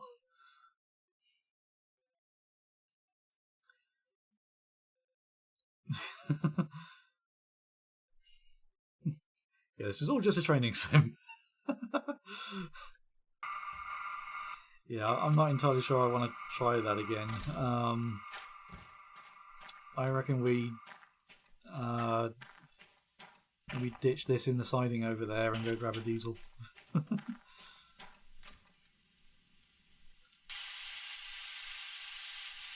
I know how to drive a steam train slowly, apparently. But quickly, not so much. Well, we actually did start with a full tender of... We did actually start with a full tender of water. Used it all up just trying to leave the town. That was appalling. Alright then, let's ditch this inner siding and just leave it there. Derail Valley, where shit can, does and will go wrong. Praise Gilgamesh for auto-saves. That's all I can say.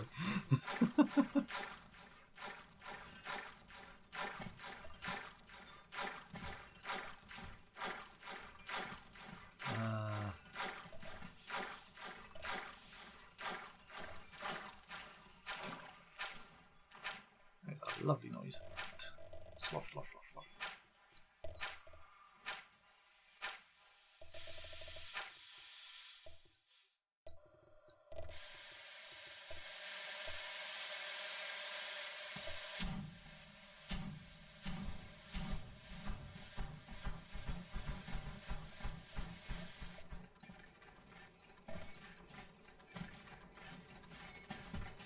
Right, well, we had to go at steam trains. That is something we absolutely did on stream.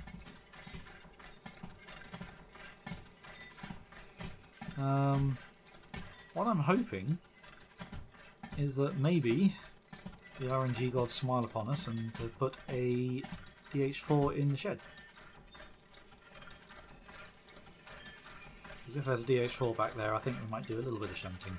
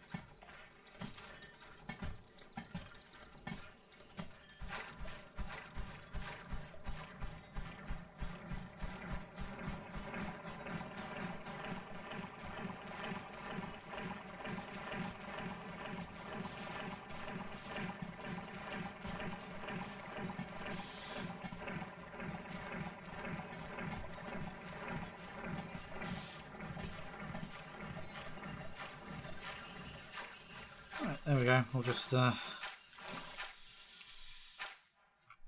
leave it there. I'm sure it'll be absolutely fine with nobody watching over it at all.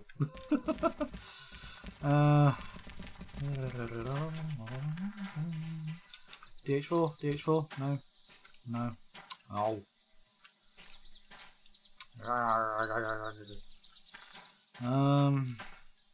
All right, let's.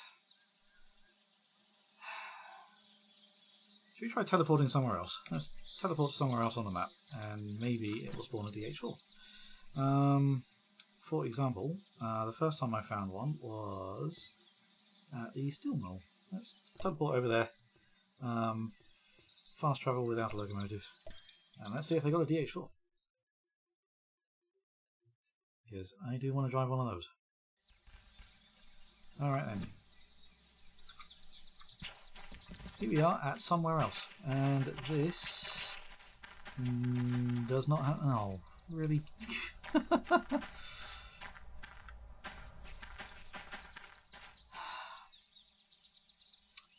D2s.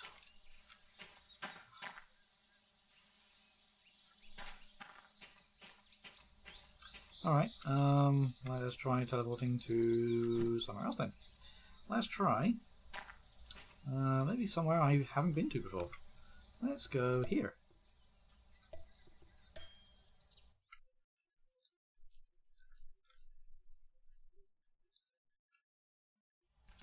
And chaboom. Right.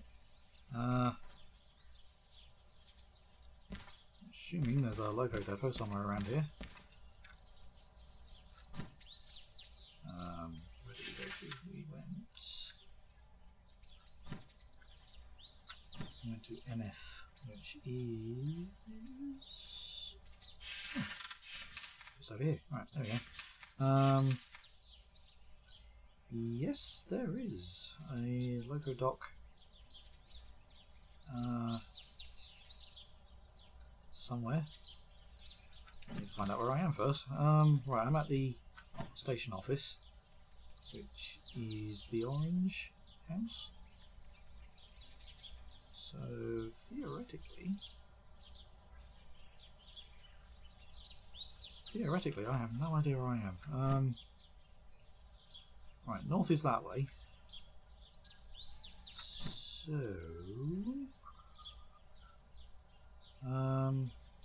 So the loco depot should be over there.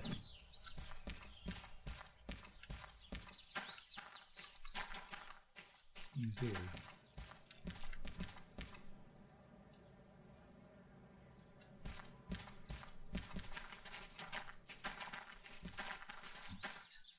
Alternatively, I am completely wrong.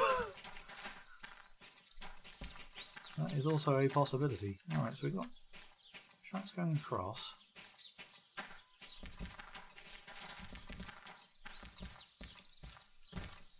What's in there? Oh, that's a military base. They got tanks and everything.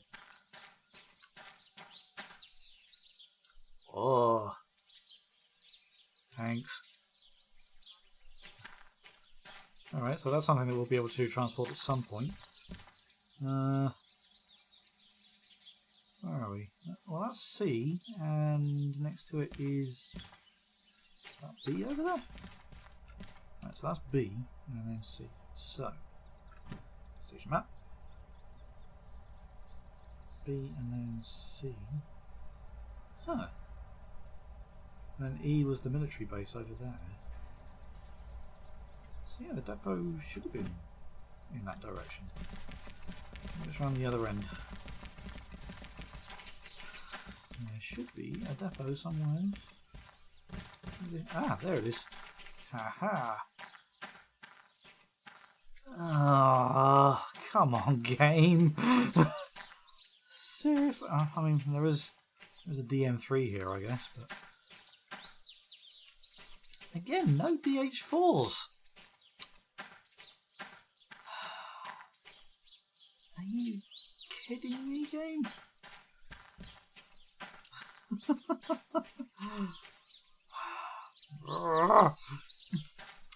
There is a mechanical, which I still haven't got the license for. I don't really know how to drive it.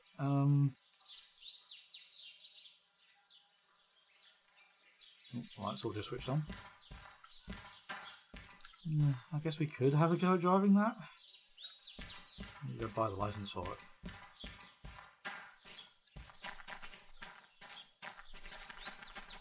I don't really want to keep teleporting around until we find a DH4.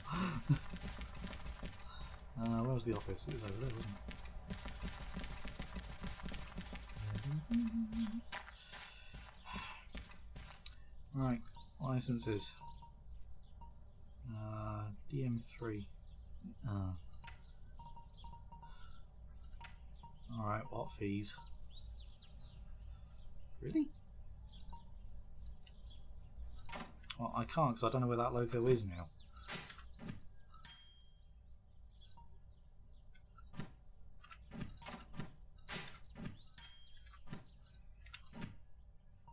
Right, licenses DM3.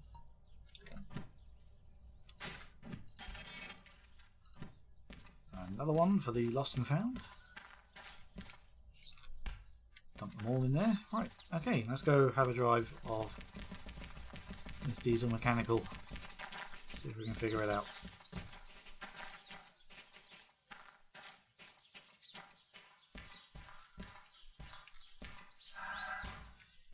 Yes, as Big Trucker says, we get here and it offers us another steam loco. 2 more of these. No. I wanted to drive a DH4 and the game just isn't giving me one. So never mind, we'll have a go at this one then. Right, enable electrics. Boom. Enable starter. Boom. Look at the dash light. Ooh, we look at the dash light. Okay. Look at the cab light. Yes. Look at the wipers. Look at the trees. Look at the, yeah, whatever. Alright, disable. Right. Disable light safe. Alright. And that one. And that one. Oh. Okay, on to that. Yep. Right, well, we started up. I like how the fuses are just there. You know, no need to keep them covered or anything. Gently apply throttle. Shouldn't we turn the brakes off first? Yes, the RPMs they're claiming. That's what happens when you apply throttle. Apply independent brake. That is now applied. Okay. Yeah, okay. Set to forward position. Boom. Handbrake. Ooh. I heard about this. The pirate captain's wheel. Yahar! The hearties and all that. Yep. Gearbox A. Wait, what? There's two gearboxes? We are moving. We're moving. Yeah, you're telling me to turn the brakes off, but we're moving, and that turntable is not in our favour. Yeah, I will, but first, let's just make sure that we don't derail during tutorial, shall we?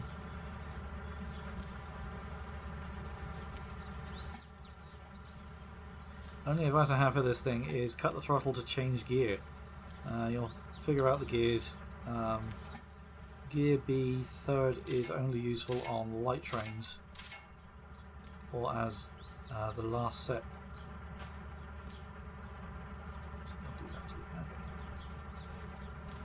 Okay. Right. Okay. You want me to fully disengage the brakes. Right, we are rolling. Now in gear. Gear. Sander. Okay. Gently apply. Yep, okay.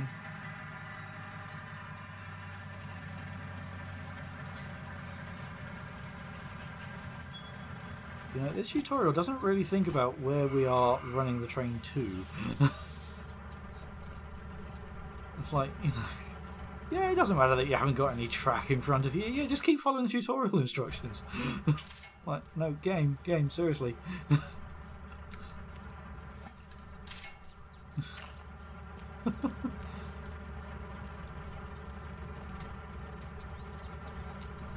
Alright. Engage that. Yep, I have looked at the sander. Thank you. Gently applying the throttle. Yes, I know, that is the rev limiter.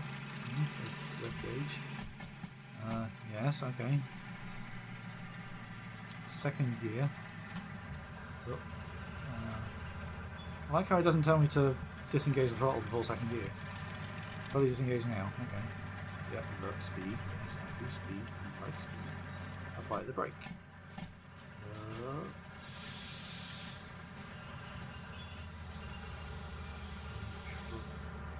Neutral. Should we have taken it out of gear before we put it in neutral?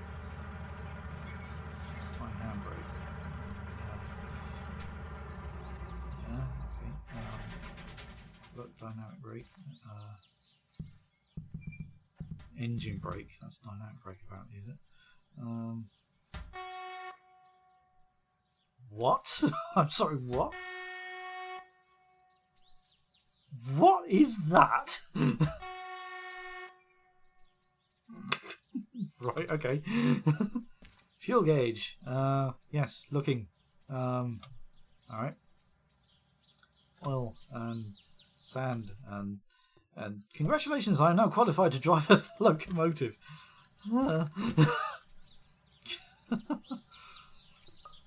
What does the external look like? Okay, so we have lots of light controls there. We've got the silly horn. We've got our 2 gearboxes. We have 3 each. Yeah.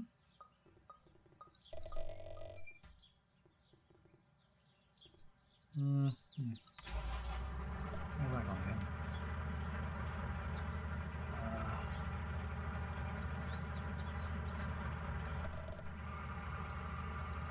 I'm guessing we should be able to drive it all right from this view.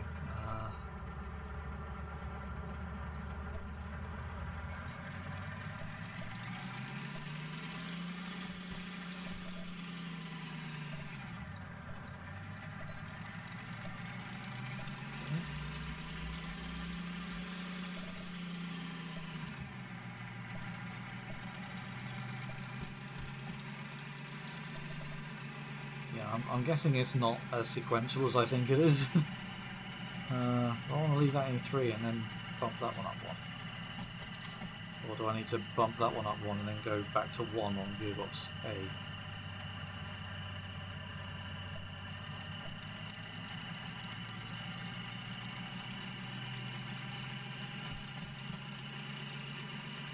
Does that make sense if that's what that is? You know, that's why it's like the first 3 gears and then say that the next gear, grinding gears, and then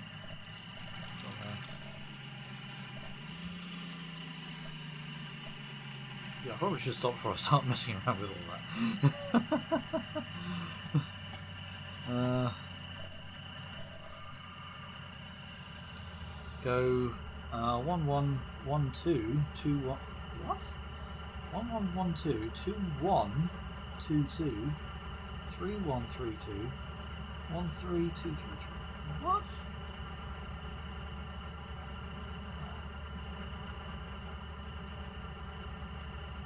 Wow.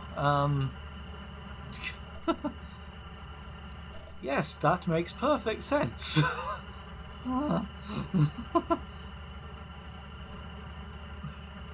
Yeah, it's totally whack.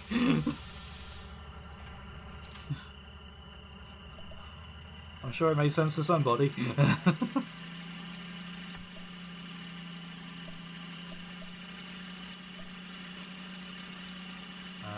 10 is the fastest we can go at that speed. At least in that gearbox.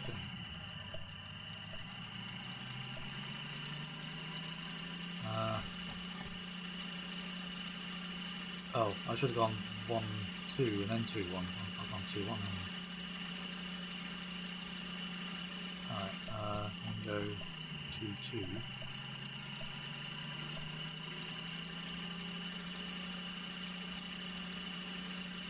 And then it'll be 3 1.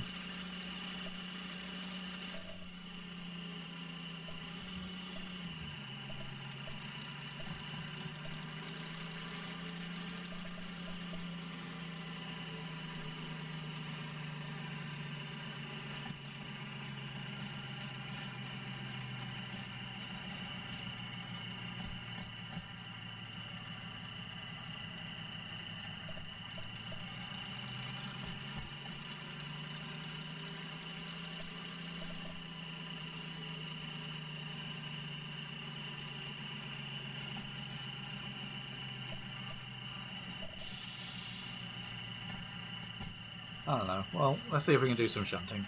But I don't think we're really going to be running between cities in this thing.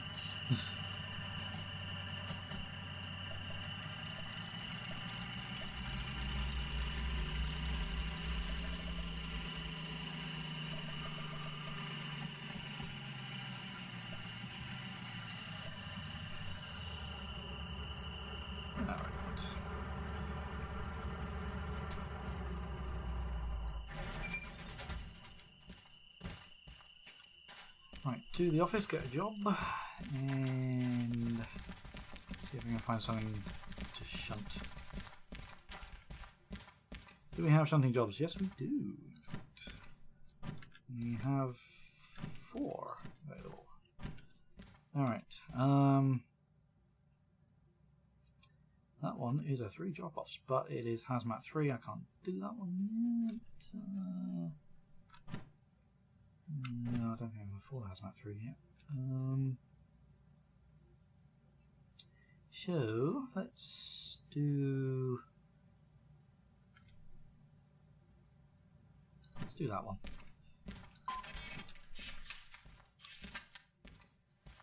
Right. So B6 and B1 to C1 to load them up, and then B2. All right.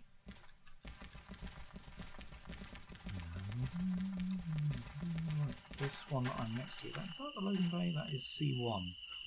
So that is the loading bay. So B are these ones? Yep, B. Okay. So we want one wagon from B1. 3 wagons from B6. So these will be the 3 wagons over here. 140, yep. But the other wagon we want is at the back of this lot. There he is. So what I reckon we do then is find our logo. There he is.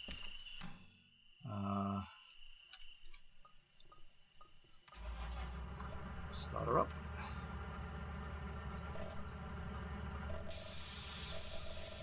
Take brakes off, and what we're going to do is we're going to go over here. We're going to attach ourselves to this lot and that one, and then bring that one around, attach it to there, drop these back in here, grab them, go and load them up, and then put them where they want to go. Sounds like a plan. Right. 1-1 to 1-2.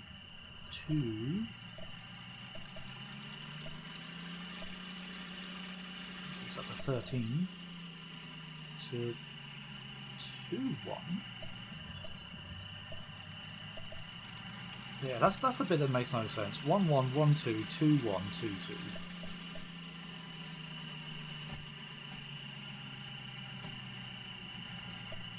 That makes absolutely no sense to me, that the way the gearbox works on this.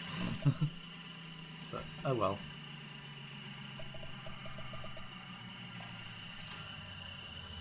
But let's try and do some shunting with it anyway.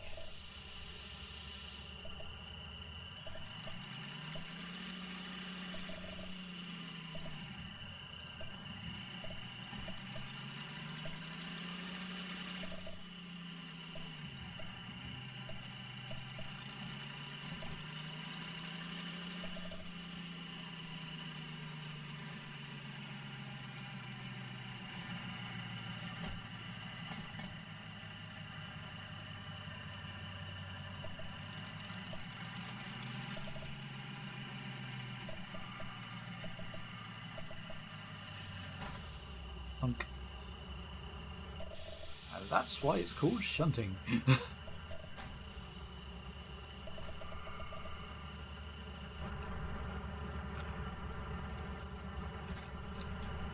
Let's just attach that. Boom.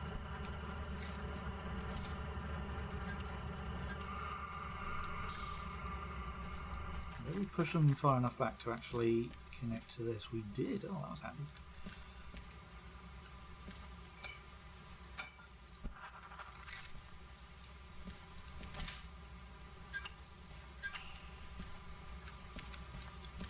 Right, you have a handbrake on, so turn that one off. And what about you? Your handbrake's off. Handbrake's off. And off. And yours is on. Here we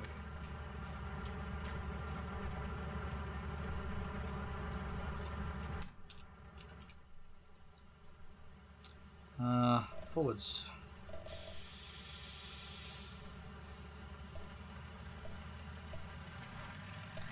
Little slip there.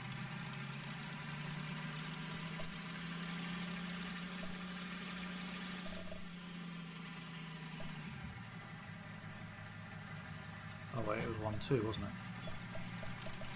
Next gear.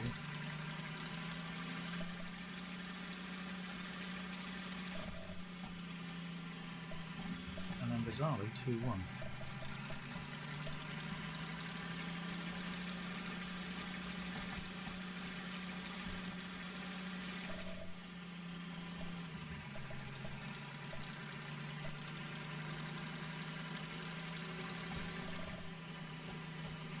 By the time you're done fiddling with the gears, it's already time to stop.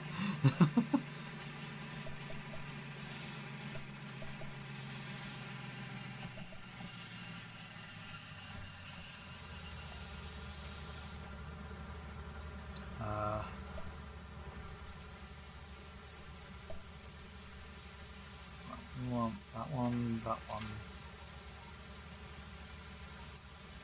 I think they're all right.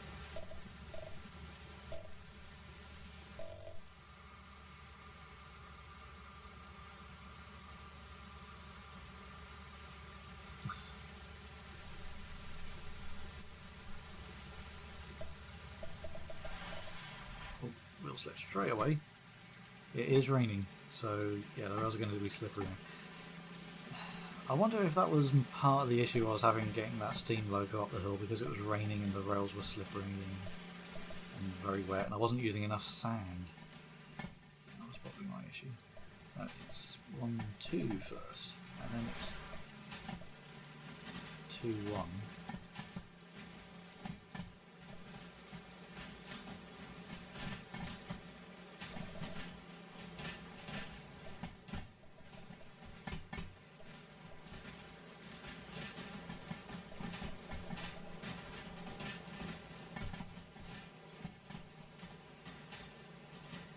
Yeah, I'm still never going to get my head around these gears.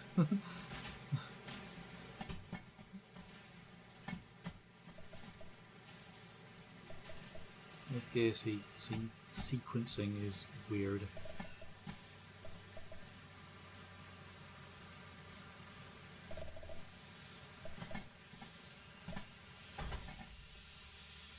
I think. And we hit that too hard.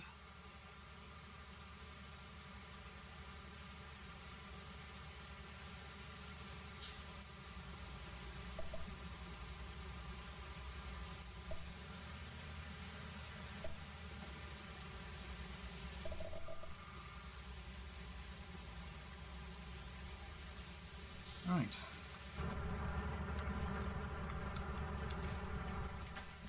So, we can couple these.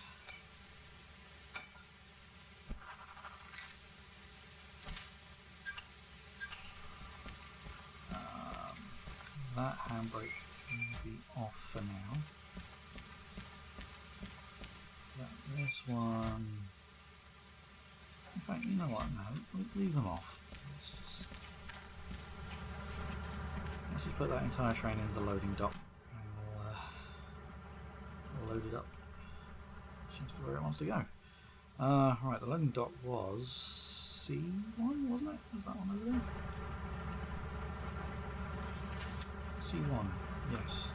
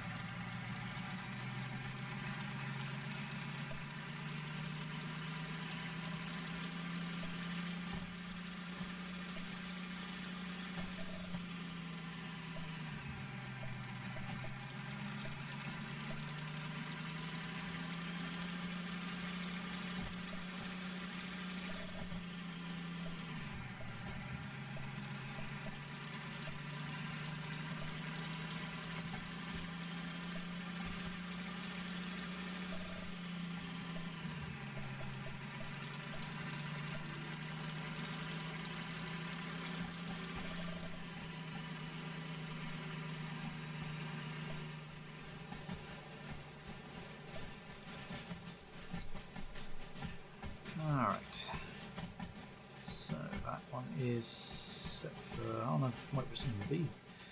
We want to go all the way out to the next switch.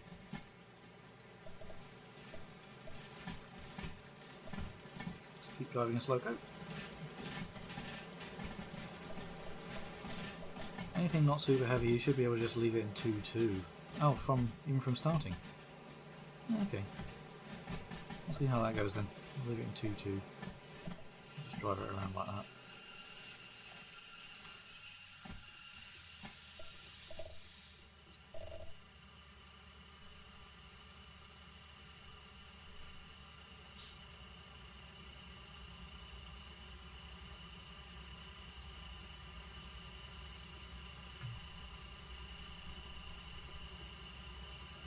I'm guessing the lower gears are for like trying to get heavier items moved, I suppose.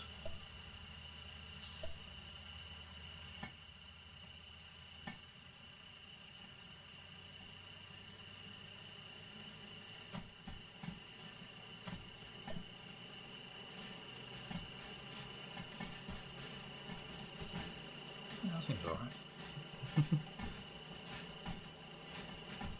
Pretty sure you can't burn out anything doing it. Yeah, it seems to be alright. I'll keep going like that then. Do a little bit of shunting. And then I might need to call it a night, I think, because it's coming up to 9 o'clock. And I do need to be at Thruxton Race Circuit early tomorrow morning.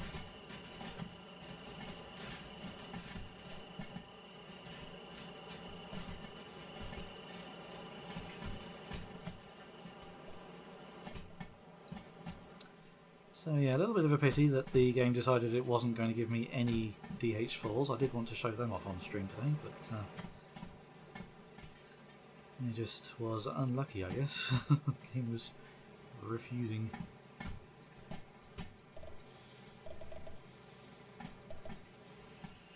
Let's stop these in here.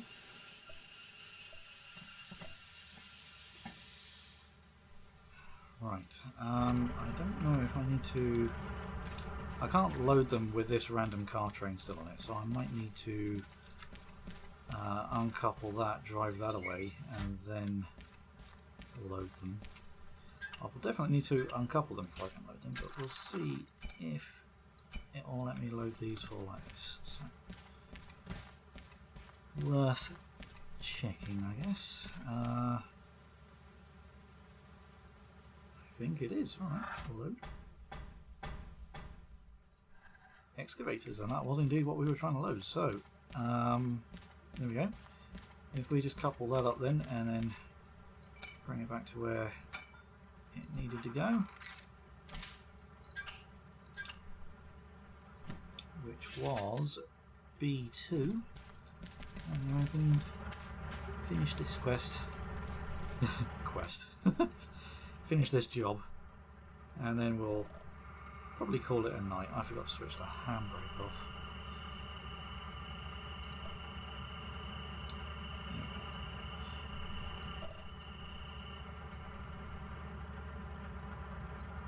Right, well the wagons are loaded now. Let's see if it's alright doing this. 2-2, it is just fine doing that.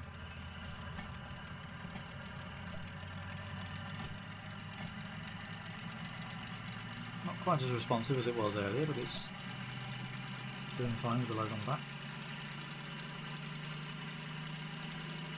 And it's only 4 loaded wagons, so not like we're asking it to do that much. But as for a practice drive, not too bad, I think. It does feel like a locomotive that you need to sort of practice with to get used to, especially those gear ratios.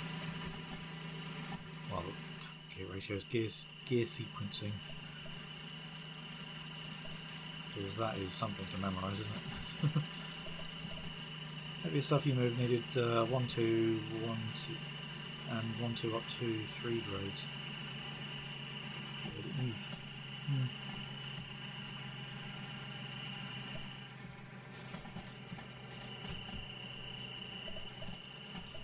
It does feel like it has a lot of torque, especially with that that many gears to pick from.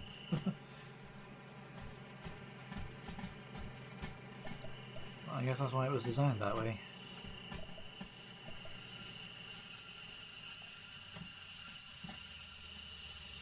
Just check again what when in B20. Sorry, B2. 0 is not actually a number 0.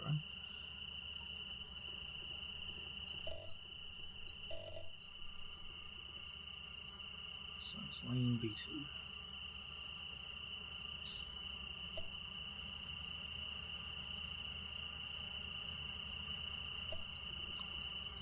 I want to empty the brakes. Come on.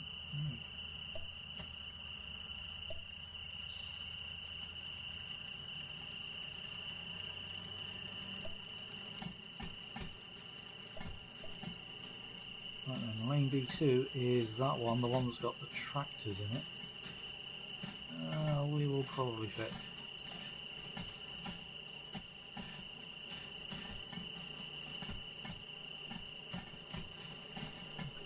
Put the car wagons back into their side and call it donezo.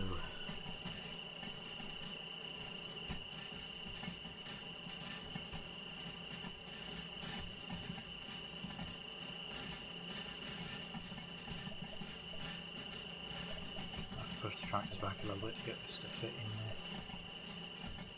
I don't think that's enough room for 4 wagons on this side.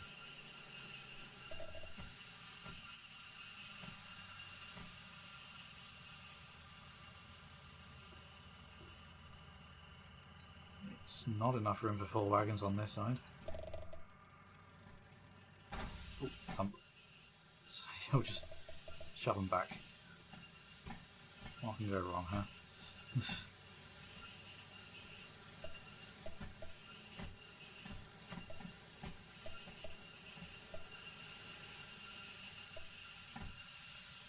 The fact that they're not stopping might be what could be going wrong. Please stop. Yeah, okay. Is the front one in the lane? There's the signpost.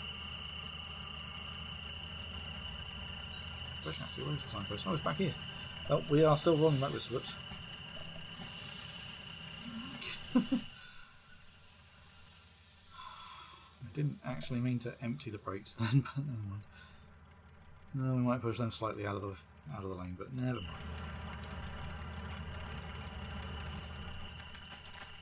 So is this yard actually on a slope then? Because they are still rolling. Whose right idea was it to put this shunting yard on a slope? Put all of their handbrakes on. Stop rolling.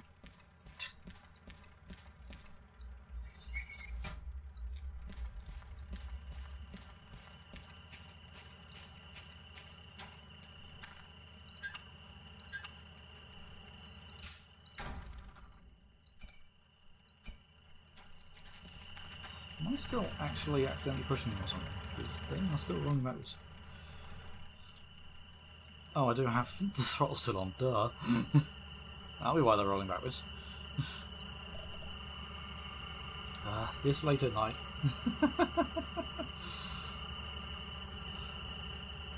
I left the throttle on. That'll be why it was pushing them backwards.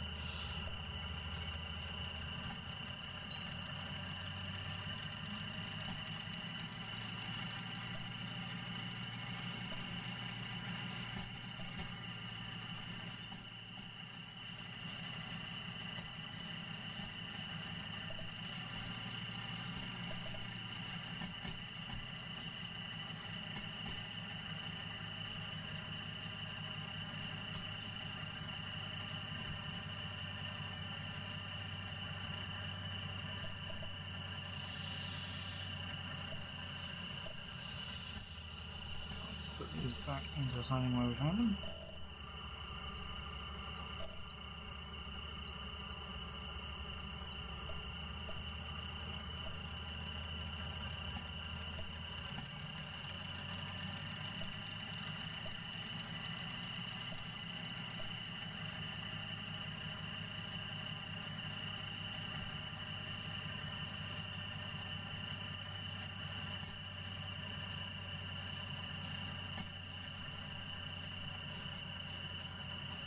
I think we will have to call the stream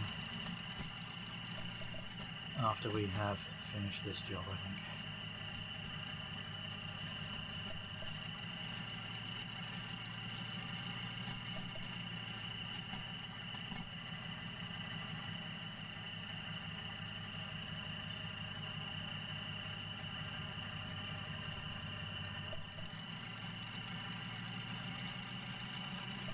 Just bring these to a stop.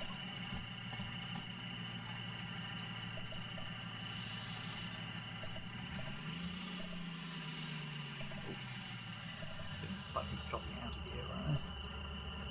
Leave it in neutral. Also leave. No, not long, so I think we can switch off the motor now. Boom. Just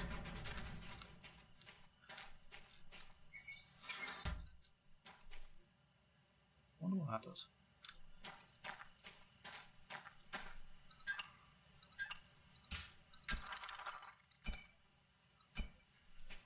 Alright. So, nice quick little shunting job. I don't think we damaged anything. Let's just offer them my shovel. Yeah, we got a little time bonus for that as well. Nice. Link.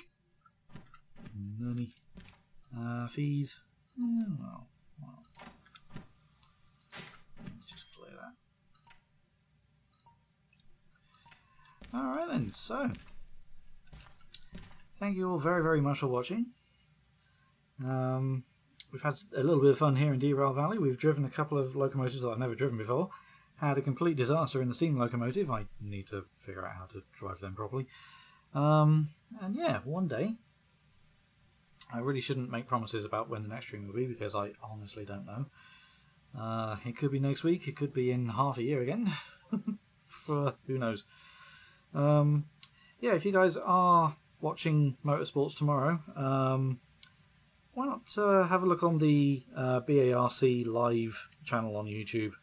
You might spot me waving a flag somewhere around the track on the British truck racing tomorrow at Thruxton. And on Sunday as well. It's a 2-day event, so yeah, keep your eyes open for that. Like I say, for people who are in the Discord, if you really want to try and spot me on the BARC live stream, I will post up tomorrow morning which post I'm on in the Discord. But like I said earlier on, I won't know which post I'm on until I sign in the morning, so it's a mystery for now.